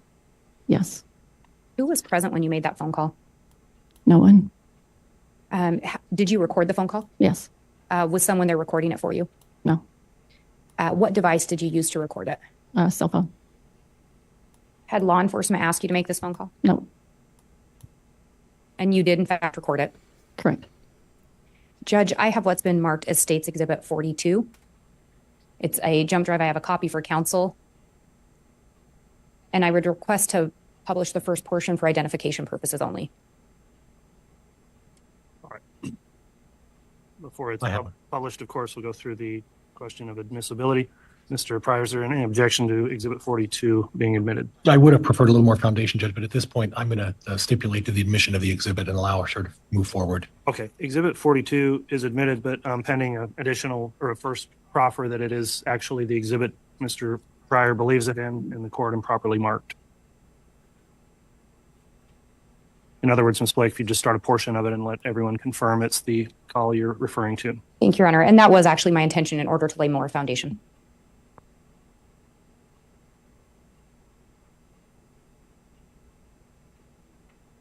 Oh, no, I pressed buttons, and now I don't know.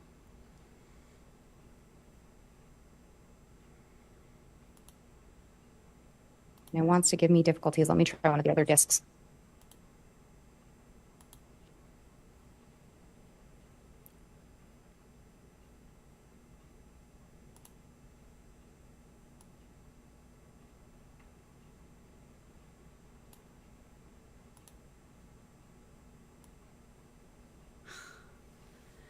I don't know what I did. Oh, look. Oh, there I am. Hold on. Your Honor, if I may have just a moment. You may.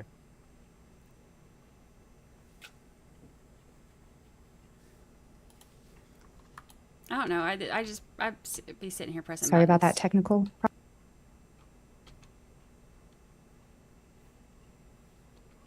You know. Okay, hopefully third time's a charm.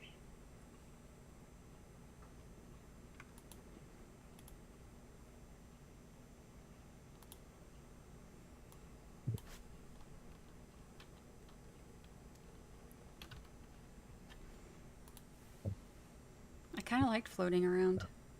No. Let me move so y'all can see this.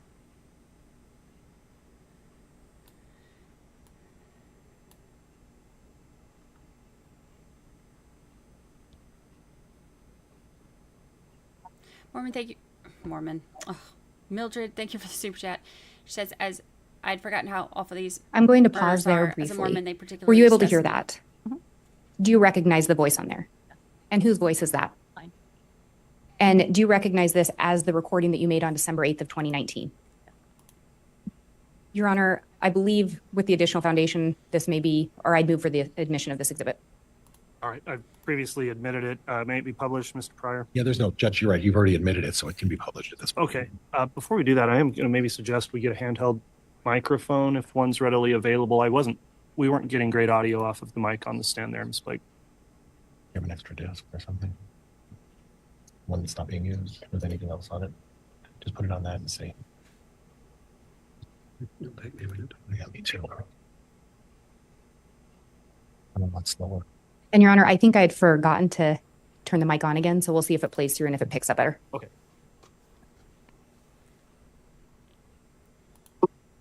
And I am calling Chad Daybell's phone number, and Okay. hopefully I will be talking to both of them, Chad and Lori. So here goes the phone call. I'm not pressing any more buttons.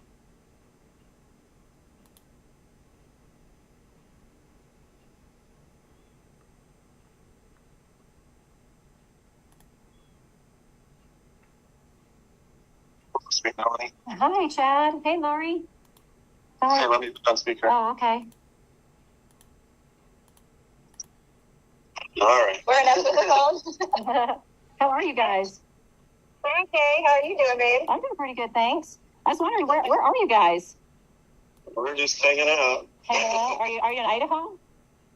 We're in Idaho. Oh, okay. I just wanted to ask you a question, if you don't mind, Lori. Yeah, I want to know, you remember we talked about JJ going to Kay's house, and you told me they went there, and now he's not there? I was wondering what happened. Well, I had to move him somewhere else because of her actions. So Was she doing something? Like, was she trying to come get him or something? Or, like, trying to kidnap him? well, she said that lots of times before, but Okay. Well, when I asked Chad the other day, I was like, hey, where is JJ? And he said, for my security, he didn't want me to know. So is there a reason I should be in danger to know where he is? no, it's nobody. It's his danger. It's the danger that there's people after me. Okay. So If you knew, that puts you in a danger. Well, just in a bad position. Yeah, bad position. Everybody, if they don't know anything, then they don't have to say they know. Right. So you're just worried. Okay. I'm just to keep him protected and Keep you protected. and keep everybody else. I appreciate that. Well, I was wondering why you told the police why he was with me. I just needed to have somebody so I wouldn't have to tell them where he really was because they were going to tell Kay where he is. Oh, yeah. So do you think it's like your family, or like your family, your dad, or those people? Family, not my whole family, but as you know, most of my family is working against me, and yeah. with her, basically. Yeah. Is JJ safe? He is safe and happy. Okay, well, that's good to hear. Are you afraid of anything? Like, are you afraid to tell me that you're just afraid that that I could be in danger? Like like I don't, like if I knew, like how could that hurt me? I don't understand how that could hurt me if I knew where he was. Well, I'm just not telling anybody so that nobody has to say where he is or get questioned to where he is, so I can keep him as safe as possible. Yeah. Okay, I hope that he's okay. I hope you guys are okay. But I did have a question that I asked Al at one point, your brother, if I wanted to know, like where he was, and he said I did not want to know, and that he could not be found. So what does that mean? I don't know if he would say that, but it's the same story. Like I don't even want Al to know. I don't want anybody to know, so that nobody has to be worried about it. I mean, nobody has to be questioned about it, so he can be safe. Yeah. So how long are you going to be away for? Like are you ever going to be able to come out and come back to society again? Or are you going to keep, come back? I mean, like, what does that look like? I will do whatever the Lord needs me to do every day. So I just wondered if I was ever going to see you again. Absolutely, you will. Okay. So maybe when they're done chasing you, you'll be able to come out again, or? Yeah, I mean, it's a ridiculous thing for them to be working with Kay to find me. There's nothing that's gone on that's, you know what I'm saying? Like, they're working with her in some dark capacity. The police are working with her in some dark capacity. There's no reason for them to be after me in the first place. Yeah, has she threatened you at all? Yes, lots of times. Oh boy, like what did she say? Well, it's in emails and everything. So like she said she was going to come take him, or she was. There's a lot of things. Yeah. Nellie. I know it sounds like it. I'm just worried for you guys because, he's missing, and I know exactly where he is. He's perfectly fine. Okay, well, I hope so. I have a scripture I wanted to share with you, if you don't mind. I'd love it. I was thinking about some of the things you guys have gone through, and I saw this scripture today, and I want you to. Let me ask you a question. About the scripture. Okay. So, did Alma turn himself into King Noah, or what was he required to do? Well, King Noah was incredibly wicked. Yeah. So he fled his evil ways, which is adultery and living riotously and breaking all the commandments. Right. So what was he required to do, Alma? He had to go and flee so that he would be safe, and then help other people realize how jacked up the system was and the government was. What about Moroni? What was he required to do at the end? To carry on those plates and bury them. That was his responsibility. What did he have to do that? Did he hide? He had to hide. He had to hide because they were so. Everybody was killing everybody in the society. Everybody was dying. They were killing all the Ninevites. And the scriptures had to hide in the cavity of a rock by day and go out by night. The prophets did. They did. Yeah. Okay. So thank you for sharing that with me. Okay. This scripture is just something that may be thoughtful for you. For behold, this is Doctrine and Covenants, section 3, verse 7 and 8. It says, for behold, you should not have feared man more than God. Although men set not the counsels of God and despise his words, yet you should have been faithful, and he would have extended his arm and supported you against all the fiery darts of the adversary. He would have been with you in every trouble. So when we work with the Lord and are obedient, he's going to protect us from adversarial darts and all kinds of negativity. But when we open the door to Satan, he comes in and then he attacks. And then he takes away to make it look like somebody else took it away. But that's not how God works. He doesn't work in darkness. I agree with you 100%. And that's what the Lord is doing for me. Exactly what he's doing for me. Oh, it just sounds weird. For darkness, no. Darkness is knocking on the door all the time because that's the way dark works with the light. And I promise you that I have done nothing wrong in this case, but sometimes you have to hide in a cavity of a rock for your own life safety. And that's what the Lord requires of you sometimes. And that's how it is. And I'm sorry that's how it is, because there is a lot of darkness on the earth. I know. It's coming after me for zero reason, besides the darkness of Kay, which you already know she's dark. I haven't met her enough to know if she is dark or not. I've just met her slightly, and she seemed like a normal kind of person, but then I haven't engaged with her that much, so I don't know that personally. So you don't know about her changing the thing for herself to be the beneficiary of the policy and all that stuff. None of that's dark, right? Well, I haven't seen those documents, so I have no way of knowing. You've seen them on my computer. No, I have not. I haven't even looked in on your computer before. You haven't shown me anything. Being controversial to me, or if you're recording this conversation for the police or whatever, I don't know what your intention is on this phone call. Well, but I love with all my heart, and I have forever, and I will always love you. I appreciate those words, but if you really loved me, you wouldn't have told the police that I had JJ with me. That's not what a friend does. I mean, that just makes me look weird, and it's not safe for me. That doesn't look good. I mean, you had to think of my welfare if you love me. I do, and I did exactly what I felt the Lord was instructing me to do. And I appreciate you, and I love you. And I never do anything to harm you. And you can have all of this confirmed to you by the Lord. I have. And my conscience is clear. I feel very understanding what's really going on, Lori. And I believe that you have been very deceived by Satan. I believe that he has tricked you. And I don't believe that what you're doing is correct. I just don't. I mean, Tammy dies, and then your husband died, and then he's missing. It just doesn't sound like God's plan to me. It gives me a gut feeling, like in my gut, it feels weird. It doesn't feel right. I don't have peace about it. I never have felt 100% peace about it. I always felt like a little weird in my stomach about all these things. You know me, Mel. You know me. This does not sound like you. This sounds like you've been influenced by somebody dark who wants you to believe dark things and have fear of the celestial world. I don't have fear. You obviously do. No, I have a peace of conscience, and I can see clearly. Well, I'm sorry that you feel that way. I love you so much. I know you do. I don't know what else to say. Stand Christ when he comes again, and he's coming soon, and we will all stand there, and you will know at that point that he is supporting me and has supported me the whole time, and I have not been deceived. I just want to testify that I know Tammy does have the conspiracy theories. My sister-in-law's right behind it all, and I hope that you're not being influenced by that dark team. I don't know who she is. I'm sorry, you said your sister-in-law? I don't even know her. Oh, I know, but she's coming up with the same type of theories. Mm-hmm. And it's just not true. My own children were there. They testified that Tammy had been getting weaker and sick, and I begged her to go to the doctor. Her heart was failing her. She was physically falling apart, but she hates doctors, and she just passed away.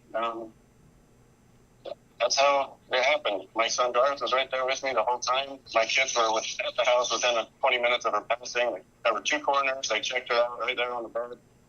All these conspiracy theories just make me sick to my stomach. Just absolutely sick. I know I've been told for years that Tammy would pass away at a young age. And I had no idea that Lori would even be a part of my life. I just knew that my life had 2 segments. And I find it ironic that he's saying that these conspiracy theories make him sick to his stomach, but yet they're all true. I know Tammy's on a special mission, and she's with my kids. She's visited them. There's so much, Melanie, that you just have to have faith, and this is not some sort of master plan. There's no way Lori and I should ever come up with this. It's just... You can understand my concern, correct? I can, from an outside perspective, but from someone who knows as much as you know, no, not really. But we can feel Dave's influence on you. I can feel that, for sure. He's a very good man, and he has a very strong foundation. That I know. I know, but he seems to be the one that's putting the doubts in your mind. No. You know what? I have come to understand that my gut feeling, I was not listening to it, and I always felt uncomfortable with many things. Okay. Well, I'm sorry that I included you in those teachings then for your own sake, because I wish that you didn't have as much knowledge as you have, because you will be accountable for the knowledge that you do have, Mel. So are you. I agree 100%. Yeah, so are you. I have no fear. Yeah. I have no fear of that. But I really, as I was reading the story of Korihor, and it is so very similar to this, you just can't see it. But he did it because he was trying to reclaim a people, and he thought at the very end, because of his carnal and natural desires, that's what influenced him. And he was very, very deceiving. Natural desires? Well, honey, you got a lot of natural desires. We all know that. That's what you think is me, Cora? Are you kidding me right now? I think both of you have similarities. It's in the scriptures. It's in the scriptures. And the scriptures are very powerful. Yes, they are. I live by the scriptures, as you know. I know, but we can wrest the scriptures for our own vain glory. I wrested the scriptures? We can do that. And I feel that you have to suit our belief systems. Do I wrest the scriptures? Is that what you're accusing me of at this point? I feel that you have. Why do you feel that way? I need an explanation on this. Because if you look, like the scripture just said, okay, the scriptures every single day, you know? I know you read them. I don't doubt that. But this scripture right here says that you will be supported by all against the fiery darts of the adversary. You would have been supported if you had not opened dark portals and dark junk. You would have been safe if you would have obeyed God. He would have had your back. But you have been chased and tortured. And this or not, I'm sorry. He had your back. So, well, if he has your back, you would not be able to tell me where you are, and we couldn't find JJ. Like, where is he? I've been asking, where is he? And you know what I mean? Like, that's I can tell everything where JJ is right now, and that would not be good for JJ. So I'm sorry that you don't want me to protect my children, but I would never ask you to not protect your children. Of course you wouldn't. So I can tell that you're just adversarial, Mel. I love you. I'm sorry that you feel this way. Because I actually do care. I'm sharing what I feel for you because I know your salvation's in trouble for what you've done. Yeah. Okay, my salvation is not in trouble at all. And I think you should check that with the Lord again. Oh, I felt a lot of things from the Lord. And this doesn't feel right. Well, I'm sorry that you feel that way, sweetheart. I'm sorry that you're friends with all those who are against me. Joseph Smith's friends turned against me. I'm not friends with people that are against you. Apparently you are. I am not. I don't know Kay. I don't know who you're talking about. Your sister, I don't even know what her name or who she is. I don't know any of those people. Why would they contact me anyway? How would I even know about that? Well, you're friends with Dave, and he's apparently, you know. Well, David is a very righteous man, and I've always known that grounding about him. And he has a lot of beautiful experiences with the Lord, and these are not the same. You know, when you get the priesthood, that's Peter, James, and John shows up, and then he confirms all of those in the circle that are to get it, and everybody's a witness of that. Everybody's a witness that the pattern is in the scriptures. There's no witness that you ever receive what you think you received. Nobody has seen that but you. There's no witness. The witness, Joseph Smith, Oliver Cowdery, Martin Harris, the 8 witnesses, they all showed up. Is there a witness? And Jesus, Heavenly Father, gave that to Joseph Smith by himself in the grove was their witness. No, but they had it later with other people. That was one experience, but others joined in later. When he brought other people into it, they had experiences. Scriptures, yes or no? I'm sorry? Is that in the scriptures, yes or no? That Joseph was alone when he saw God the Father and Jesus Christ?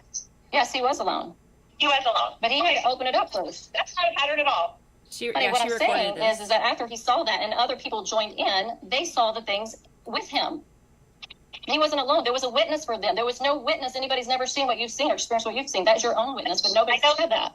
No, God knows it, and I will never deny it.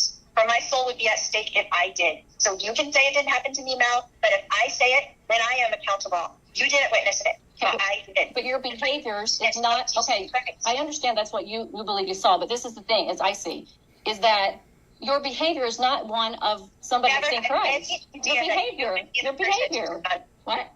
Never had any idea that you would be the person of all people to turn me. I cannot believe I am asking questions, and I am concerned for you. That is what somebody does when they care. You don't sound like you're concerned. You sound like you're accusatory. You do not sound concerned. You sound pissed off. I'm not. I am troubled. Maybe that's the better word. Troubled. Because these things, like you being with Chad before he's even divorced, is not. Okay, before she gets into this, because she has a point. Before she gets into this, though, how infuriating is it to listen to Lori with all of her nonsense? This made me so mad when we listened to this the first time during the Lori trial. How annoying is it to hear her say, I'm just trying to protect my kids, knowing what she's done, knowing what she's doing, knowing that she's not trying to protect her kids. She had her kids, conspired to have her kids murdered so that she could continue getting their money and, become Mrs. Chud Dumbbell. And she's sitting here trying to cover her own butt with the police so that she doesn't have to answer for it. And she's gaslighting Gibb. It is infuriating. And for her saying that she's trying to, oh my gosh, it's like I forgot how much rage I have listening to her stupid Portal Princess voice. Unusual behavior for a person that's like you, a better word, troubled.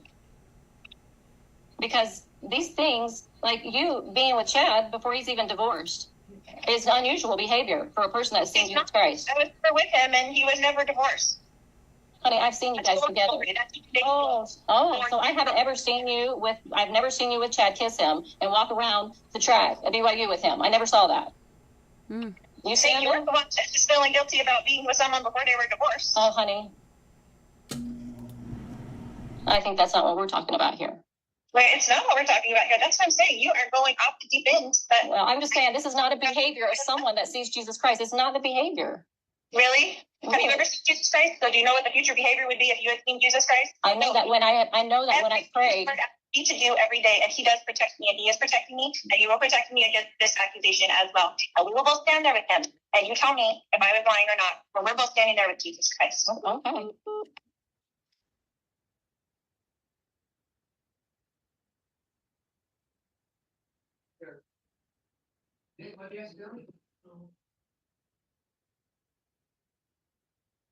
And Miss Gibb, it sounded like that call abruptly ended. What happened? Just disconnected. Sometimes it disconnects in that particular area that we're in. When this phone call takes place, did you know the location of Chad and Lori? No. They hadn't shared that with you? No. At the beginning of the call, we hear some laughter. Do you know who was laughing? Do you remember? Maybe I'll ask it this way. Did Chad and Lori seem upset when you called them initially? Oh, no. Did they seem to be in? You know what, the way that they act, how they're like, where she's like, oh shoot, oops. Oh, look, I'm like, I really should stop pressing buttons. Hold on, let me see if I can fix it while I'm doing this. You know what, remember, what was that commercial? It was a commercial, right? The, you lent liquor. Remember that? What was that? There we go. Now I'm not so. Wait, is that better? Nope. I am not very good at this. I'm disappearing on screen. The, where she's like not the typical, like she's not the kind of person that you would see normally, like being all super aggressive and stuff, and she calls her like, you're a lint liquor. That's what that reminds me of when they're doing all this. Oh honey, like check your scripture, you're gonna have to ask Jesus again and all that. It reminds me of that commercial. I don't know what I've done to myself. I was pressing buttons. Let's see. Look, I'm like disappearing. I mean, it's kind of cool, but also I don't know how to fix it. I don't know what I've done.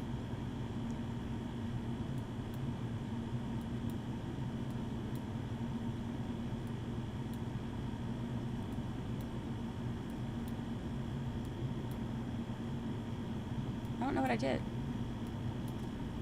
Wait, there's that. Now that. Oh. Oh, wait, look. Oh, look. Oh, look, I'm coming back.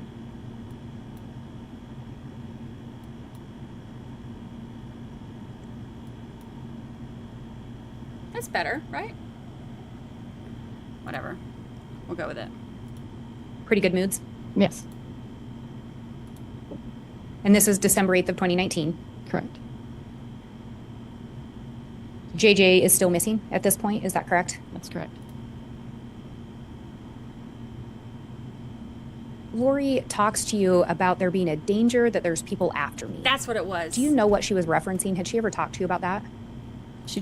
That's exactly what it was, because she says, dirty mouth, clean it up.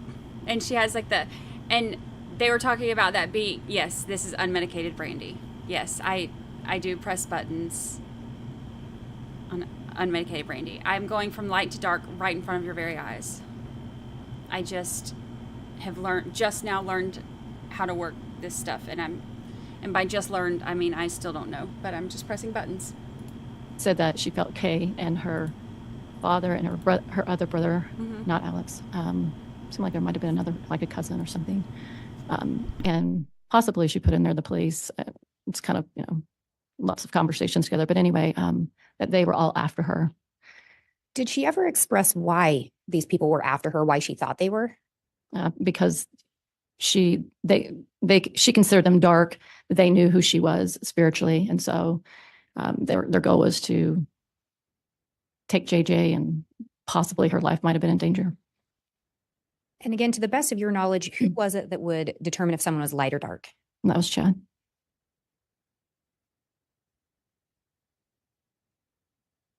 And you talk in there to her about why she would say JJ was with you, correct? Right.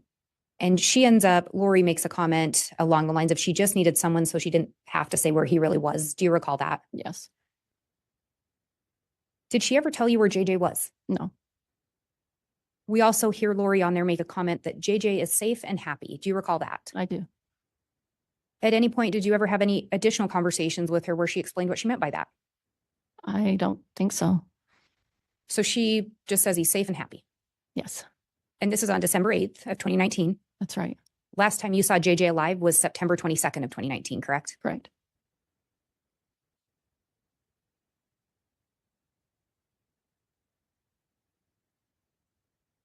And in this recording, Lori mentions Kay as being dark, correct? That's right. You say you've never met Kay. Briefly, I have. Just briefly? Yeah. At this point in time, did you really know Kay? No. Had you met her? Briefly. Just briefly. What about the sister-in-law that Chad refers to? Do you know who that is? He was referring, was it Heather Daybell? I think her name was. Had you ever met Heather Daybell? I had not at that point. I had never met her.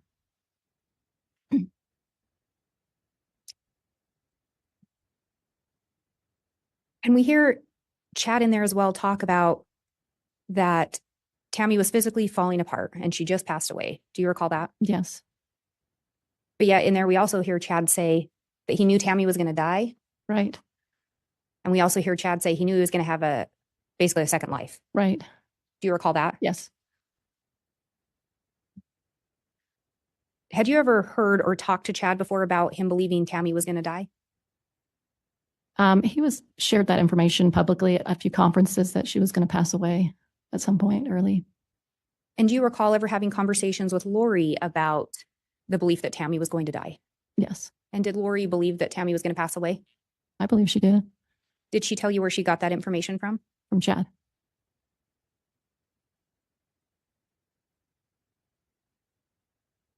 There's a statement in there for someone who knows as much as you know, from Lori to you. Do you know what she's referring to there?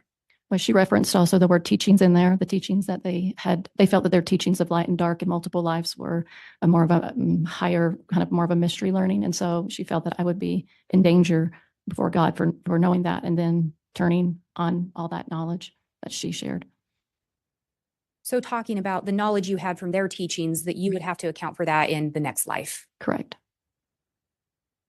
Or I guess after this life, whichever way they said it. Right. And you talked about that. They were on that podcast together. You weren't always comfortable with things. Right. Do you recall what some of the things were that you were referencing? So the idea of they referred to dark people as zombies at some point, that was a little different. Them getting together and being, married multiple times, it was a little different. They're just all their teachings that are not standard teaching from our church. I never, 100% believed it. There was some uncertainty there.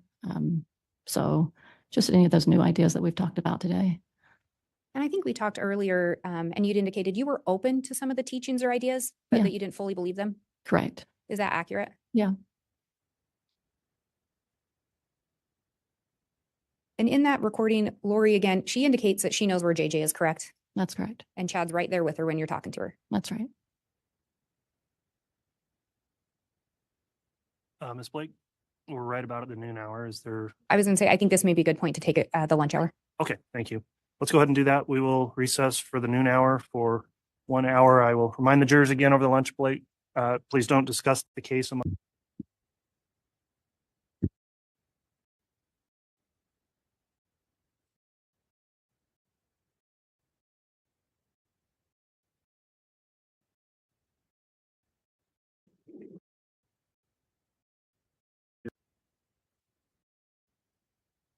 Okay, we're back on the record on case CR 22-21-1623, State of Idaho versus Chad Guy Daybell. I'll note the prosecution's present.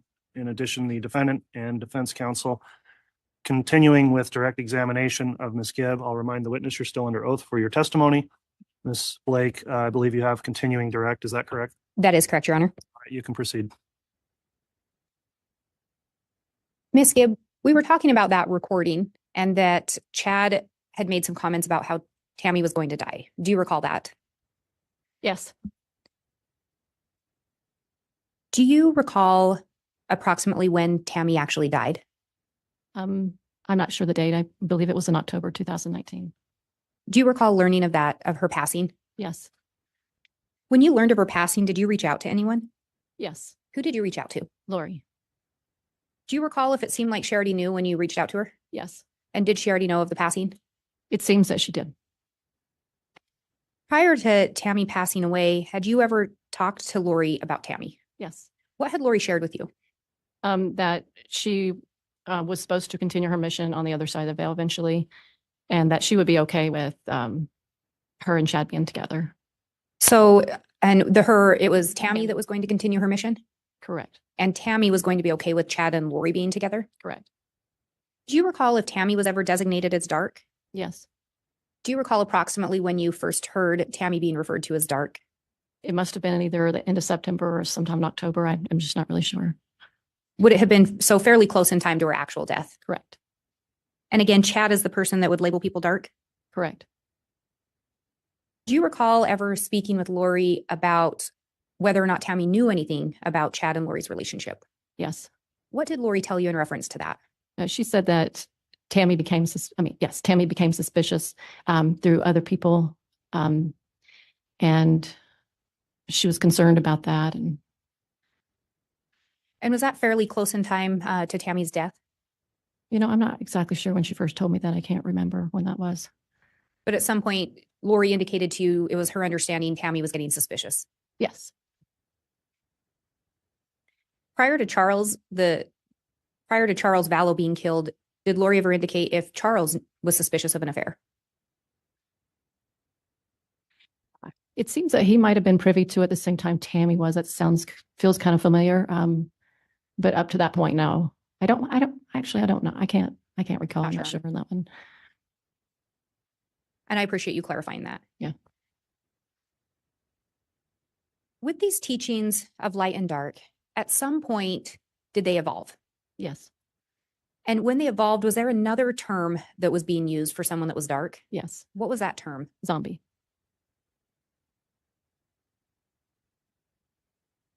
Did some of the other teachings evolve over time? Yes. Do you recall ever talking to Lori about whether or not she 100% believed everything? Yes. What did she tell you? Once or twice she mentioned to me that if Chad's a Satan, he sure is a good one.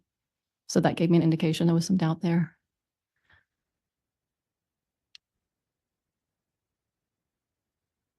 And Lori would tell you she received her information from Chad. Correct. And she would go to Chad with her questions. Correct. Did you ever talk to Alex Cox about whether or not he believed what was being taught? Yes. What did Alex indicate to you?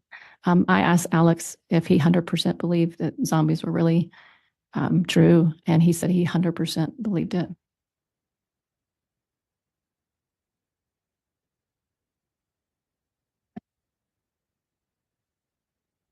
And I have no further questions at this time. Lori had her trial with this judge. She has not done the Arizona one yet. So, but for these murders and conspiracy to commit murder, she has done that one, and she was found guilty and is serving a life sentence.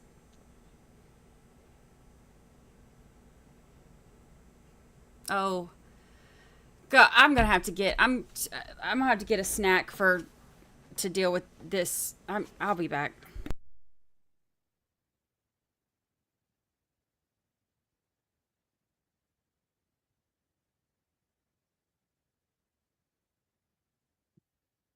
All right, Mr. Pryor, you can conduct cross-examination when you're ready.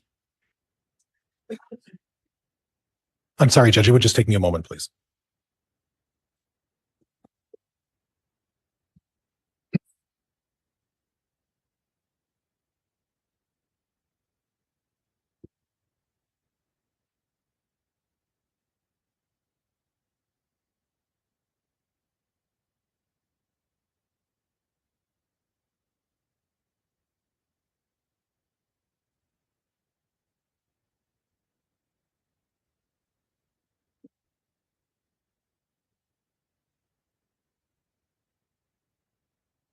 Good afternoon, Ms. Gibb. Good afternoon. I'd like to go through a little bit of a timeline with you if we could. Okay. Right. And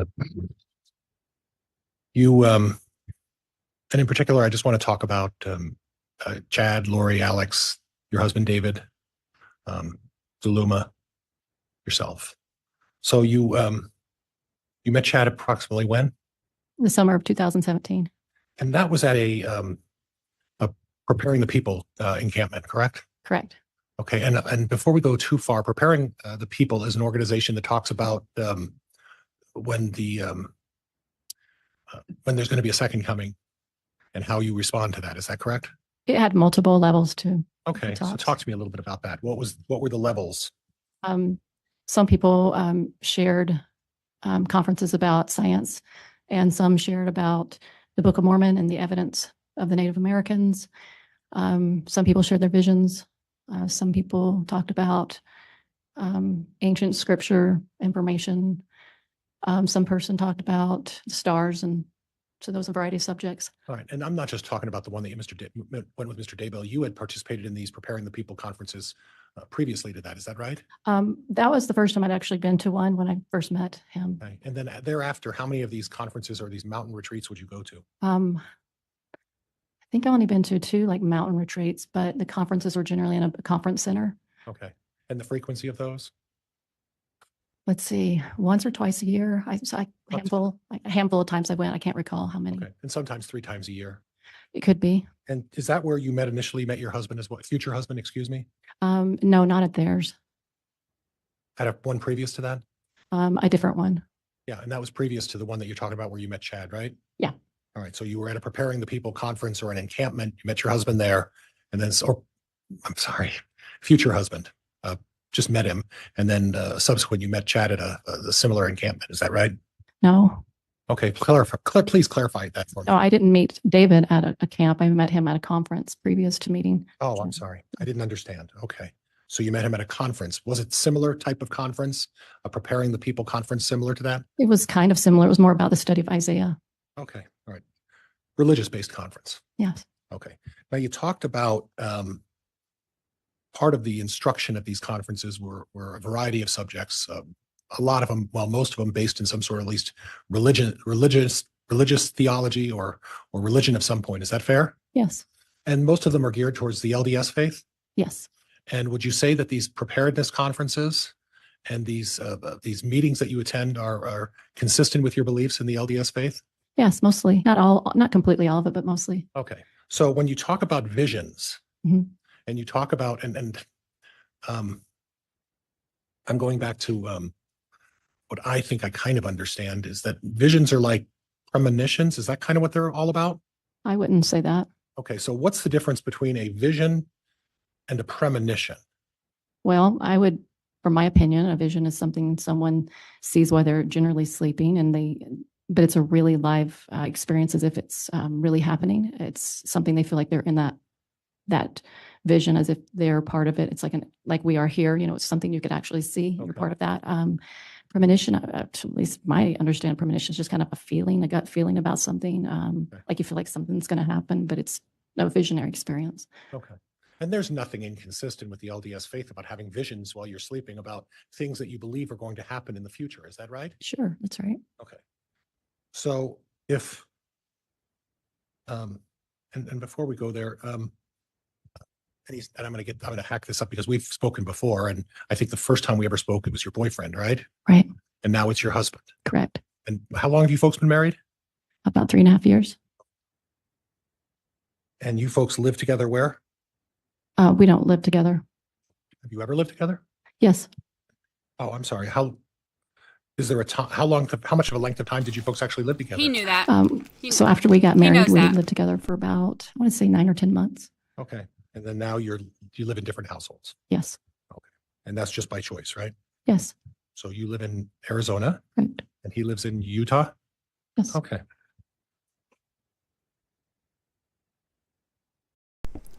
He knew that. That's a known fact. He knows that. He did that and did that whole act about, oh, what? Oh, you don't live together? Oh, you don't live with your husband? He knew that. This is probably going to get, there's no love lost here. He's probably going to get spicy. And also, you know what? I know I said I'd never get married again, but if he lived out of state, I could totally do it. Like, if you only had to see your husband, like, once every few months, I could do that.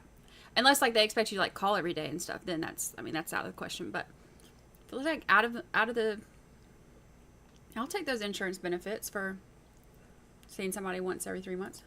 And we don't need to go any further than that. That's far enough, I think. So back to this idea of visions. Like you said, it's not inconsistent with your faith that if you have a dream at night, that can be perceived as, it's not a guarantee, but it can be perceived as a vision of something to come in the future, right? Dreams and visions are, what I've heard is they're a little different from each other. Okay. But yeah, Well, what you heard, you practice this as well as part of your faith, don't you?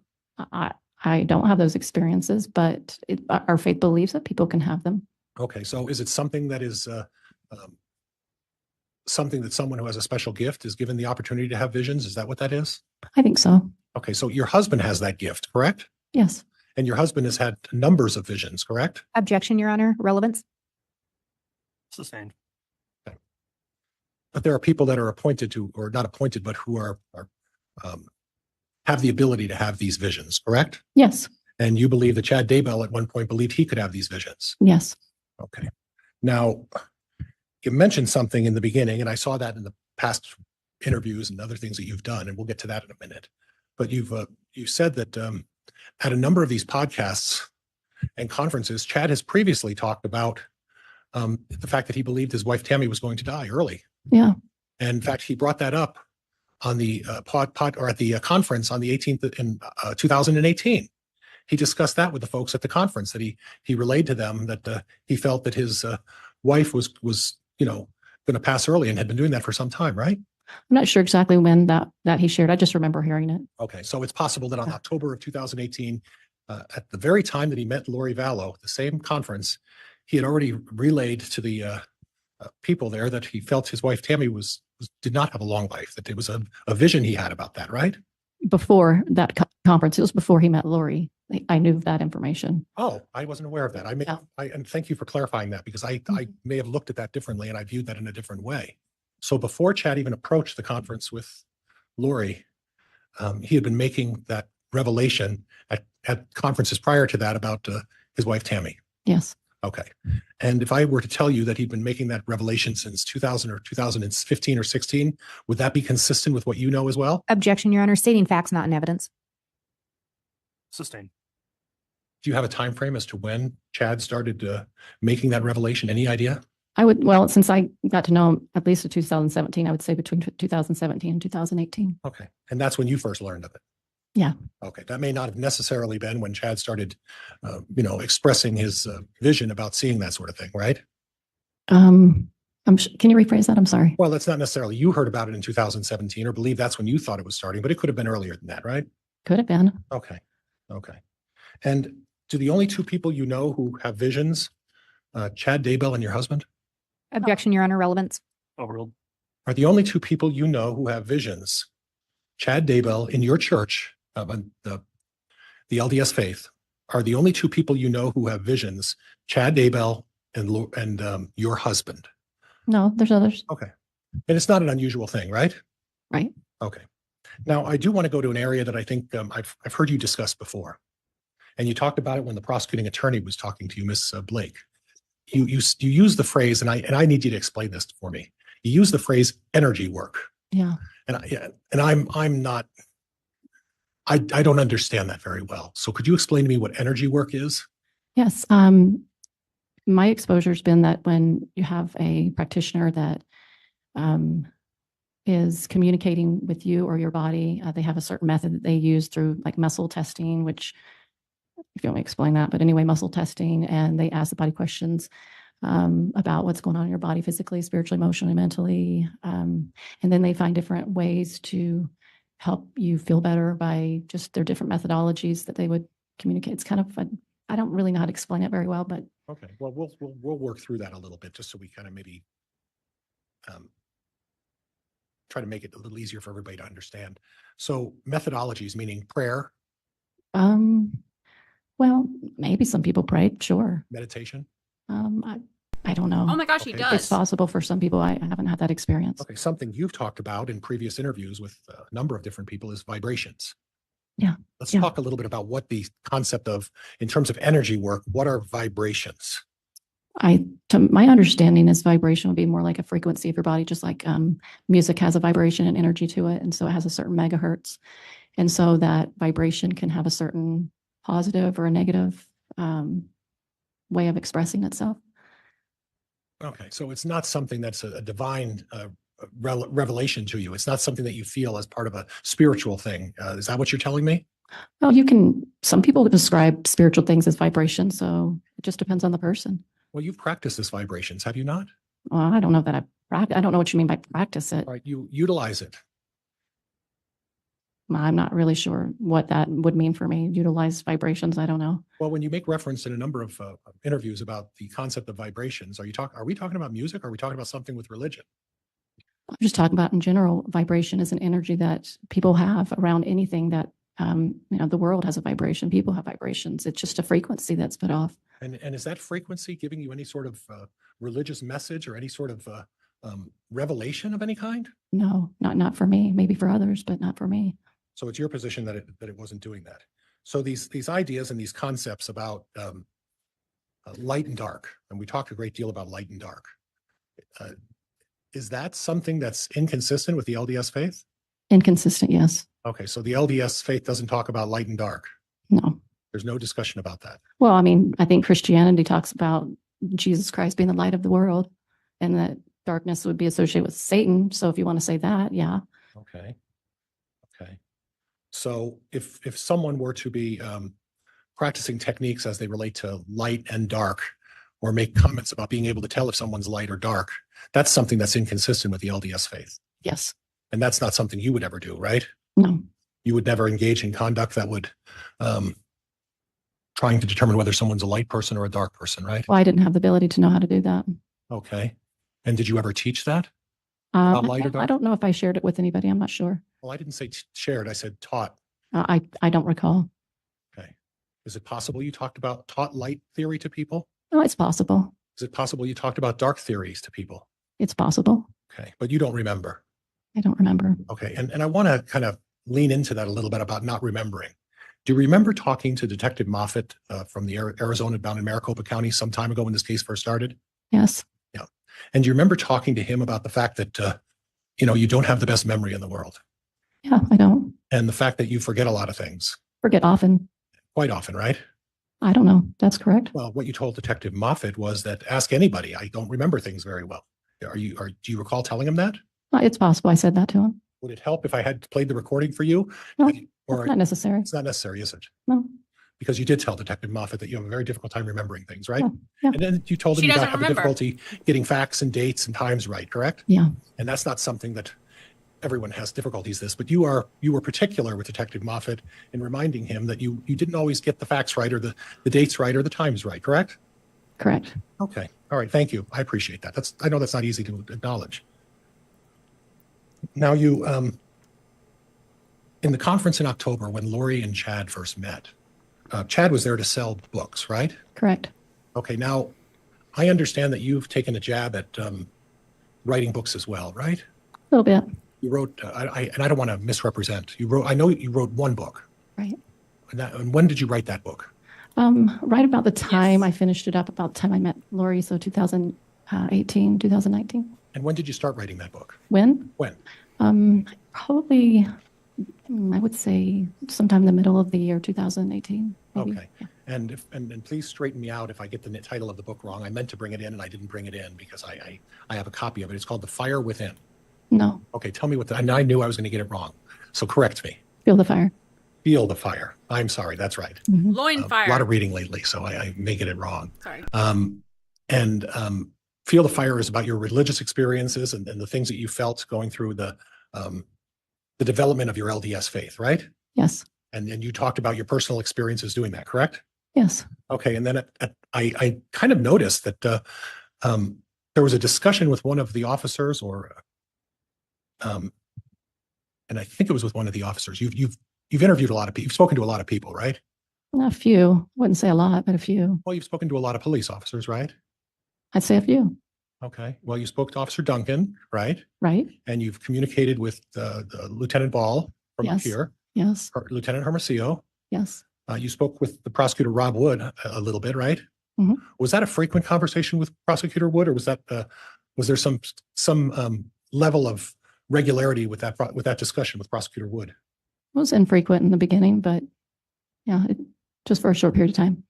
It was infrequent for a short period of time. Yeah.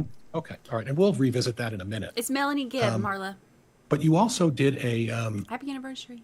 an interview on TV with somebody. Yes. Do you recall that? I do. Okay.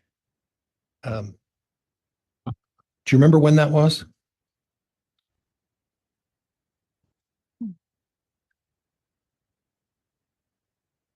Let's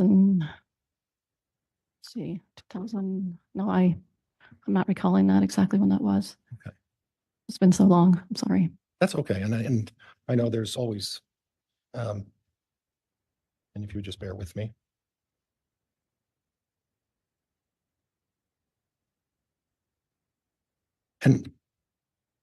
But we do know who you spoke to at that point, correct? Right. Correct.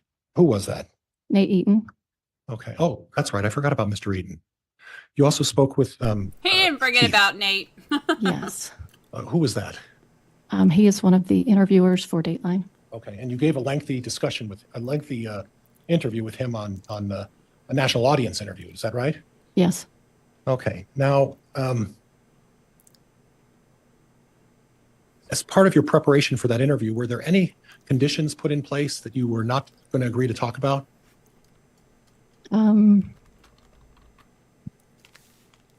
Maybe possibly, but I just can't recall what we talked about before. Okay. And that was Keith Morrison from Dateline. I think that was his name. Okay. And you didn't know him because of any church affiliation or anything like that, right? Oh, no. You don't know whether he's a member of your faith or not, right? I don't know what his faith is. Okay. And was there any discussion as part of that interview that your intent was to protect your church from exposing anything? I don't know if that was my intention. I just shared whatever they wanted to ask questions about. Okay. And at no time were you gearing that interview or any other testimony about having to protect your church? I don't think that was the goal. Okay. And that was never any discussion, right? A little bit. We talked a little bit about it. About protecting the church? No, not protecting it. Okay. So during the process of preparing for this case, you had an occasion at or around the time of the initial preliminary hearing to engage in discussions with Mr. Wood about your testimony. Do you recall that? Yes. Okay. And that was started in about May of 2020. You recall that? It could have been. I can't recall the date. Okay. And it ended somewhere around November of 2020, right? You don't remember? I don't remember. Would it help if I showed you some correspondence between you and Mr. Wood to refresh your recollection, or do you remember having a discussion with him during that time? I remember talking to him often. I mean, you can ask me what I shared, but I don't. The dates, I don't really. I don't need dates. Okay. You do. Well, you do remember that there was pretty consistent email communication for a 6-month period between the two of you, right?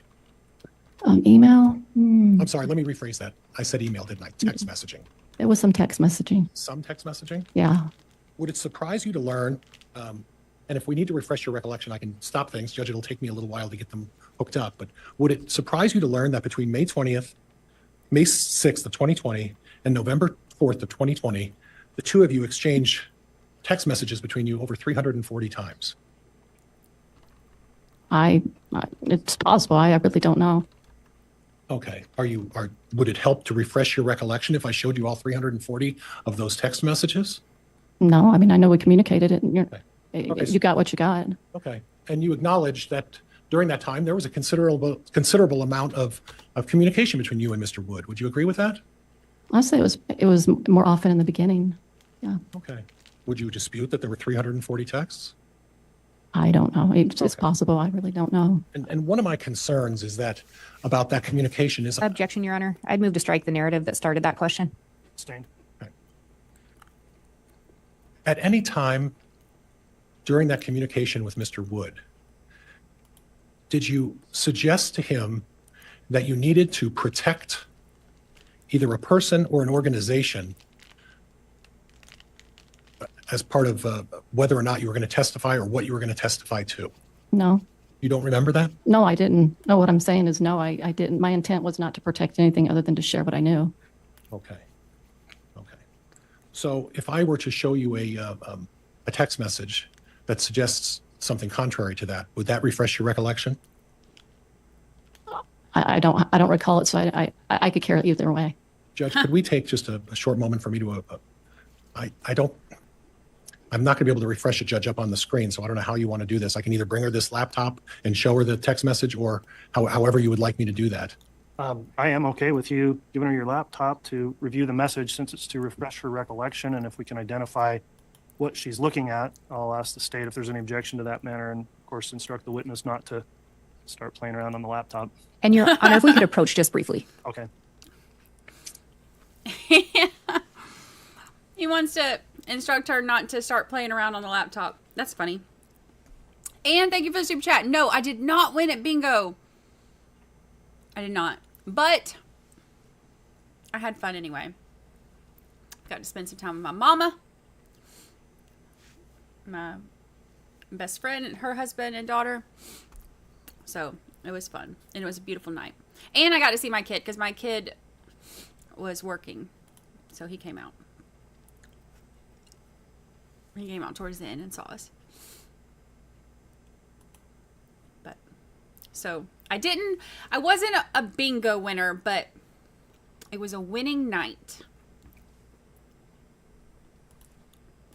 What more could you ask for?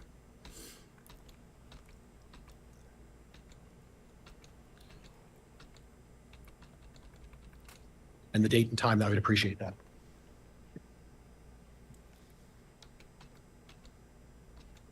In looking at that, does that refresh your recollection about discussing protecting someone in this case? That sounds familiar. Okay. And in this particular instance, isn't it true that when you were communicating with Mr. Wood, you mentioned to him that you and Mr. Morrison want to make sure the church is protected, right?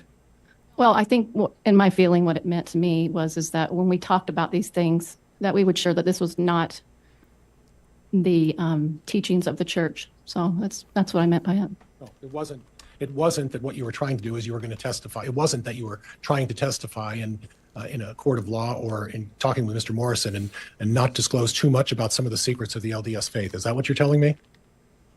No. What? You were trying to protect some of the secrets of the LDS faith from being exposed? No, I'm sorry. I guess it's the way you're phrasing it. Okay.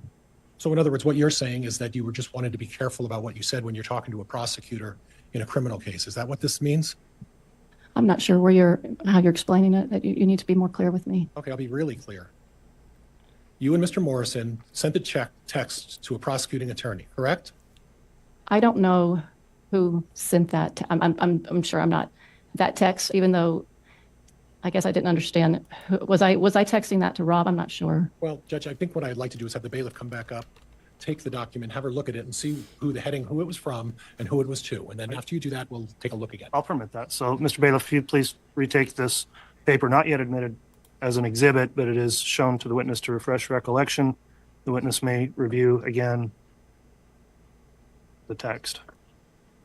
Yeah, he said, okay, I'll be really And ma'am, when you're done, just put it down because all we're allowed to do is refresh your recollection. Hand it back to the bailiff if you would, and he'll return it to me, ma'am.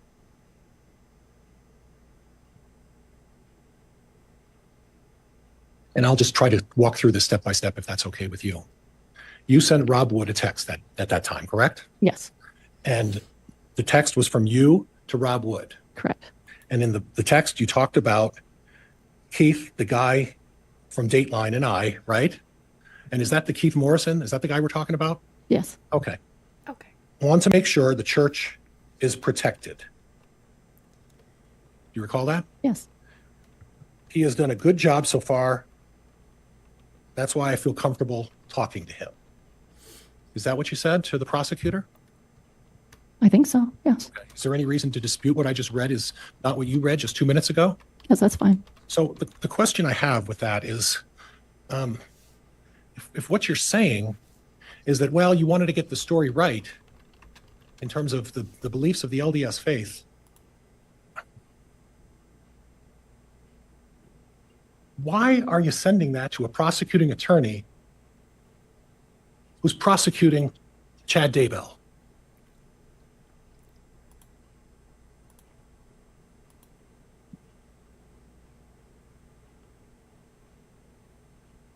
Are you finished? I am finished. I'm waiting for an answer.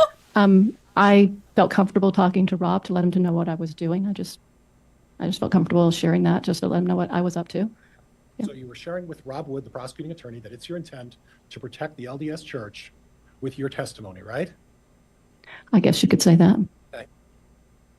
That wasn't the whole point of the interview, but I understand that. Yeah. The point of this text was that, right? I guess so. Right. And the 340 other texts between May 6th of 2020 and November 4th of 2020, were those just to say hi? No. Okay. So in other words, what was happening here is that there was at least some sort of a relationship built between you and this prosecutor about how and when and where you were going to testify about things in this case. Is that right?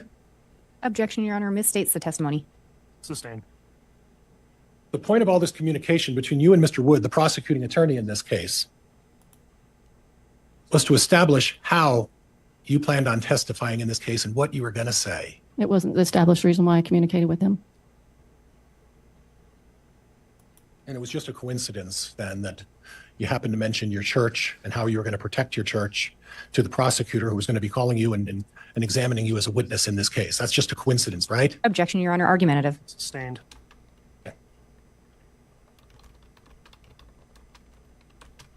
Judge, I'm going to need to move for admission of Exhibits 6 and 7.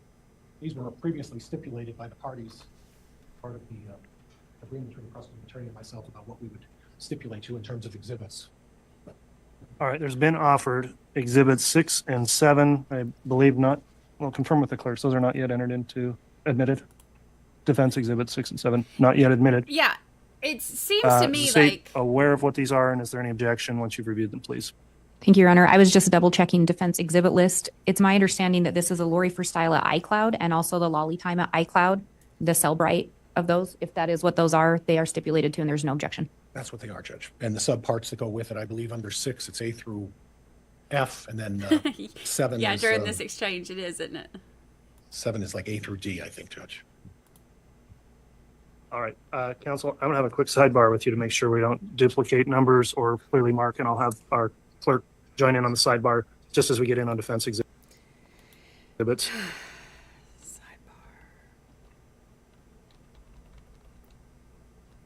We're almost live.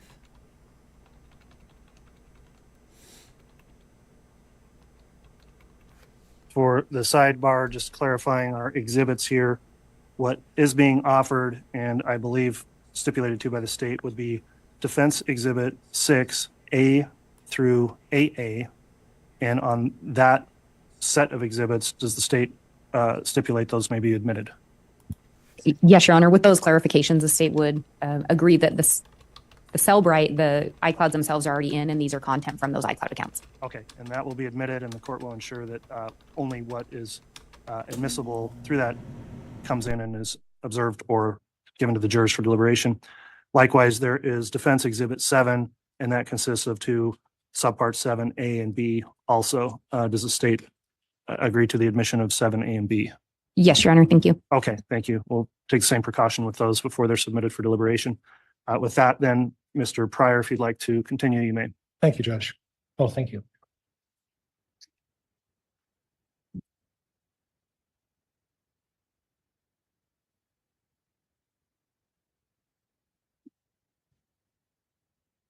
Now, what I want to do next is go through a little bit of a timeline if we could, okay?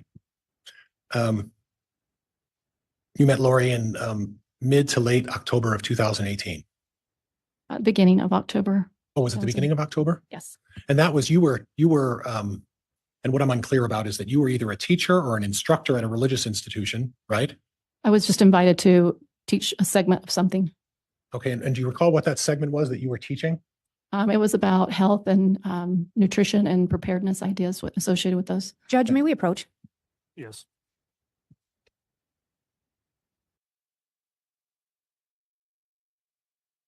And when she was moving around, I would say Once you're ready, cautious on that. Something that may have had information that was inadvertently.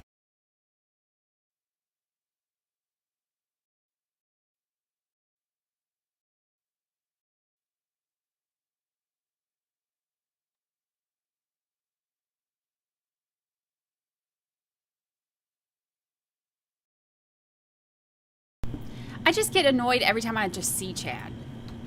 I just like hope the Right, legs Counsel, on his we're chair continuing. break or something.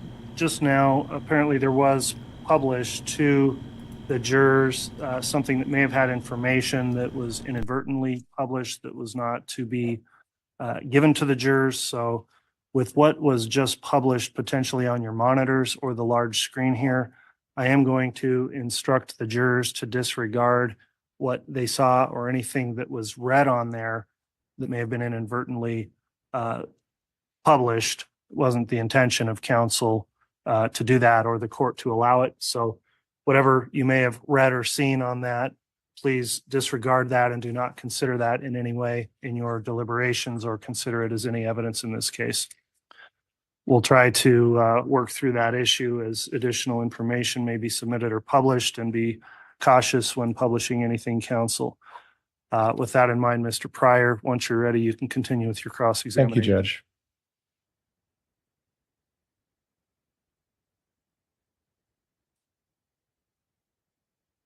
So October of 2018, at some point, and you're saying, I think I said mid, but you're saying early of 2018, you met Lori Vallow. Correct. And from previous testimony, you discussed statements you made that you would talk to her almost regularly. Correct. Now, today, you talked about the fact that you spoke with her almost regularly up until January of 2019. Is that correct? Yeah. Like more of like a daily occurrence until, I'm not sure exactly when it started changing, but okay, I would say somewhere between January and February. And then she started what you described as moving around a little bit. Correct. Okay. And when she was moving around, let's talk a little bit about that. When she was with you, she was in Arizona. When she was with me, when I met her, when you first met her in October, that was somewhere Correct. in Arizona, right? Right. And she was there. You folks were there at the same vicinity up until the first part of January. Is that fair? I believe so. Okay. Yeah. And then did she move somewhere around the 1st of January? So I remember she had the first house. It was either Chandler Gilbert. I get confused. Okay. They're right beside each other. And then she moved to another house, maybe within less than half an hour away from there. Okay. And during that time, you weren't seeing each other every day then at that point, correct? When she moved to the second house? Yes. I don't know. We saw each other often. I don't know how at that point. I don't remember. Okay. You don't remember. Okay. And then at that point, after that second house, then where did she go? She went to Hawaii. And that was around February 1st, right? It was in February. I don't recall when she actually flew out there. So if I were to represent to you that around February 1st to the end of March, Lori Vallow was living in Hawaii, is that something that you would have any reason to disagree with? It could be true. Okay, thank you. Thank you. And then when she's living in Hawaii from February 1st of 2019 till the end of March, how often did you see each other in person? Oh, just once. Okay. Saw each other once. Tylee was out there at one point as well, right? Prior to me coming, yes. Okay. And please excuse me, but your relationship with Tylee would be described as not the best. Would that be fair? I would just say no relationship. Okay. And that's what you've previously said. There just wasn't any relationship, right? That's right. You folks didn't particularly care to be around each other. That's not true. It just didn't. Okay. Just no relationship. Right. So when you testify that you met her a couple of times, I think is what you said earlier today. Is that right? A few times I've been around her. Okay. It wasn't of anything of any substance, correct? Correct. So anything she would have said or not said to you, it wasn't anything of any significance, correct? She wasn't talking to me. Okay. Okay. That's no relationship. I agree with Objection, Your Honor. Strike the narrative. Sustained. that. Well, during that February 1st to the end of March, how often would you talk to Lori on the phone? I am not sure. Okay. You don't remember. I don't remember. You would have remembered if it was every single day, right? It's been too long for me to recall that. Okay. Okay. And would you agree with me that your memory would have been better closer to the incident than it would be at this much time later, right? I believe so. And you would agree with me that if you were to give any kind of a statement close in time to when these events took place, they would have been more accurate than statements that maybe you're making today. Maybe a little bit more. Okay. Well, you acknowledged to me that you have difficulty getting facts straight and information straight. Objection, Your Honor. Misstates the testimony and it's a narrative. Move to Sustained. strike. Sustained and strike that. Okay. You testified earlier that you sometimes don't remember things correctly. That's right. Okay. Is it possible today that you're suffering from that today as part of your testimony? I think it's a general forgetting because when you go have a relationship with somebody, you don't remember every detail of it. I think it's a normal forgetting. But you were pretty detailed in your testimony today, specific about a lot of things. Objection, Your Honor. Move to strike. There's no question. There is a question Well coming. sustained. It wasn't a question, Mr. Pryor. It's just a statement. It's Isn't it- argumentative. Go ahead with a question, please. Oh my gosh. So what you're telling me is that your testimony today is based on, to the best of your recollection, what you remember happened back several years ago, right? Yes. And that today you're not influenced by your difficulty remembering things sometimes today, right? Just for today. Well, the same. Objection, Your Honor. Argumentative. Sustained. That's incredibly argumentative. another And question, she please, has Mr. said Pryor. multiple You're not things suffering that she doesn't with remember. through your testimony today of the issue we talked about you being somewhat forgetful, right? It's a hard way to answer that question because of the things that we're talking about today, I've shared so often that those are the things that I remember. Okay. Okay. And we're going to get to that a little bit about some of the things. Now, after the end of March, then where did Lori go? I know she at one point was with Alex, and I can't recall exactly when that was, but it was prior to her going to Texas. Was with Alex somewhere. Yeah, she went to Alex's house, Where did Alex live? in his house. What town? It's either Queen Creek or Santan, Arizona. That's in Arizona. And then at some point she went to Texas. Is that what you were saying? I just remembered she went to another, let's see. She had another house she went to. I'm just trying to remember where that fit in. Okay. But in any event, she was moving around quite a bit. Yeah.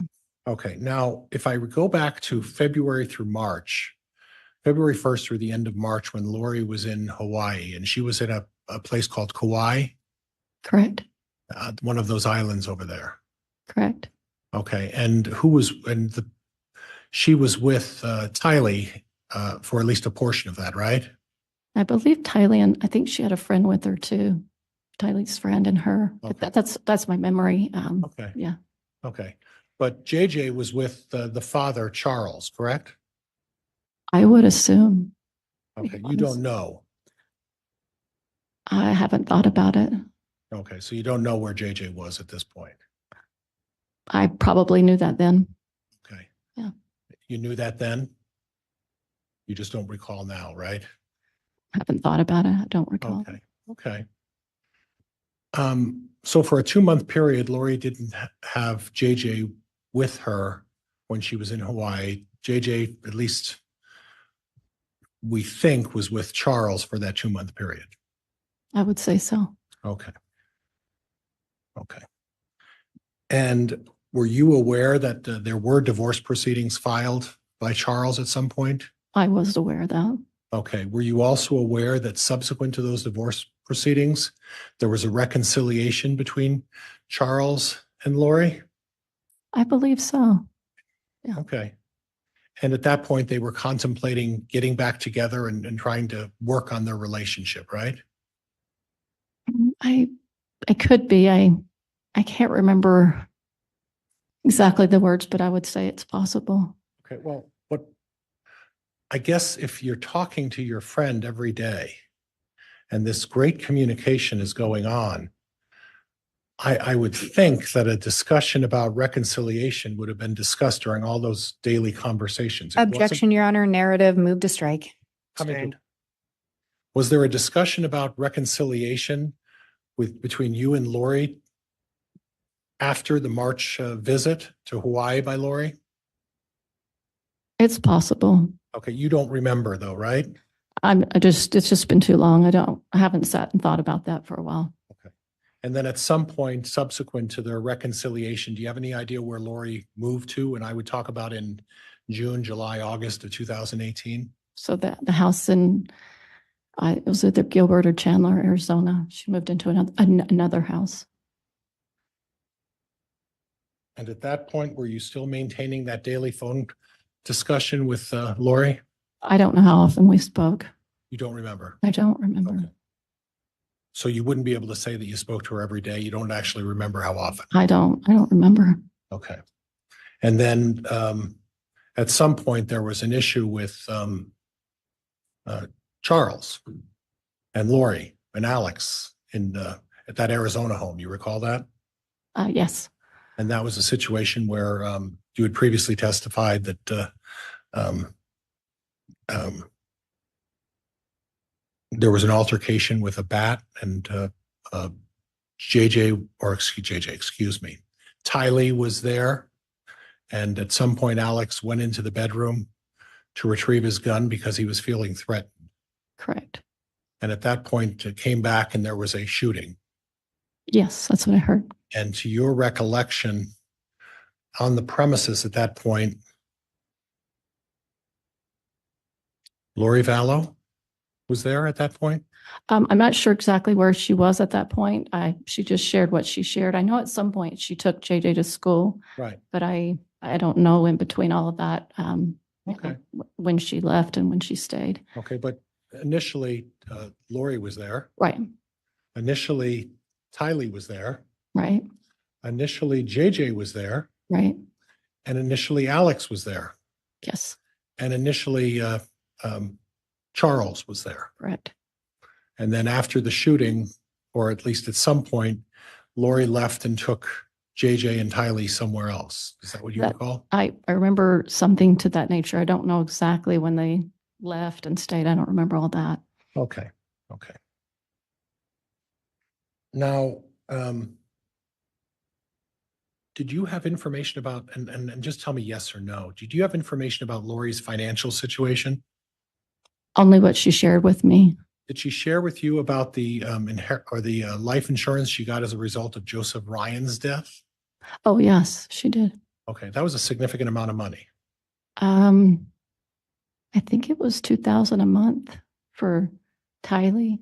Well, I'm talking about life insurance. Oh, seemed like it was about $20,000 if I remember. Is it possible you're confusing what Alex took to Idaho and what Lori got? I have no idea what he took to Idaho or if he even did that. That's not my knowledge. And you didn't have regular communication with Alex Cox. Is that what you're telling me? Right. Okay. And when I say you didn't have regular communication from October of 2018 until January of 2020, how often would you say you've actually spoke with Alex Cox? Oh, I couldn't recall. And Judge, I'm looking at 215. I'm inquiring of the court as to whether or not you want to take a short. I've got a bit to go, Judge. I understand. Let me have a quick sidebar with counsel.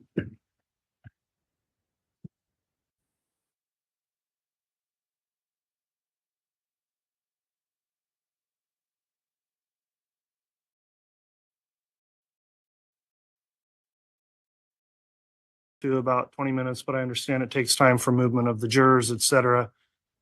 We'll come back on then, and we're going to try to wrap up with evidence today at 3:15 instead of 3:30. So with that in mind, if we can try to abbreviate the break, we'll do that now.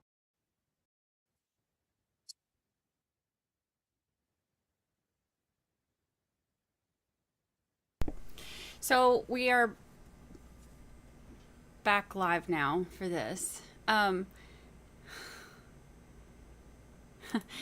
Pantiflay says it irks me how Pryor plays dumb. Not even the jury is buying his covert, humble condescension now. So stop the show. He does it in a, like, that's one of those things that, All right, folks, we'll see you in 20 minutes. That, 15 by the time we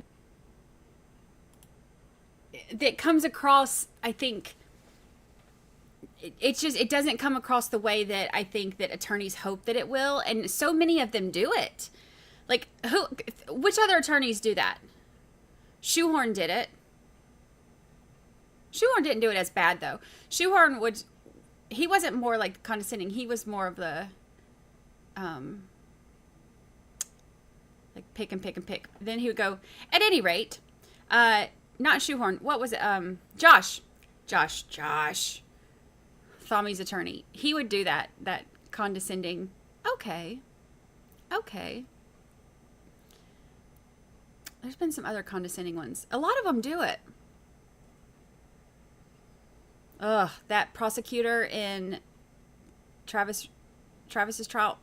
That one did it.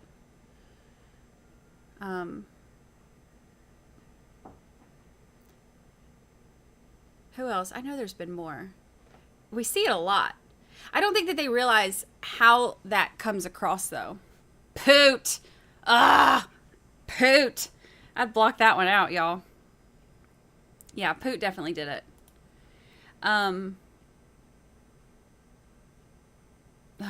Poot. Lord of mercy. I hope he's not going to be at CrimeCon this time. Although, that picture that I took,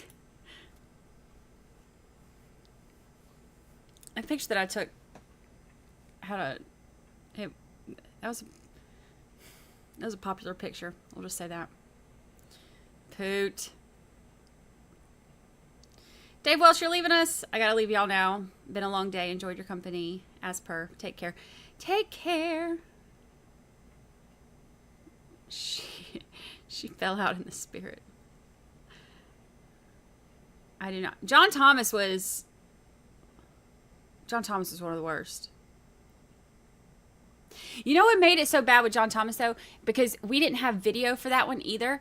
So all we had was that voice. So then it's like, you notice things a lot more when you don't have as many visual cues. So, like, your auditory senses are heightened when you don't have the visual senses clouding them.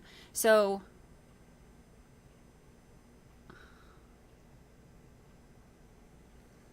it was like high alert for all of us with John Thomas.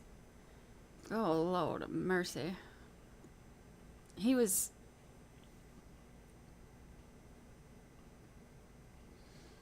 Bless it. Bless it. Michelle's attorney. Yeah. Look,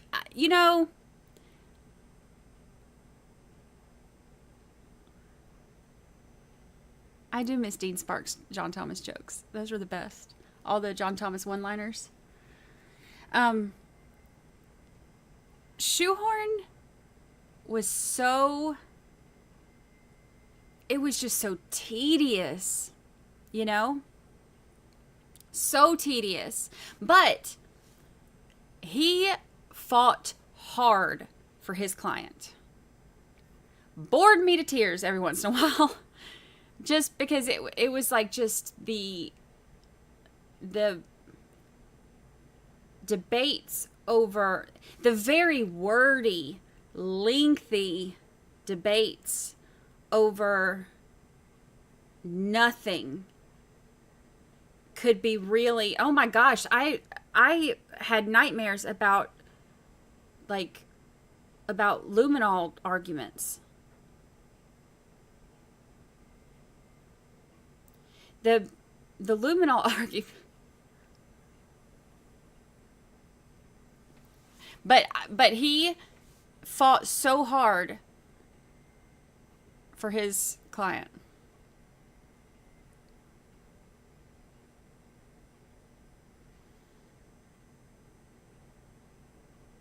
I mean, she's still in her forever home, but he did fight hard. I miss Brady saying, sit down. Sit down, John Thomas. Sit down. Obnoxiousness from the shoe. Oh, Lord of mercy. He fought hard for him, though.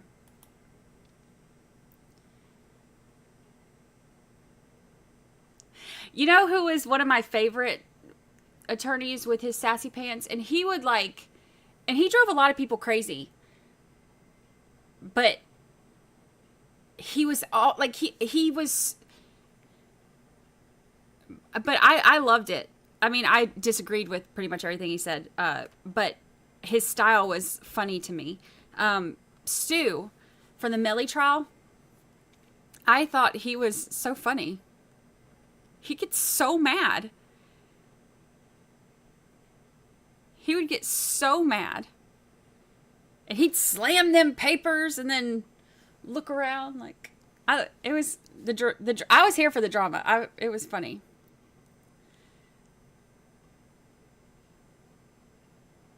Of course, I thought the other attorney, the one who's no longer there, David, what was his, Dave? Oh gosh, my memory today. David, what was his name? I thought he was a fantastic attorney. I can't believe he's not there anymore.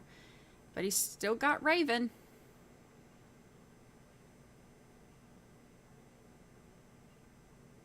For whatever reason. I was not a Raven fan. And not being a Raven fan didn't even have anything to do with her tone or anything. That one was just, she didn't do much, in terms of, different attorneys will take on different witnesses, and she didn't have many of them. And then when she did, I'll never forget that cross-examination that she did on the phone pings, and she kept getting all the information wrong, and he kept trying to tell her, no, that's not right. It drove me nuts. That is still ongoing, and I've been watching. Marissa Alter has been doing updates on it. I've been trying to watch it. Erica, did y'all see our very own Detective Dino Kelly on Oxygen's Sin City Murders? He was on Sin City Murders this week, and he's going to be on there next week. Our very own Detective Dean. He's going to be on there next week, too. So if y'all haven't watched that.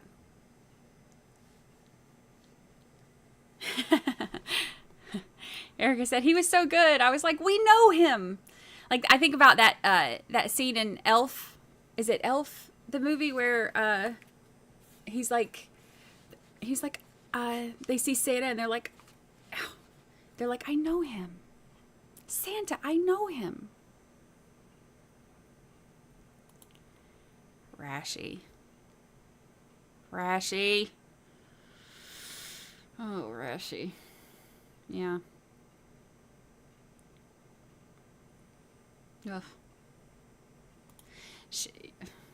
That was one of the things that made a lot of people angry.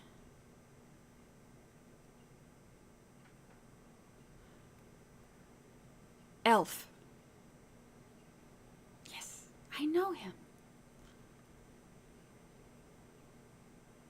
When we were live that day and I was like pulling up her stuff, like,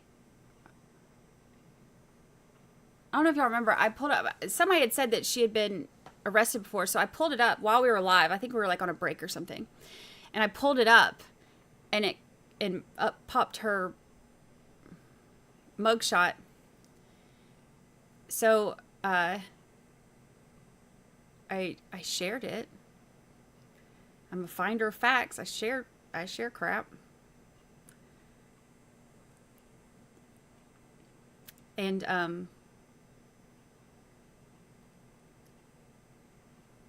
and that, like, I don't know, a bunch of people shared it. It became a big thing. Sin City Murders is aired on Oxygen Network.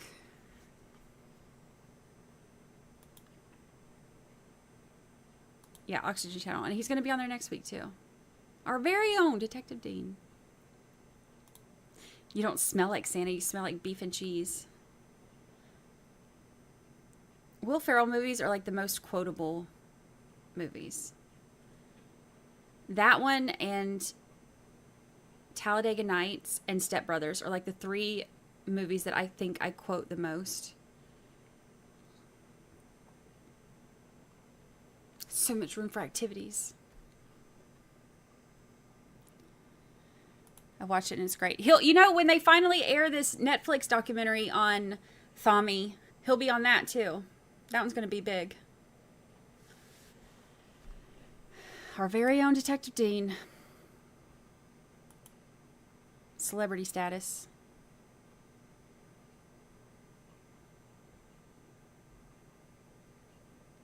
Yeah, it's like a Crime All the Time channel. They have at CrimeCon, they have a huge thing in the middle. Or they did last time. I'm assuming they'll probably do it again this time. But they have like a huge, Oxygen has like a huge setup like in the middle with a whole bunch of stuff.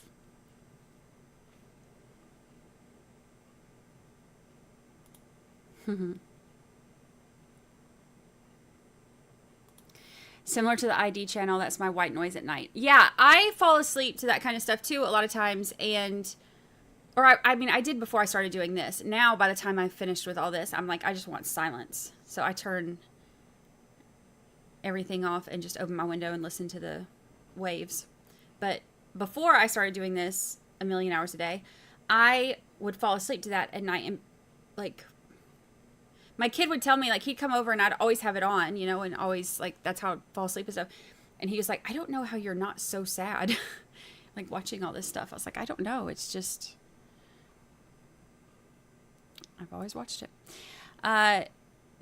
Jiggly Jules, happy 6-month anniversary. 6-month anniversary.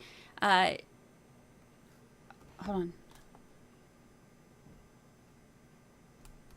Oh, I thought I made my buttons work, but they're not working. It's my favorite. Dear Lord, Baby Jesus is my favorite movie. Yeah, I've quoted that a lot too. Like, oh, Dear Lord, Baby Jesus, little 6-pound, 8-ounce, whatever it is. Baby Jesus, yeah, that's funny.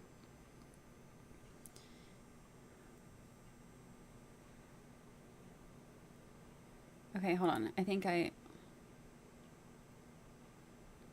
look, I'm pressing buttons again.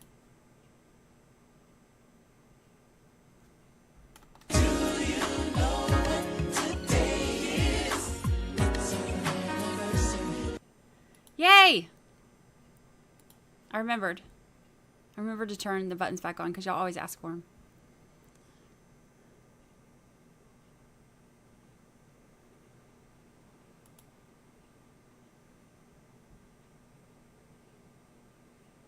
Oh, Oxygen Channel is also available over the air if you have an antenna. Oh, interesting. I didn't know that.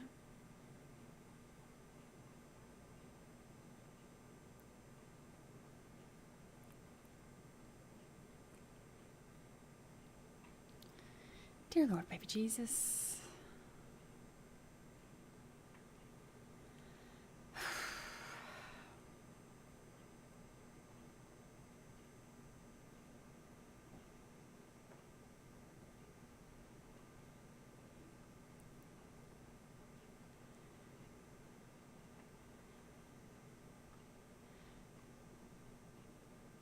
Somebody's defense attorney have nothing to work with, so maybe they turn on more of the annoying parts. I really do think that there are some of them that really just don't have. I mean, think about some of the ones we watched. Think about like Shabusiness. He had nothing to work with, and we all felt so bad for him. We were like he just got up there and just did what he could. You know, I felt bad for some of them.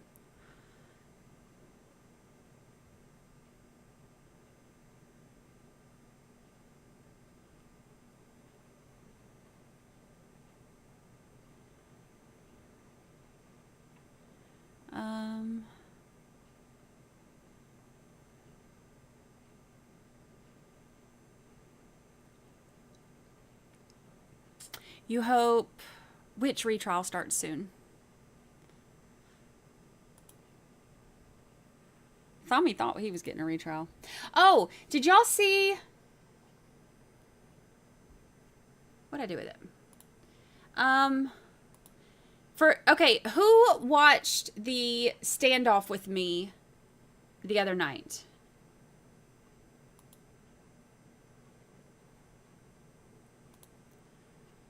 Let me find.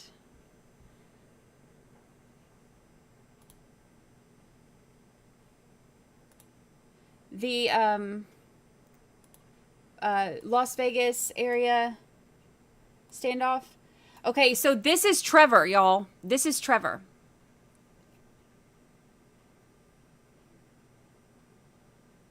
This is the one. 36 hour standoff. And this is him. This is him. Let's see.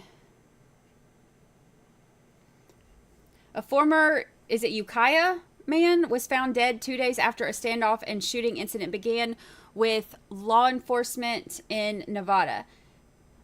According to the City of Henderson Police Department in Henderson, Nevada, around 11:20 a.m., April 12th, the Criminal Apprehension Team for Major Violators Unit responded to the 200 block of... So this fills in some of our questions, but listen, this gets crazy, y'all. And I've had so many people ask about it, so I'll do like a short video just like on this, just like a little 2-minute thing to release because people have been asking me, and not everybody watches the long lives, so I will, but just listen to this.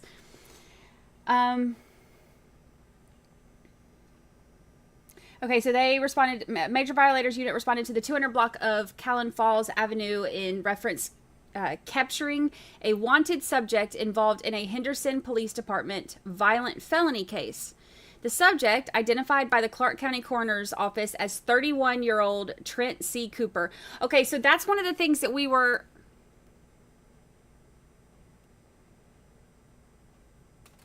Trent.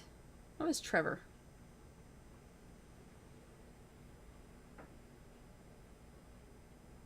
It is Trevor. Okay, well, they said... I don't know where Trent came from. Okay. 31-year-old Trent C. Cooper. It's Trevor. Like, they got his name wrong?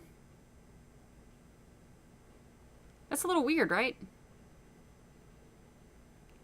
I mean, it's right in the other parts. Okay, anyway.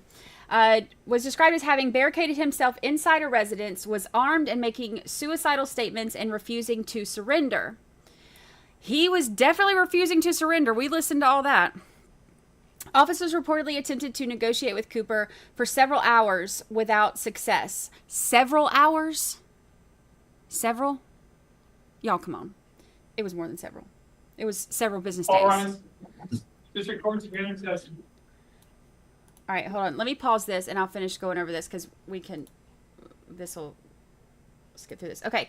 Around 8:45 the next morning. Oh, wait, hold on. Several hours without success. Okay, during the negotiations, the suspect discharged several rounds inside the residence. Around 8:45 a.m. the next morning, Henderson Police Department reports that a SWAT team made entry into the residence where the suspect discharged multiple rounds. So remember, we saw the SWAT go in multiple times, and they were sending the robots in. They sent the drones in. He shot at some of the drones. He had the one drone that he like threw stuff, like or it was on the bed first, I think, and he flipped it over. And then they had him like throw a blanket, or they said it was a blanket or a mattress. I don't know how you could confuse them, but whatever. Threw one of them, and it, like covered the drone and stuff. He was shooting at some of the drones. He threw one of them down the steps. This was a whole situation. So, SWAT team made entry into the residence where the suspect discharged multiple rounds. One officer returned fire toward the suspect, and all officers exited back out of the residence. The suspect was not struck by this gunfire, and no officers were injured during this encounter. They reported negotiations were continued for several more hours, and then around 12:45 a.m., April 14th, officers located the suspect deceased.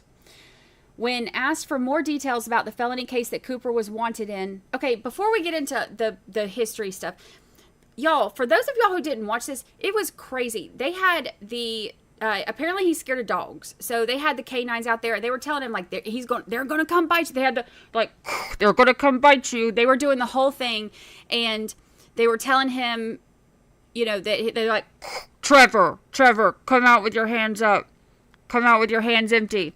He wouldn't. Then they were like telling them, okay, well, he's scared of the dogs. So they said, get the dog on like the recording or whatever, because you can record the thing on the bullhorn, and then have the recording play like over and over to like get him to come out. But of course he's heavily armed. So we're like, don't send in the dogs, because we don't want him to get scared and shoot the dogs, But they sent in the robots, they sent in the drones. They went in multiple times to try to clear everything out. It was crazy. I was sitting here working on other stuff. Like, I was working on Karen Reed stuff. And it was still daylight when I started the stream in there. I mean, it's 2 hours ahead of time there. But it was still daylight when I started it. And I was listening to it on the scanner. And then I had found Las Vegas Live News had somebody who had made his way somehow inside this gated community and was recording it and streaming it. So I was like, all right, cool. So I was like, I'll watch it. So I'm sitting there watching it. I hear them say on the scanner that they're about to do the flashbangs. And I was like, this is pretty nuts. So I was like, I need a Karen Reed break anyway. It was the day that we had it was the day of the hearings. The last hearing on Friday. So all this, everything's crazy anyway. Like, it was like whack-a-troll, nonstop. I was like, I could go live and just watch some of this, because they're about to do the flashbangs. So I was like, I could just watch some of this, it'll probably be like maybe an hour. And then me and, a couple hundred of my best friends will, just watch this together and listen to it. So I went live thinking that. Like, what I streamed for like 7 hours, and finally I was like, y'all, I gotta go to bed. Like, I sat here and ate a Hot Pocket and everything, like, waiting. It was so long, like two something in the morning, I think, by the time we finished. And the whole time they were, oh yes, I jumped at the flashbangs. I ducked. Somebody was like, why are you ducking? Like, what are you? And I was like, I don't know. Like, ducking from the flashbangs. It was crazy. But you could hear them going, Trevor, come out with your hands up. And it was crazy. Oh yeah, they were talking about, I was hungry, y'all. I had been working all day. And so they start talking about food, and like, somebody on the scene got Chick-fil-A. So then we're like, every car that, we hear, they're like, oh my gosh, it's DoorDash is coming with their Chick-fil-A. Parts of it were just like long and drawn out, and then parts of it were like, oh my gosh, like you're watching like this, not knowing what's going to happen. So we had a lot of questions, of course, because you couldn't find anything on the news about it. Nothing. So it was crazy. We didn't know anything that was going on. And and all we really knew is what they were saying on the thing about how, you know, they had been trying to negotiate with him. It wasn't working. He did not want to come out, and he had asked them, he had told them, they said on the scanner, he said something to them about how he wanted to die by police shooting him, like what is it, code 405 or whatever it is. So he had even asked them, okay, if I come out and point a gun at y'all, will you shoot me? Like trying to, you know, it was crazy. They had put in a bunch of the tear gas things in the windows and stuff. All the windows at this point are busted out. They've gone through one by one, busting them out. They had like this long pole thing that had like, it looked like cardboard or something, like duct tape to it. And somebody said that's like when you throw it in the top windows, it's like to cover the window so he can't throw it back out. So they're trying to figure out why there's all this tear gas. There's so much tear gas that they have put in there at this time that the people outside are getting affected by it, and he's still in there like chilling. So everybody's like, and he's still alive at this point because he's still talking to the negotiator and stuff on the TV, not on the TV, on the phone. So he is, apparently they find out from his roommate that he had a gas mask, and they cut the power, they cut the water, they did all this stuff. And so then he had like he had night vision goggles too, we found out. I don't know what, I mean, this dude was like Liam Neeson up in this house. And how do you even respond to that?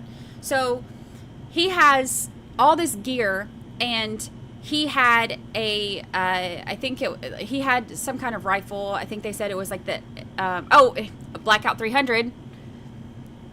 Murdoch flashbacks during that. He had Blackout 300, they said, and rifle like with the flashlight on it and stuff. And he was, you know, walking through there, shooting the drones and stuff. It was crazy. When they had the negotiator talking to him, at one point he didn't want to talk to that negotiator anymore. He wanted to talk to a female. So I was like, put me in, coach. Like I can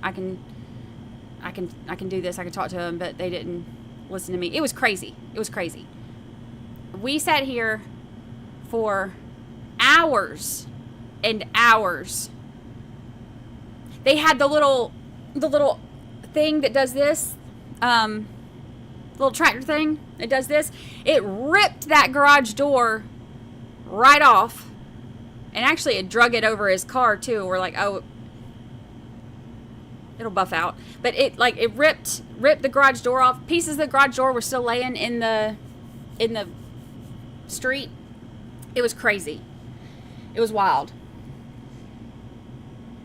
And then they finally swapped, the Las Vegas Metro SWAT came to take over.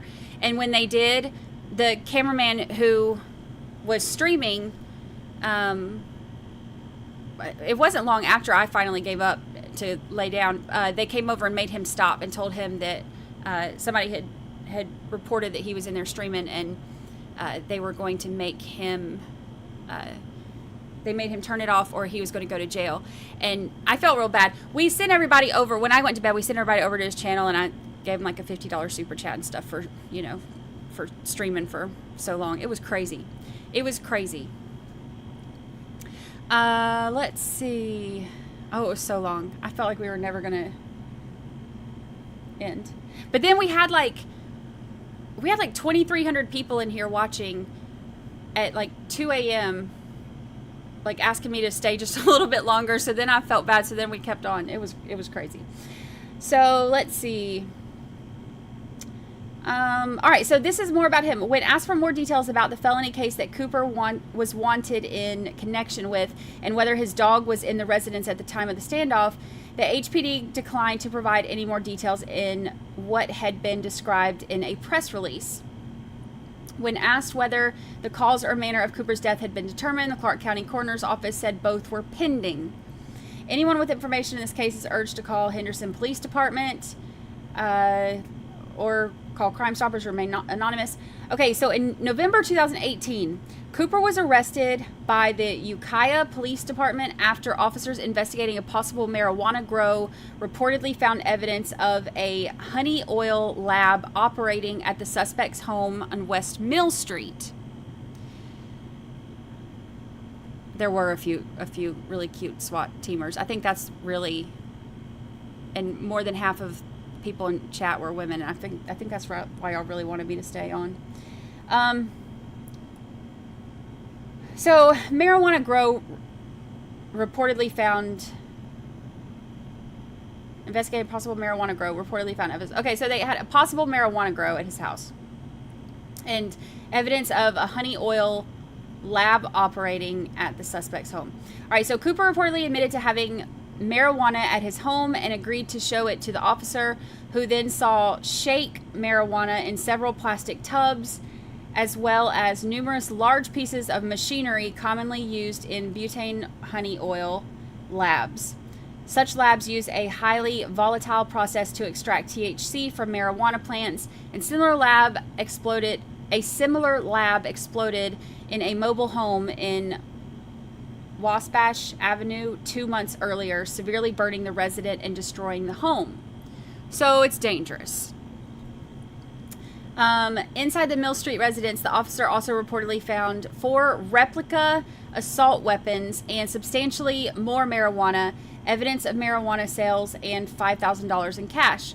Cooper was arrested on suspicion of manufacturing a controlled substance, processing marijuana for sale, and violating his probation, and booked into Mendocino County Jail under $55,000 bail. So in 2017, Cooper was reported missing to the Mendocino County Sheriff's Office. Then 2 days later, reportedly walked into Howard Memorial Hospital at 4 a.m. with minor injuries.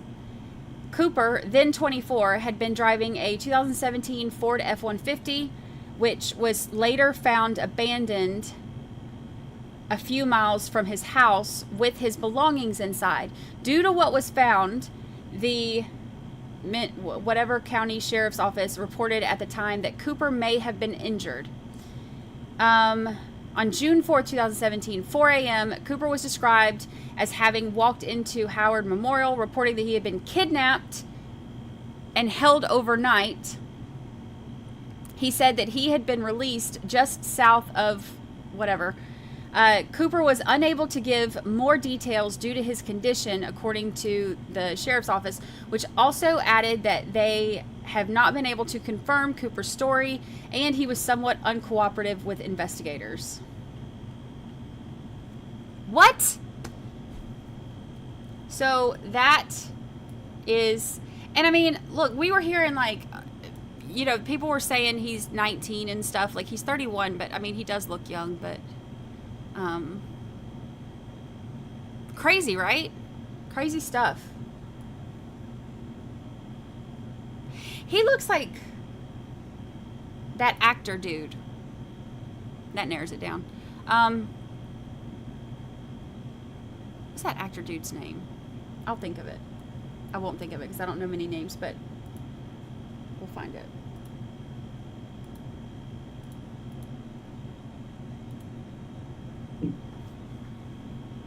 Thank you. Please be seated. He does look young. He looks real young. And, Your Honor, I apologize to do this, but before we bring the jury in, could counsel approach briefly? Yes. What was crazy, too, like, he had, like, there were, like, when we started the stream, they said there were, like, 50 people out there or something, like, the people that couldn't go home, you know? And there was somebody in here who, his aunt lives in the neighborhood. He was like, yeah, that's my aunt's house right there. And his aunt made it home, you know, safely. But we had some people who were like a lot of people that were in the area that were local looking for it, and nobody was reporting on it. So they're like trying to find out on the news what's going on, and there's no news about it. There's like one little thing that said there's a standoff. Well, yeah, no crap. Oh, it's pronounced Mendocino. Look, I just need all y'all to know that I'm going to be pronouncing all y'all stuff Woosta. Okay, we're back on the record as we want to put about exhibits in this case. The court noticed that several of the state's marked proposed exhibits had reference as sort of Bates numbers or other markings on some of those exhibits that referenced the term Vallow/Daybell. The court raised a concern sua sponte about a possible appearance of the fact that in Lori Vallow's case, the trial's already concluded and she was convicted. I didn't want reference necessarily expressly on all the exhibits to that. Yeah, for those who didn't see the ending, they tore down the house. I posted, hold on, where's my tweeter? My tweeter. Twitter.com. Hold on, let me show you.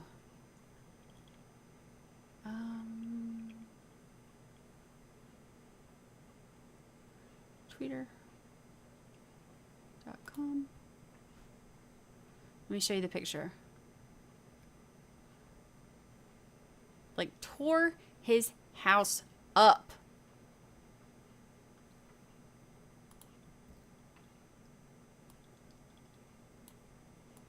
Look.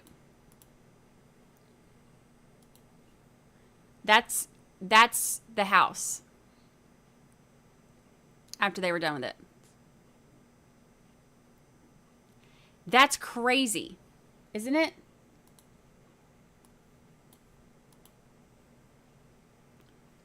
Bet the neighbors are pissed. At trial, as some of the jurors may or may not know about that, depending on what they revealed in voir dire. And so the state has thereafter, I think maybe one came in with a reference to Vallow on a Bates stamp. The state's been redacting those references as it relates to referencing Vallow.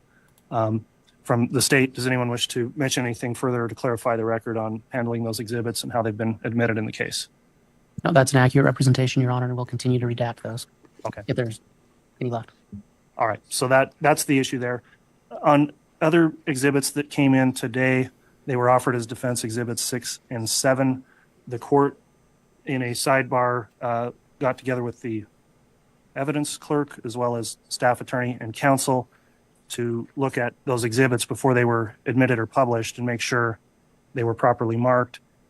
It was pointed out that many or most of those exhibits contained improper dialogue, written expressions on them or labels that would not be admissible, descriptions, for example, that were argumentative. And so while the court is permitting the defense to go forward and those exhibits have been admitted, the court is going to ensure that before they're published, they will have those references removed, and we won't give those to the jurors for deliberation or publish them unless those references are not included in the actual exhibits.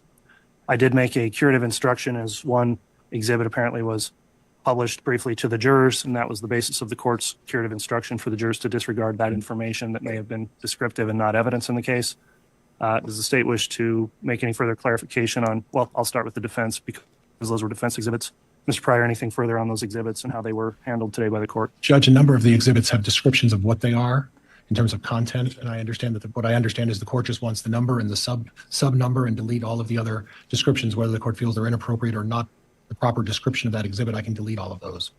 Okay, and I do wish those to be not included. Okay. Anything further on that issue from the state? Your Honor, with regard to that issue, I think the state just wants to clarify that the exhibit that was inadvertently shown is actually, to the state's knowledge, not an exhibit. It's not a stipulated to document. We had been talking about specific items that had been pulled from the Cellbrite or the iCloud accounts. The document that was published to the jury was not that. It actually made reference to grand jury proceedings, a preliminary hearing, and Lori Vallow's trial. And then I think it had something marking inconsistent statements, and that was published to the jury. The state does have concerns about that. I recognize the court did give a curative instruction. I think at the outset of this trial, the court gave an instruction to the jurors they were not supposed to consider Ms. Vallow, whether she had a trial or what any outcome was of any proceedings, and they weren't supposed to speculate. So I think that has now been published to them. I recognize the court has given that curative instruction. It also came to the court's attention that maybe there was a comment made sometime around that same time from counsel to the bailiffs about not touching his computer. So I think We just wanted to make a record of that. But we do recognize the court has given that instruction. But for purposes of appellate reasons, we wanted to make sure that we had a clear record. And Judge, in response, I don't know that there's anything appropriate for me to direct a bailiff not to touch my computer when I'm stepping away from the podium. In regards to the other things, Judge, somehow those statements may have inadvertently been exposed by way of I should have probably removed the HDMI cord, and I think they were reflecting some of my notes, so I can relay that, but there was no intent to publish that to the jury. Okay, well, on the second to last point there, well, on your final point, Mr. Pryor, and what the state's argued, what was published, okay, I'll clarify, was not an exhibit, was not evidence. The court did give a curative instruction. It was inadvertently published by the defendant in this case.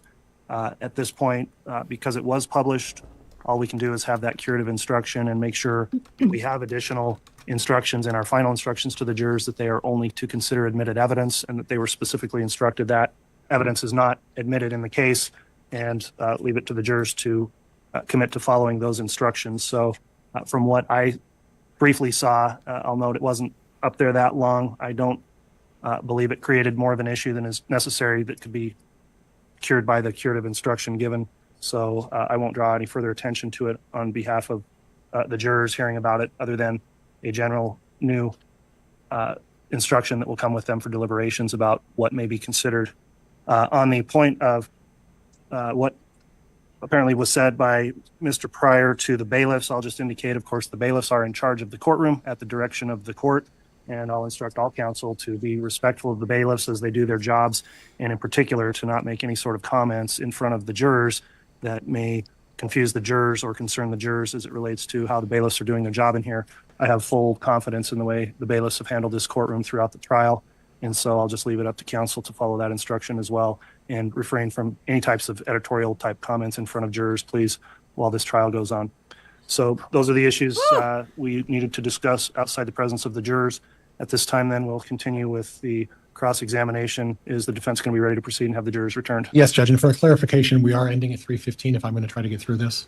We are going to end at 3:15 today because we've got another hearing at 3:30. Okay. Okay, how long will that take? What time is it there? They're an hour. That means they're ending in 15 minutes.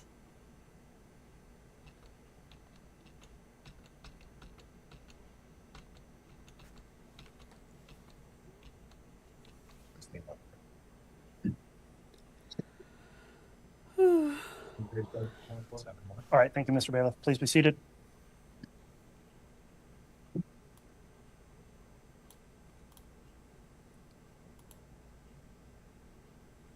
All right, Ms. Gibbs is still under oath. Mr. Pryor is conducting cross-examination. As I mentioned, we'll go for another 25 minutes here till 3:15 and conclude, since the court's going to have another hearing outside the presence of the jurors later today. Judge, the technical issues are resolved? Yes. Okay. Speaking of Trevor Cooper, she just tagged me. We can watch this, and then when we're done, she just tagged me. There's a new update. You can proceed. As of today. This afternoon.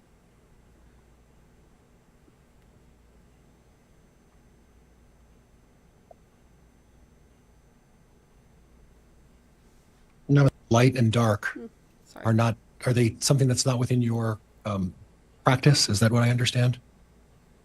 Not the way that they described light and darkness in my beliefs as a member of the church. I would just talk about light being the light of Christ. Okay. So in other words, identifying someone as light or dark would not be something that you would do? No. Okay. And discussing the issue of portals, there was some discussion with the prosecuting attorney about portals. And please bear with me. A portal is what exactly? It was made known to me by Lori that portals are something they created by saying some type of prayer, I think, and creating a place where they could communicate spiritually to each other. Okay. And that's not something that you would practice as well? No. Okay. Okay. I noticed that a lot of your testimony when you were talking about zombies and talking about information about various levels of light and dark. 8 to 10 weeks. And frankly, most of the subject was information that was conveyed to you by Lori. Would that be fair? Yes. You didn't talk to Chad very often, did you? No.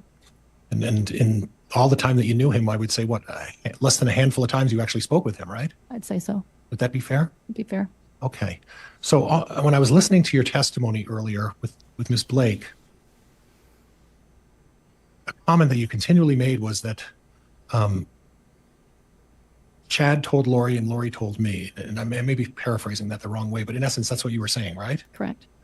So I guess what I'm asking is you're relying on what Lori Vallow is telling you, and you don't really know whether what she's telling you is the truth or not, do you? I would say I wouldn't know 100% sure, no. Okay. Because Lori has lied to you before, Yes. and she's been untruthful to you about other things, correct? Yes. I mean, you talked a little bit about the whereabouts of JJ, and in your view, she lied to you about that, right? That's right. Okay.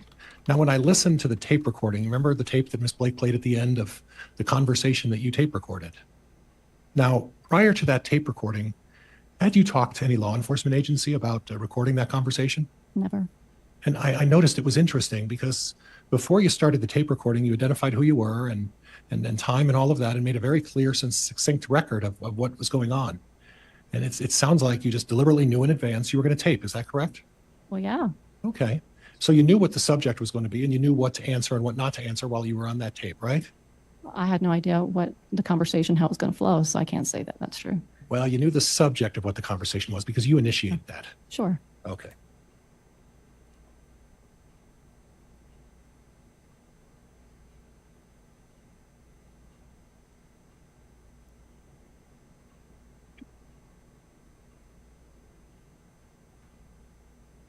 And when I listen to the tape, and if we have to listen to it again, we can. But when I listen to the tape, it sounds like Lori's responses were in the singular. And what I mean by that, as an example, I had to move her to somewhere else, talking about Tylee. It wasn't they had to move her, it was I had to move her. Do you recall that? I believe so.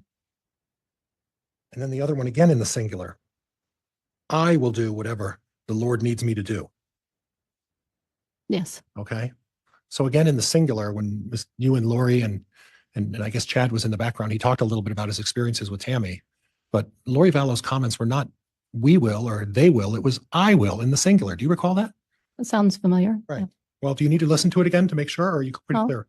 Oh, okay. And then when you talk to Lori about Alex, about saying the things that Alex did about, you don't want to know. Okay. She said again in the singular, I don't know why he would say that. Not we don't know why he would say that. It's I don't know why he would say that. Right? Right. Okay. Now, initially when the investigation started over the disappearance of JJ, and that was close to Thanksgiving time, correct? Between October and November, yeah. Well, the end of November when the police showed up, right? Yeah. You remember that, right? We do. Okay, so you do have a recollection of about that when this took place, right? Okay. Basically, you received a call from the police, correct? Correct. And initially, it wasn't that you kind of lied. You lied to the police officers. Remember that? Yeah, Melissa. So when you said you kind of maybe weren't truthful in the beginning, no, you lied to the police. Sure. Correct? Sure. Okay. And then after you told the police a lie about having JJ with you, correct? You then, after some more prompting from the police, you sort of cleared that up, right? Objection, Your Honor, misstates the prior testimony. Sustained. Okay, so how did that play out then after you initially lied to the police? How did it play out that you then corrected yourself with law enforcement after your initial lie? I went to see them personally and talked to them about everything I knew. Okay. And that's when you realized that, oh, well, my lie to them isn't going to hold up. I better sort of tell them something else, right? Objection, Your Honor, argumentative and mischaracterizes the prior testimony. Sustained. So the purpose of going back to the police was to clear up your initial lie, correct? No. Oh, it wasn't? No. Well, the purpose of going back to the police was to tell them what you felt they needed to hear, right? I felt an obligation to share everything I knew with them. Okay. And I guess that obligation wasn't so strong when you initially told the police the lie that you had JJ, right? It was a conflict within me. Okay. And that conflict within you said, it's more important that I lie for Lori Vallow in it as I tell the police the truth, right? Objection, Your Honor. Argumentative and misstates the prior testimony. That is overruled. You can So- answer. Hold on, there wasn't an answer. Sorry, Judge. Sorry. You need me to have her recite the question again? Mrs. Clerk, could you state the question for me, please?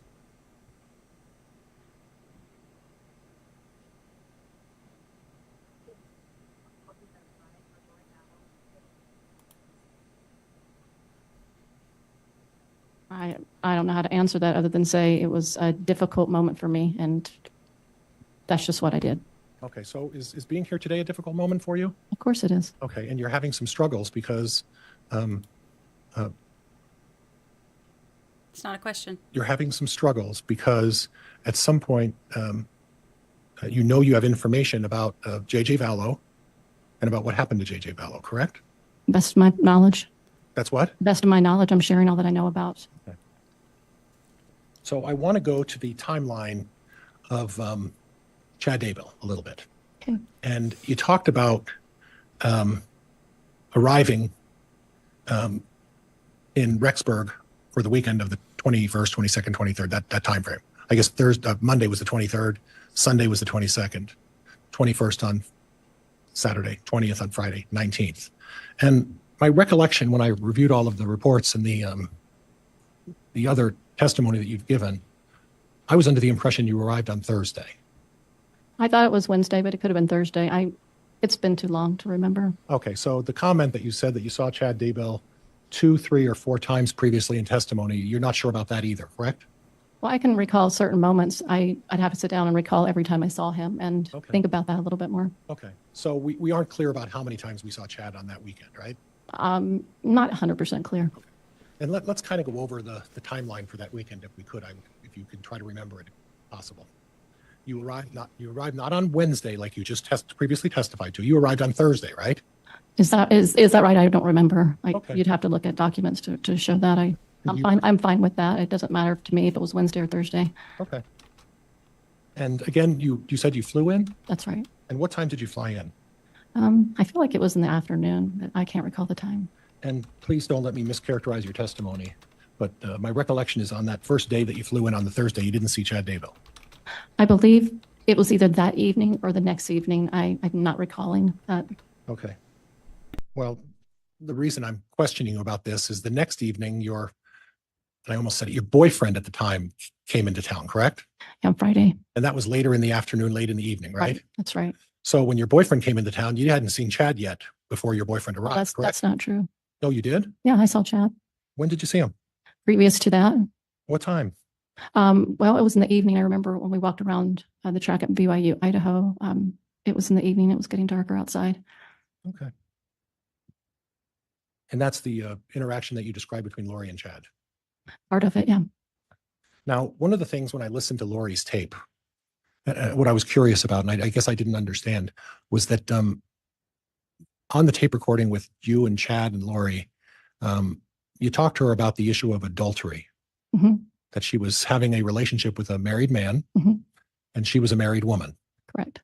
Okay, and that is what was the phrase you used to describe what that is?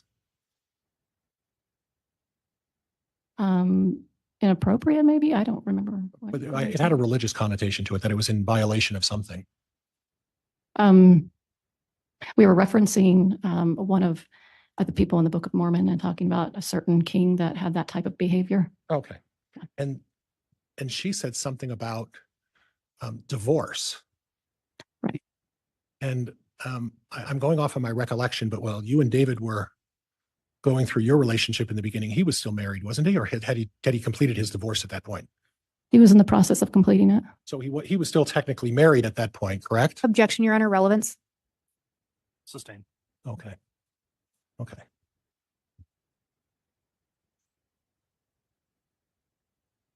So then David arrived on Friday. Yes. Did you see Chad at all on Friday? I can't remember if I saw him Friday. Okay. And then you were there for, I don't remember the name of the firm. Was that the name of the conference? Trying to remember if that was Firm Foundation, maybe. Okay. Was that, well, I'm at, I think that's the one. I think we're both struggling to find out which one that Yeah. was. Yeah. I think that's what they referenced. It's my memory. Okay. Firm Foundation. What is Firm Foundation?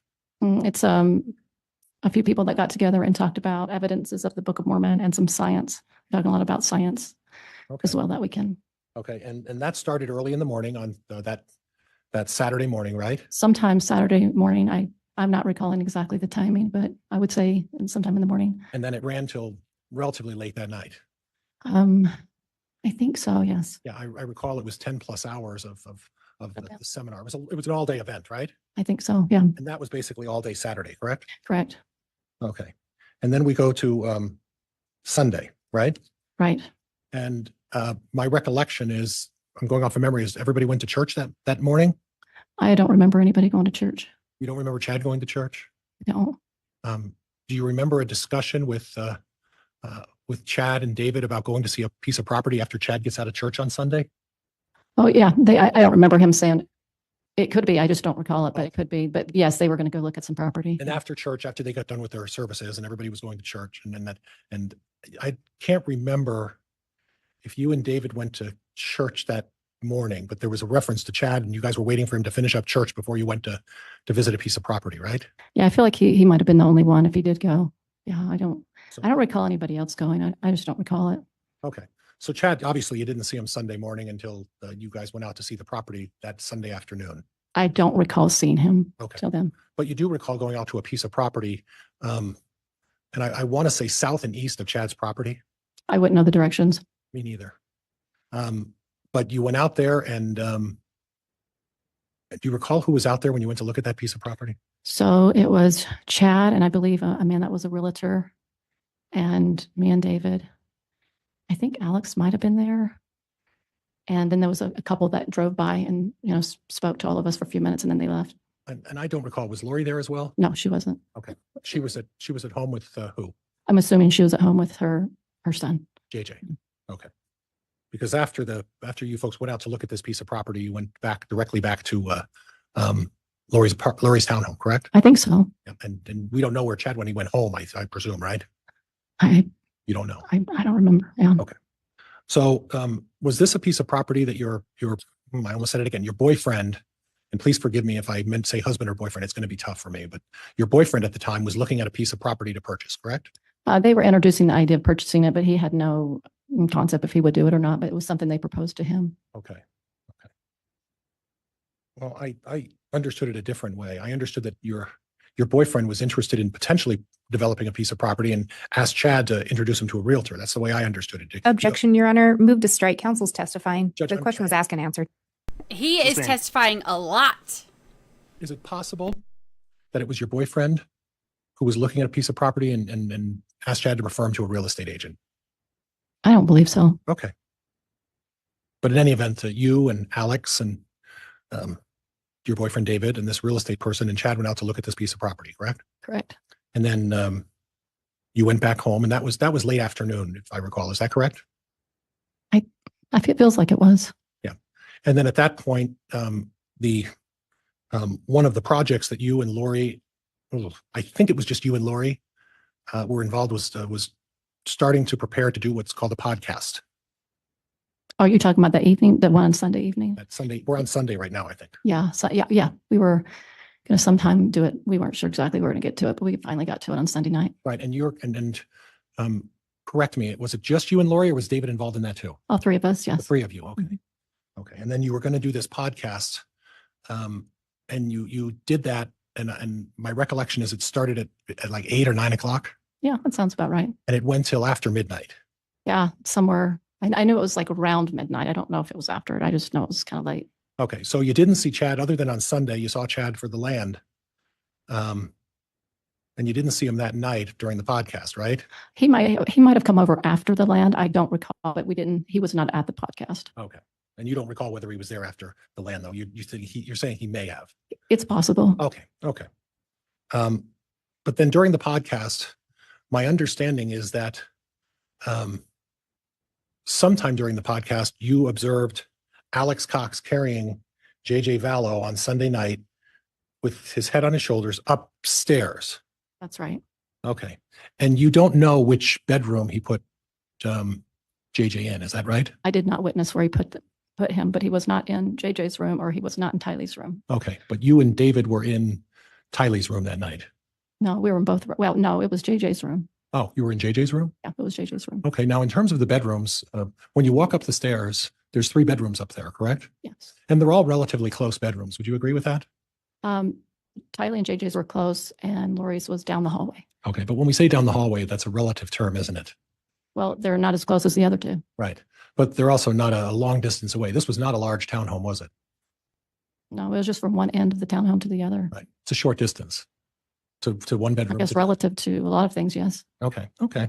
So when you went to bed at whatever time that was after the podcast, at that point, you were presuming that Lori also went to bed and decided to lay down with JJ, right? Yes. Okay. And then you and David you went to sleep after some prayer. Yes. Okay. So you don't know where JJ was that night, correct? No, I don't. Okay. Okay. But you were in the house when Alex brought him up initially at what time was that when Alex brought him up again? I don't recall. It was a little bit, maybe a few hours into us doing the podcast. Okay. And then you said David had, I don't want to put words, he had a nightmare or a vision? They kind of felt like both. I'm not really sure. It was just a bad experience he had. Okay. You have to ask him what he felt like it was. You don't remember? I remember he was very alarmed by it and upset by it. Okay. And was he alarmed enough and upset enough that did both of you get up and knock on the door of Lori's door? No. Did either of you try to locate Lori and say, is everything okay? Because this was alarming. I did. Did you knock on the door of the Yeah, I went over to her door and tried to open it and it was locked. Okay, but you didn't knock, right? I might have. I don't recall. I just know I tried to get in. Okay, and it wasn't opened. Right. Did you go down to the other bedroom that was closer to where you and David were staying and checked on that bedroom? No. Okay. Okay. And then after this alarming event that was so traumatic to David, you slept in until what time? Oh, That is gosh, so condescending. Oh my goodness. I probably woke up around. The jury's not going to 7 like or that. Something in the morning. I don't know. Okay. And from previous testimony, you indicated that you took off and left at about 9:30. Does that sound about right? Sounds about right. Okay. And at that point, again, even though David had this traumatic experience about this nightmare, you didn't ask to see JJ, did you? Objection, Your Honor. Argumentative. Overruled. You didn't ask to see JJ. It's possible I did. I don't recall what I said to her when I came downstairs. Okay. Well, you make a lot of comments. It's possible, but you don't remember asking to see JJ, do you?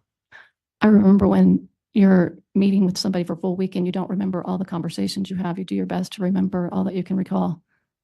Well, I appreciate that because, in the beginning of your testimony with the prosecuting attorney, you were very clear about all of these memories that you had about zombies, about dark and light. Objection, Your Honor. This is a narrative. Move to strike. It's argumentative. Sustained. You were very clear on your testimony about zombies. You didn't have a memory loss about that, did you? No. You didn't have a memory loss about dark and light, right? No. You didn't have a memory loss about how often you saw Chad, right? Sometimes I remember seeing him. It wasn't a memorable weekend to remember when he came in and out all the time. But you were very clear about all of the things that Lori Vallow told you at the bequest of Chad. You were real clear about that, weren't you? No? I said, yeah. Okay. Judge, I don't know if you want to, I unfortunately have quite a ways to go now, and I apologize to the court, but I got a ways to go. Oh, you don't need to apologize, Mr. Pryor. We'll take our time to get through this witness, but we are towards the end of where we're going to get with the witness today. As I mentioned, the court's got another hearing to take up this afternoon. So if there's no objection from either side, I would like to recess for the day and resume tomorrow. State okay with that? Yes, Your Honor. Thank you. Thank you, Ms. Blake. Yes, Judge. Very well. Ladies and gentlemen of the jury, as you retire for the evening, go home, please follow the court's continuing instructions. Woo! Well,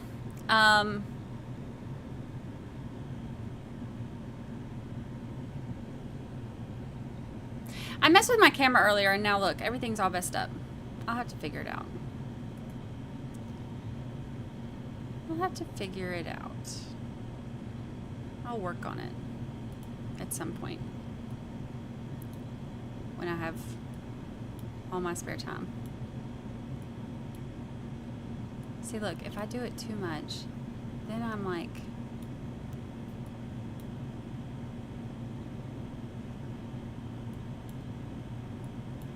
start disappearing. Stop pressing buttons, Brandi. I can already hear my mods telling me. Whatever. Well, you know what? We're just going to go with it. So we're going to call it a day. Big day today. Oh! Not yet. Not yet.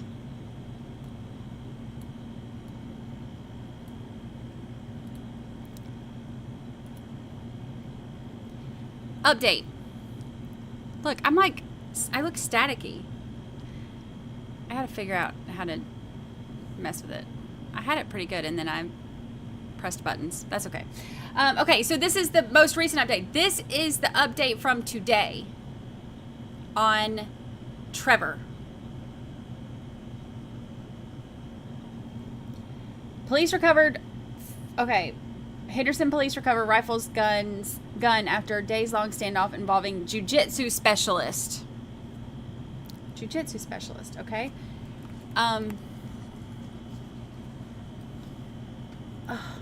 Let's see.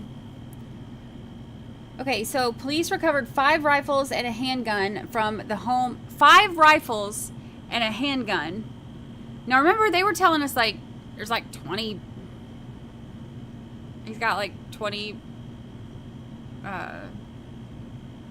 guns or something. Anyway, 5 rifles and a handgun from the home of the man who later died by suicide in a days-long standoff, which ended with officers dismantling part of the structure. We saw that picture. It was definitely dismantled. So the 8 News Now investigators first identified the man as Trevor Cooper, 31, a jiu-jitsu specialist, through sources. Clark County Coroner's Office later confirmed Cooper's identity on Tuesday, adding his cause and manner of death remained pending.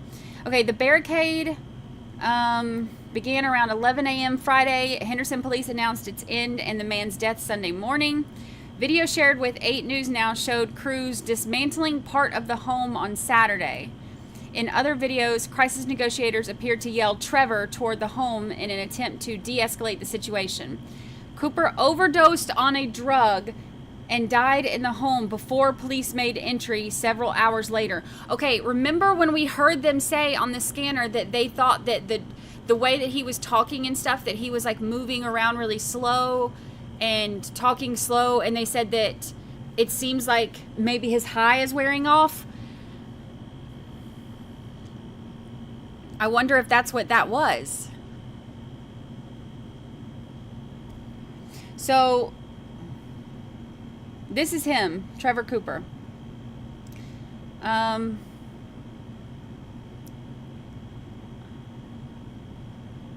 Police came to the home Friday to serve Cooper with a warrant on charges of kidnapping, battery, and administering drugs.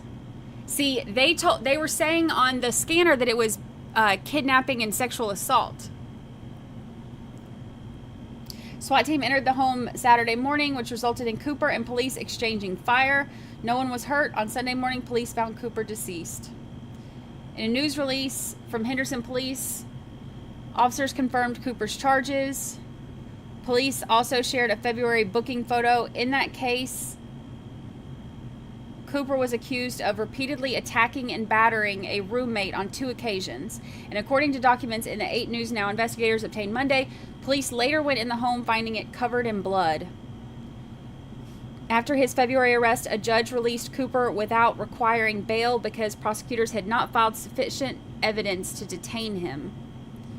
Documents indicate police later came to the home, finding several guns in Cooper's bedroom. Police said they seized the guns due to a protection order filed in California, which prohibited him from owning any firearms.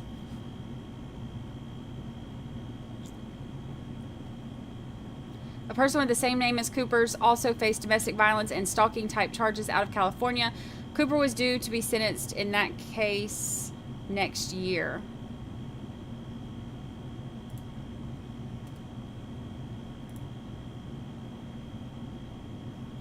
This is an ad.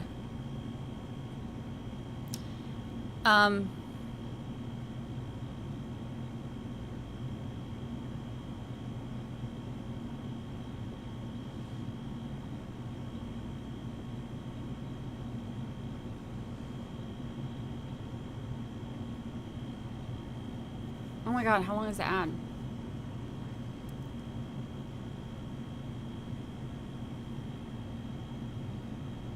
Okay, see the house? I mean, it looks bad, y'all. He's like, I ain't cleaning that one. I ain't cleaning that one.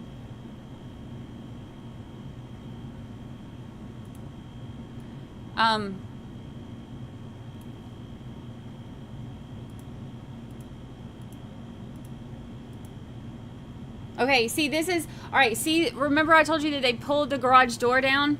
And they had that thing that pulled the garage door out or whatever, so that's that. And then they had that little, remember those of y'all who were watching it with me, they had that, that little entryway, or they said it's like a alleyway type thing or whatever that they kept going in. That's that. That's crazy.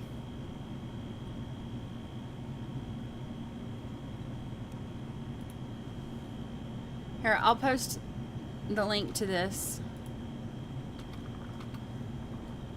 for anybody who wants to watch it. We're done.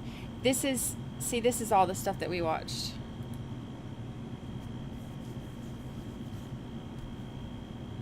Where's the one of the... They had all the neighbors out there, like...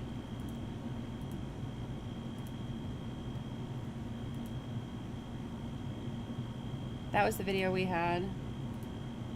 Oh, there it is. Dang it. Hold on. Look.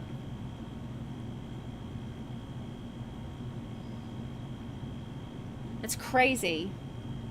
So, I just posted the link for any of y'all who want to watch it, but... Look at that.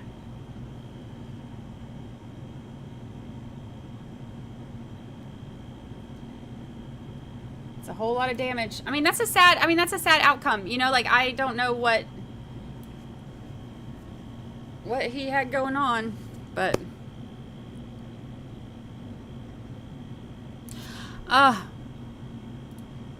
see Gigi's update on dumbbell trial. While on break, someone was trying to serve papers on Melanie Gibb. Really? Wow. Wow. Craziness. Brenda, welcome to the family. Welcome, welcome.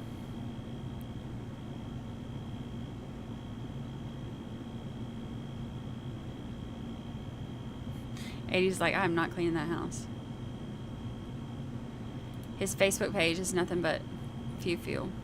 Maybe I'll do a live, maybe I'll go live for that and we'll look at some of that stuff together and we'll do an update, because I know a lot of people are asking me about it. Maybe I'll just, instead of doing like a quick video, maybe I'll just do a separate live for that, but not right now because I'm tired. But maybe later this evening or sometime tomorrow. What's tomorrow? Friday?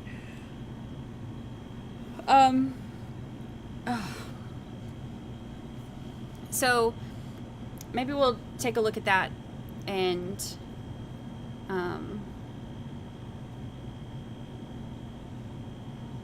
it was on Court TV a few hours ago. Pryor told her she had to accept them. Oh, wow. Server for what? I'll look at Gigi's update. All right, y'all. So that's it for today. I have got some stuff to get done. I want to... Oh, Robin Howington's sentencing is tomorrow. I have not pulled up what time it is. That's one of the things on my list of stuff I need to do. We've got... we'll watch the rest of Melanie Gibbs' testimony tomorrow. We'll watch Robin Howington's sentencing. We'll keep up with what's going on with Karen Reed. So we've got a lot of stuff to do tomorrow, so I haven't made the stream yet, and oh yeah, no court tomorrow for Reed, duh, tomorrow's Friday, but we got the Robin Howington sentencing, we've got the Melanie Gibbs is going to be finishing, and we'll watch the dumbbell highlights. But tomorrow will probably be a short day because trial starts next week, more than likely. They've got the 12 jurors seated, but now, well, they've got 12 of the jurors seated, but they need to have four more so that they can have alternates. So that came out wrong. I'm not saying now that they've got jurors, now they need alternates. I'm saying they have enough to seat a jury, but they need enough to also have the alternates. Does that make sense? So they'll resume that on Monday. That's all I got. I'm going to take a little break, get away from my computer for a little bit. I've been sitting here for 8 hours. Like this, for 8 hours. I need to get up and move and take Miss Priss on a WALK and then get some stuff done so we can be right back here tomorrow doing the dang thing. Doing the dang thing. All right, y'all. I appreciate everything. I will see you tomorrow morning. Thanks for hanging out. Hit like button on your way out. Everybody behave. Be nice to each other. And I'll see y'all tomorrow.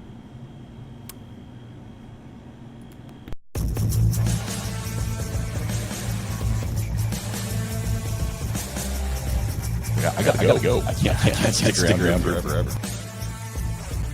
It was wonderful. Everybody behaved. Everybody's always so nice to me.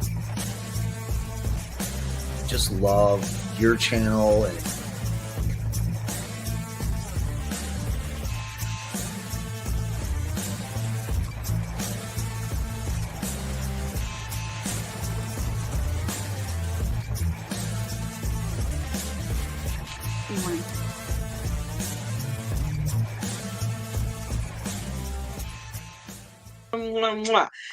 Goodbye, good people.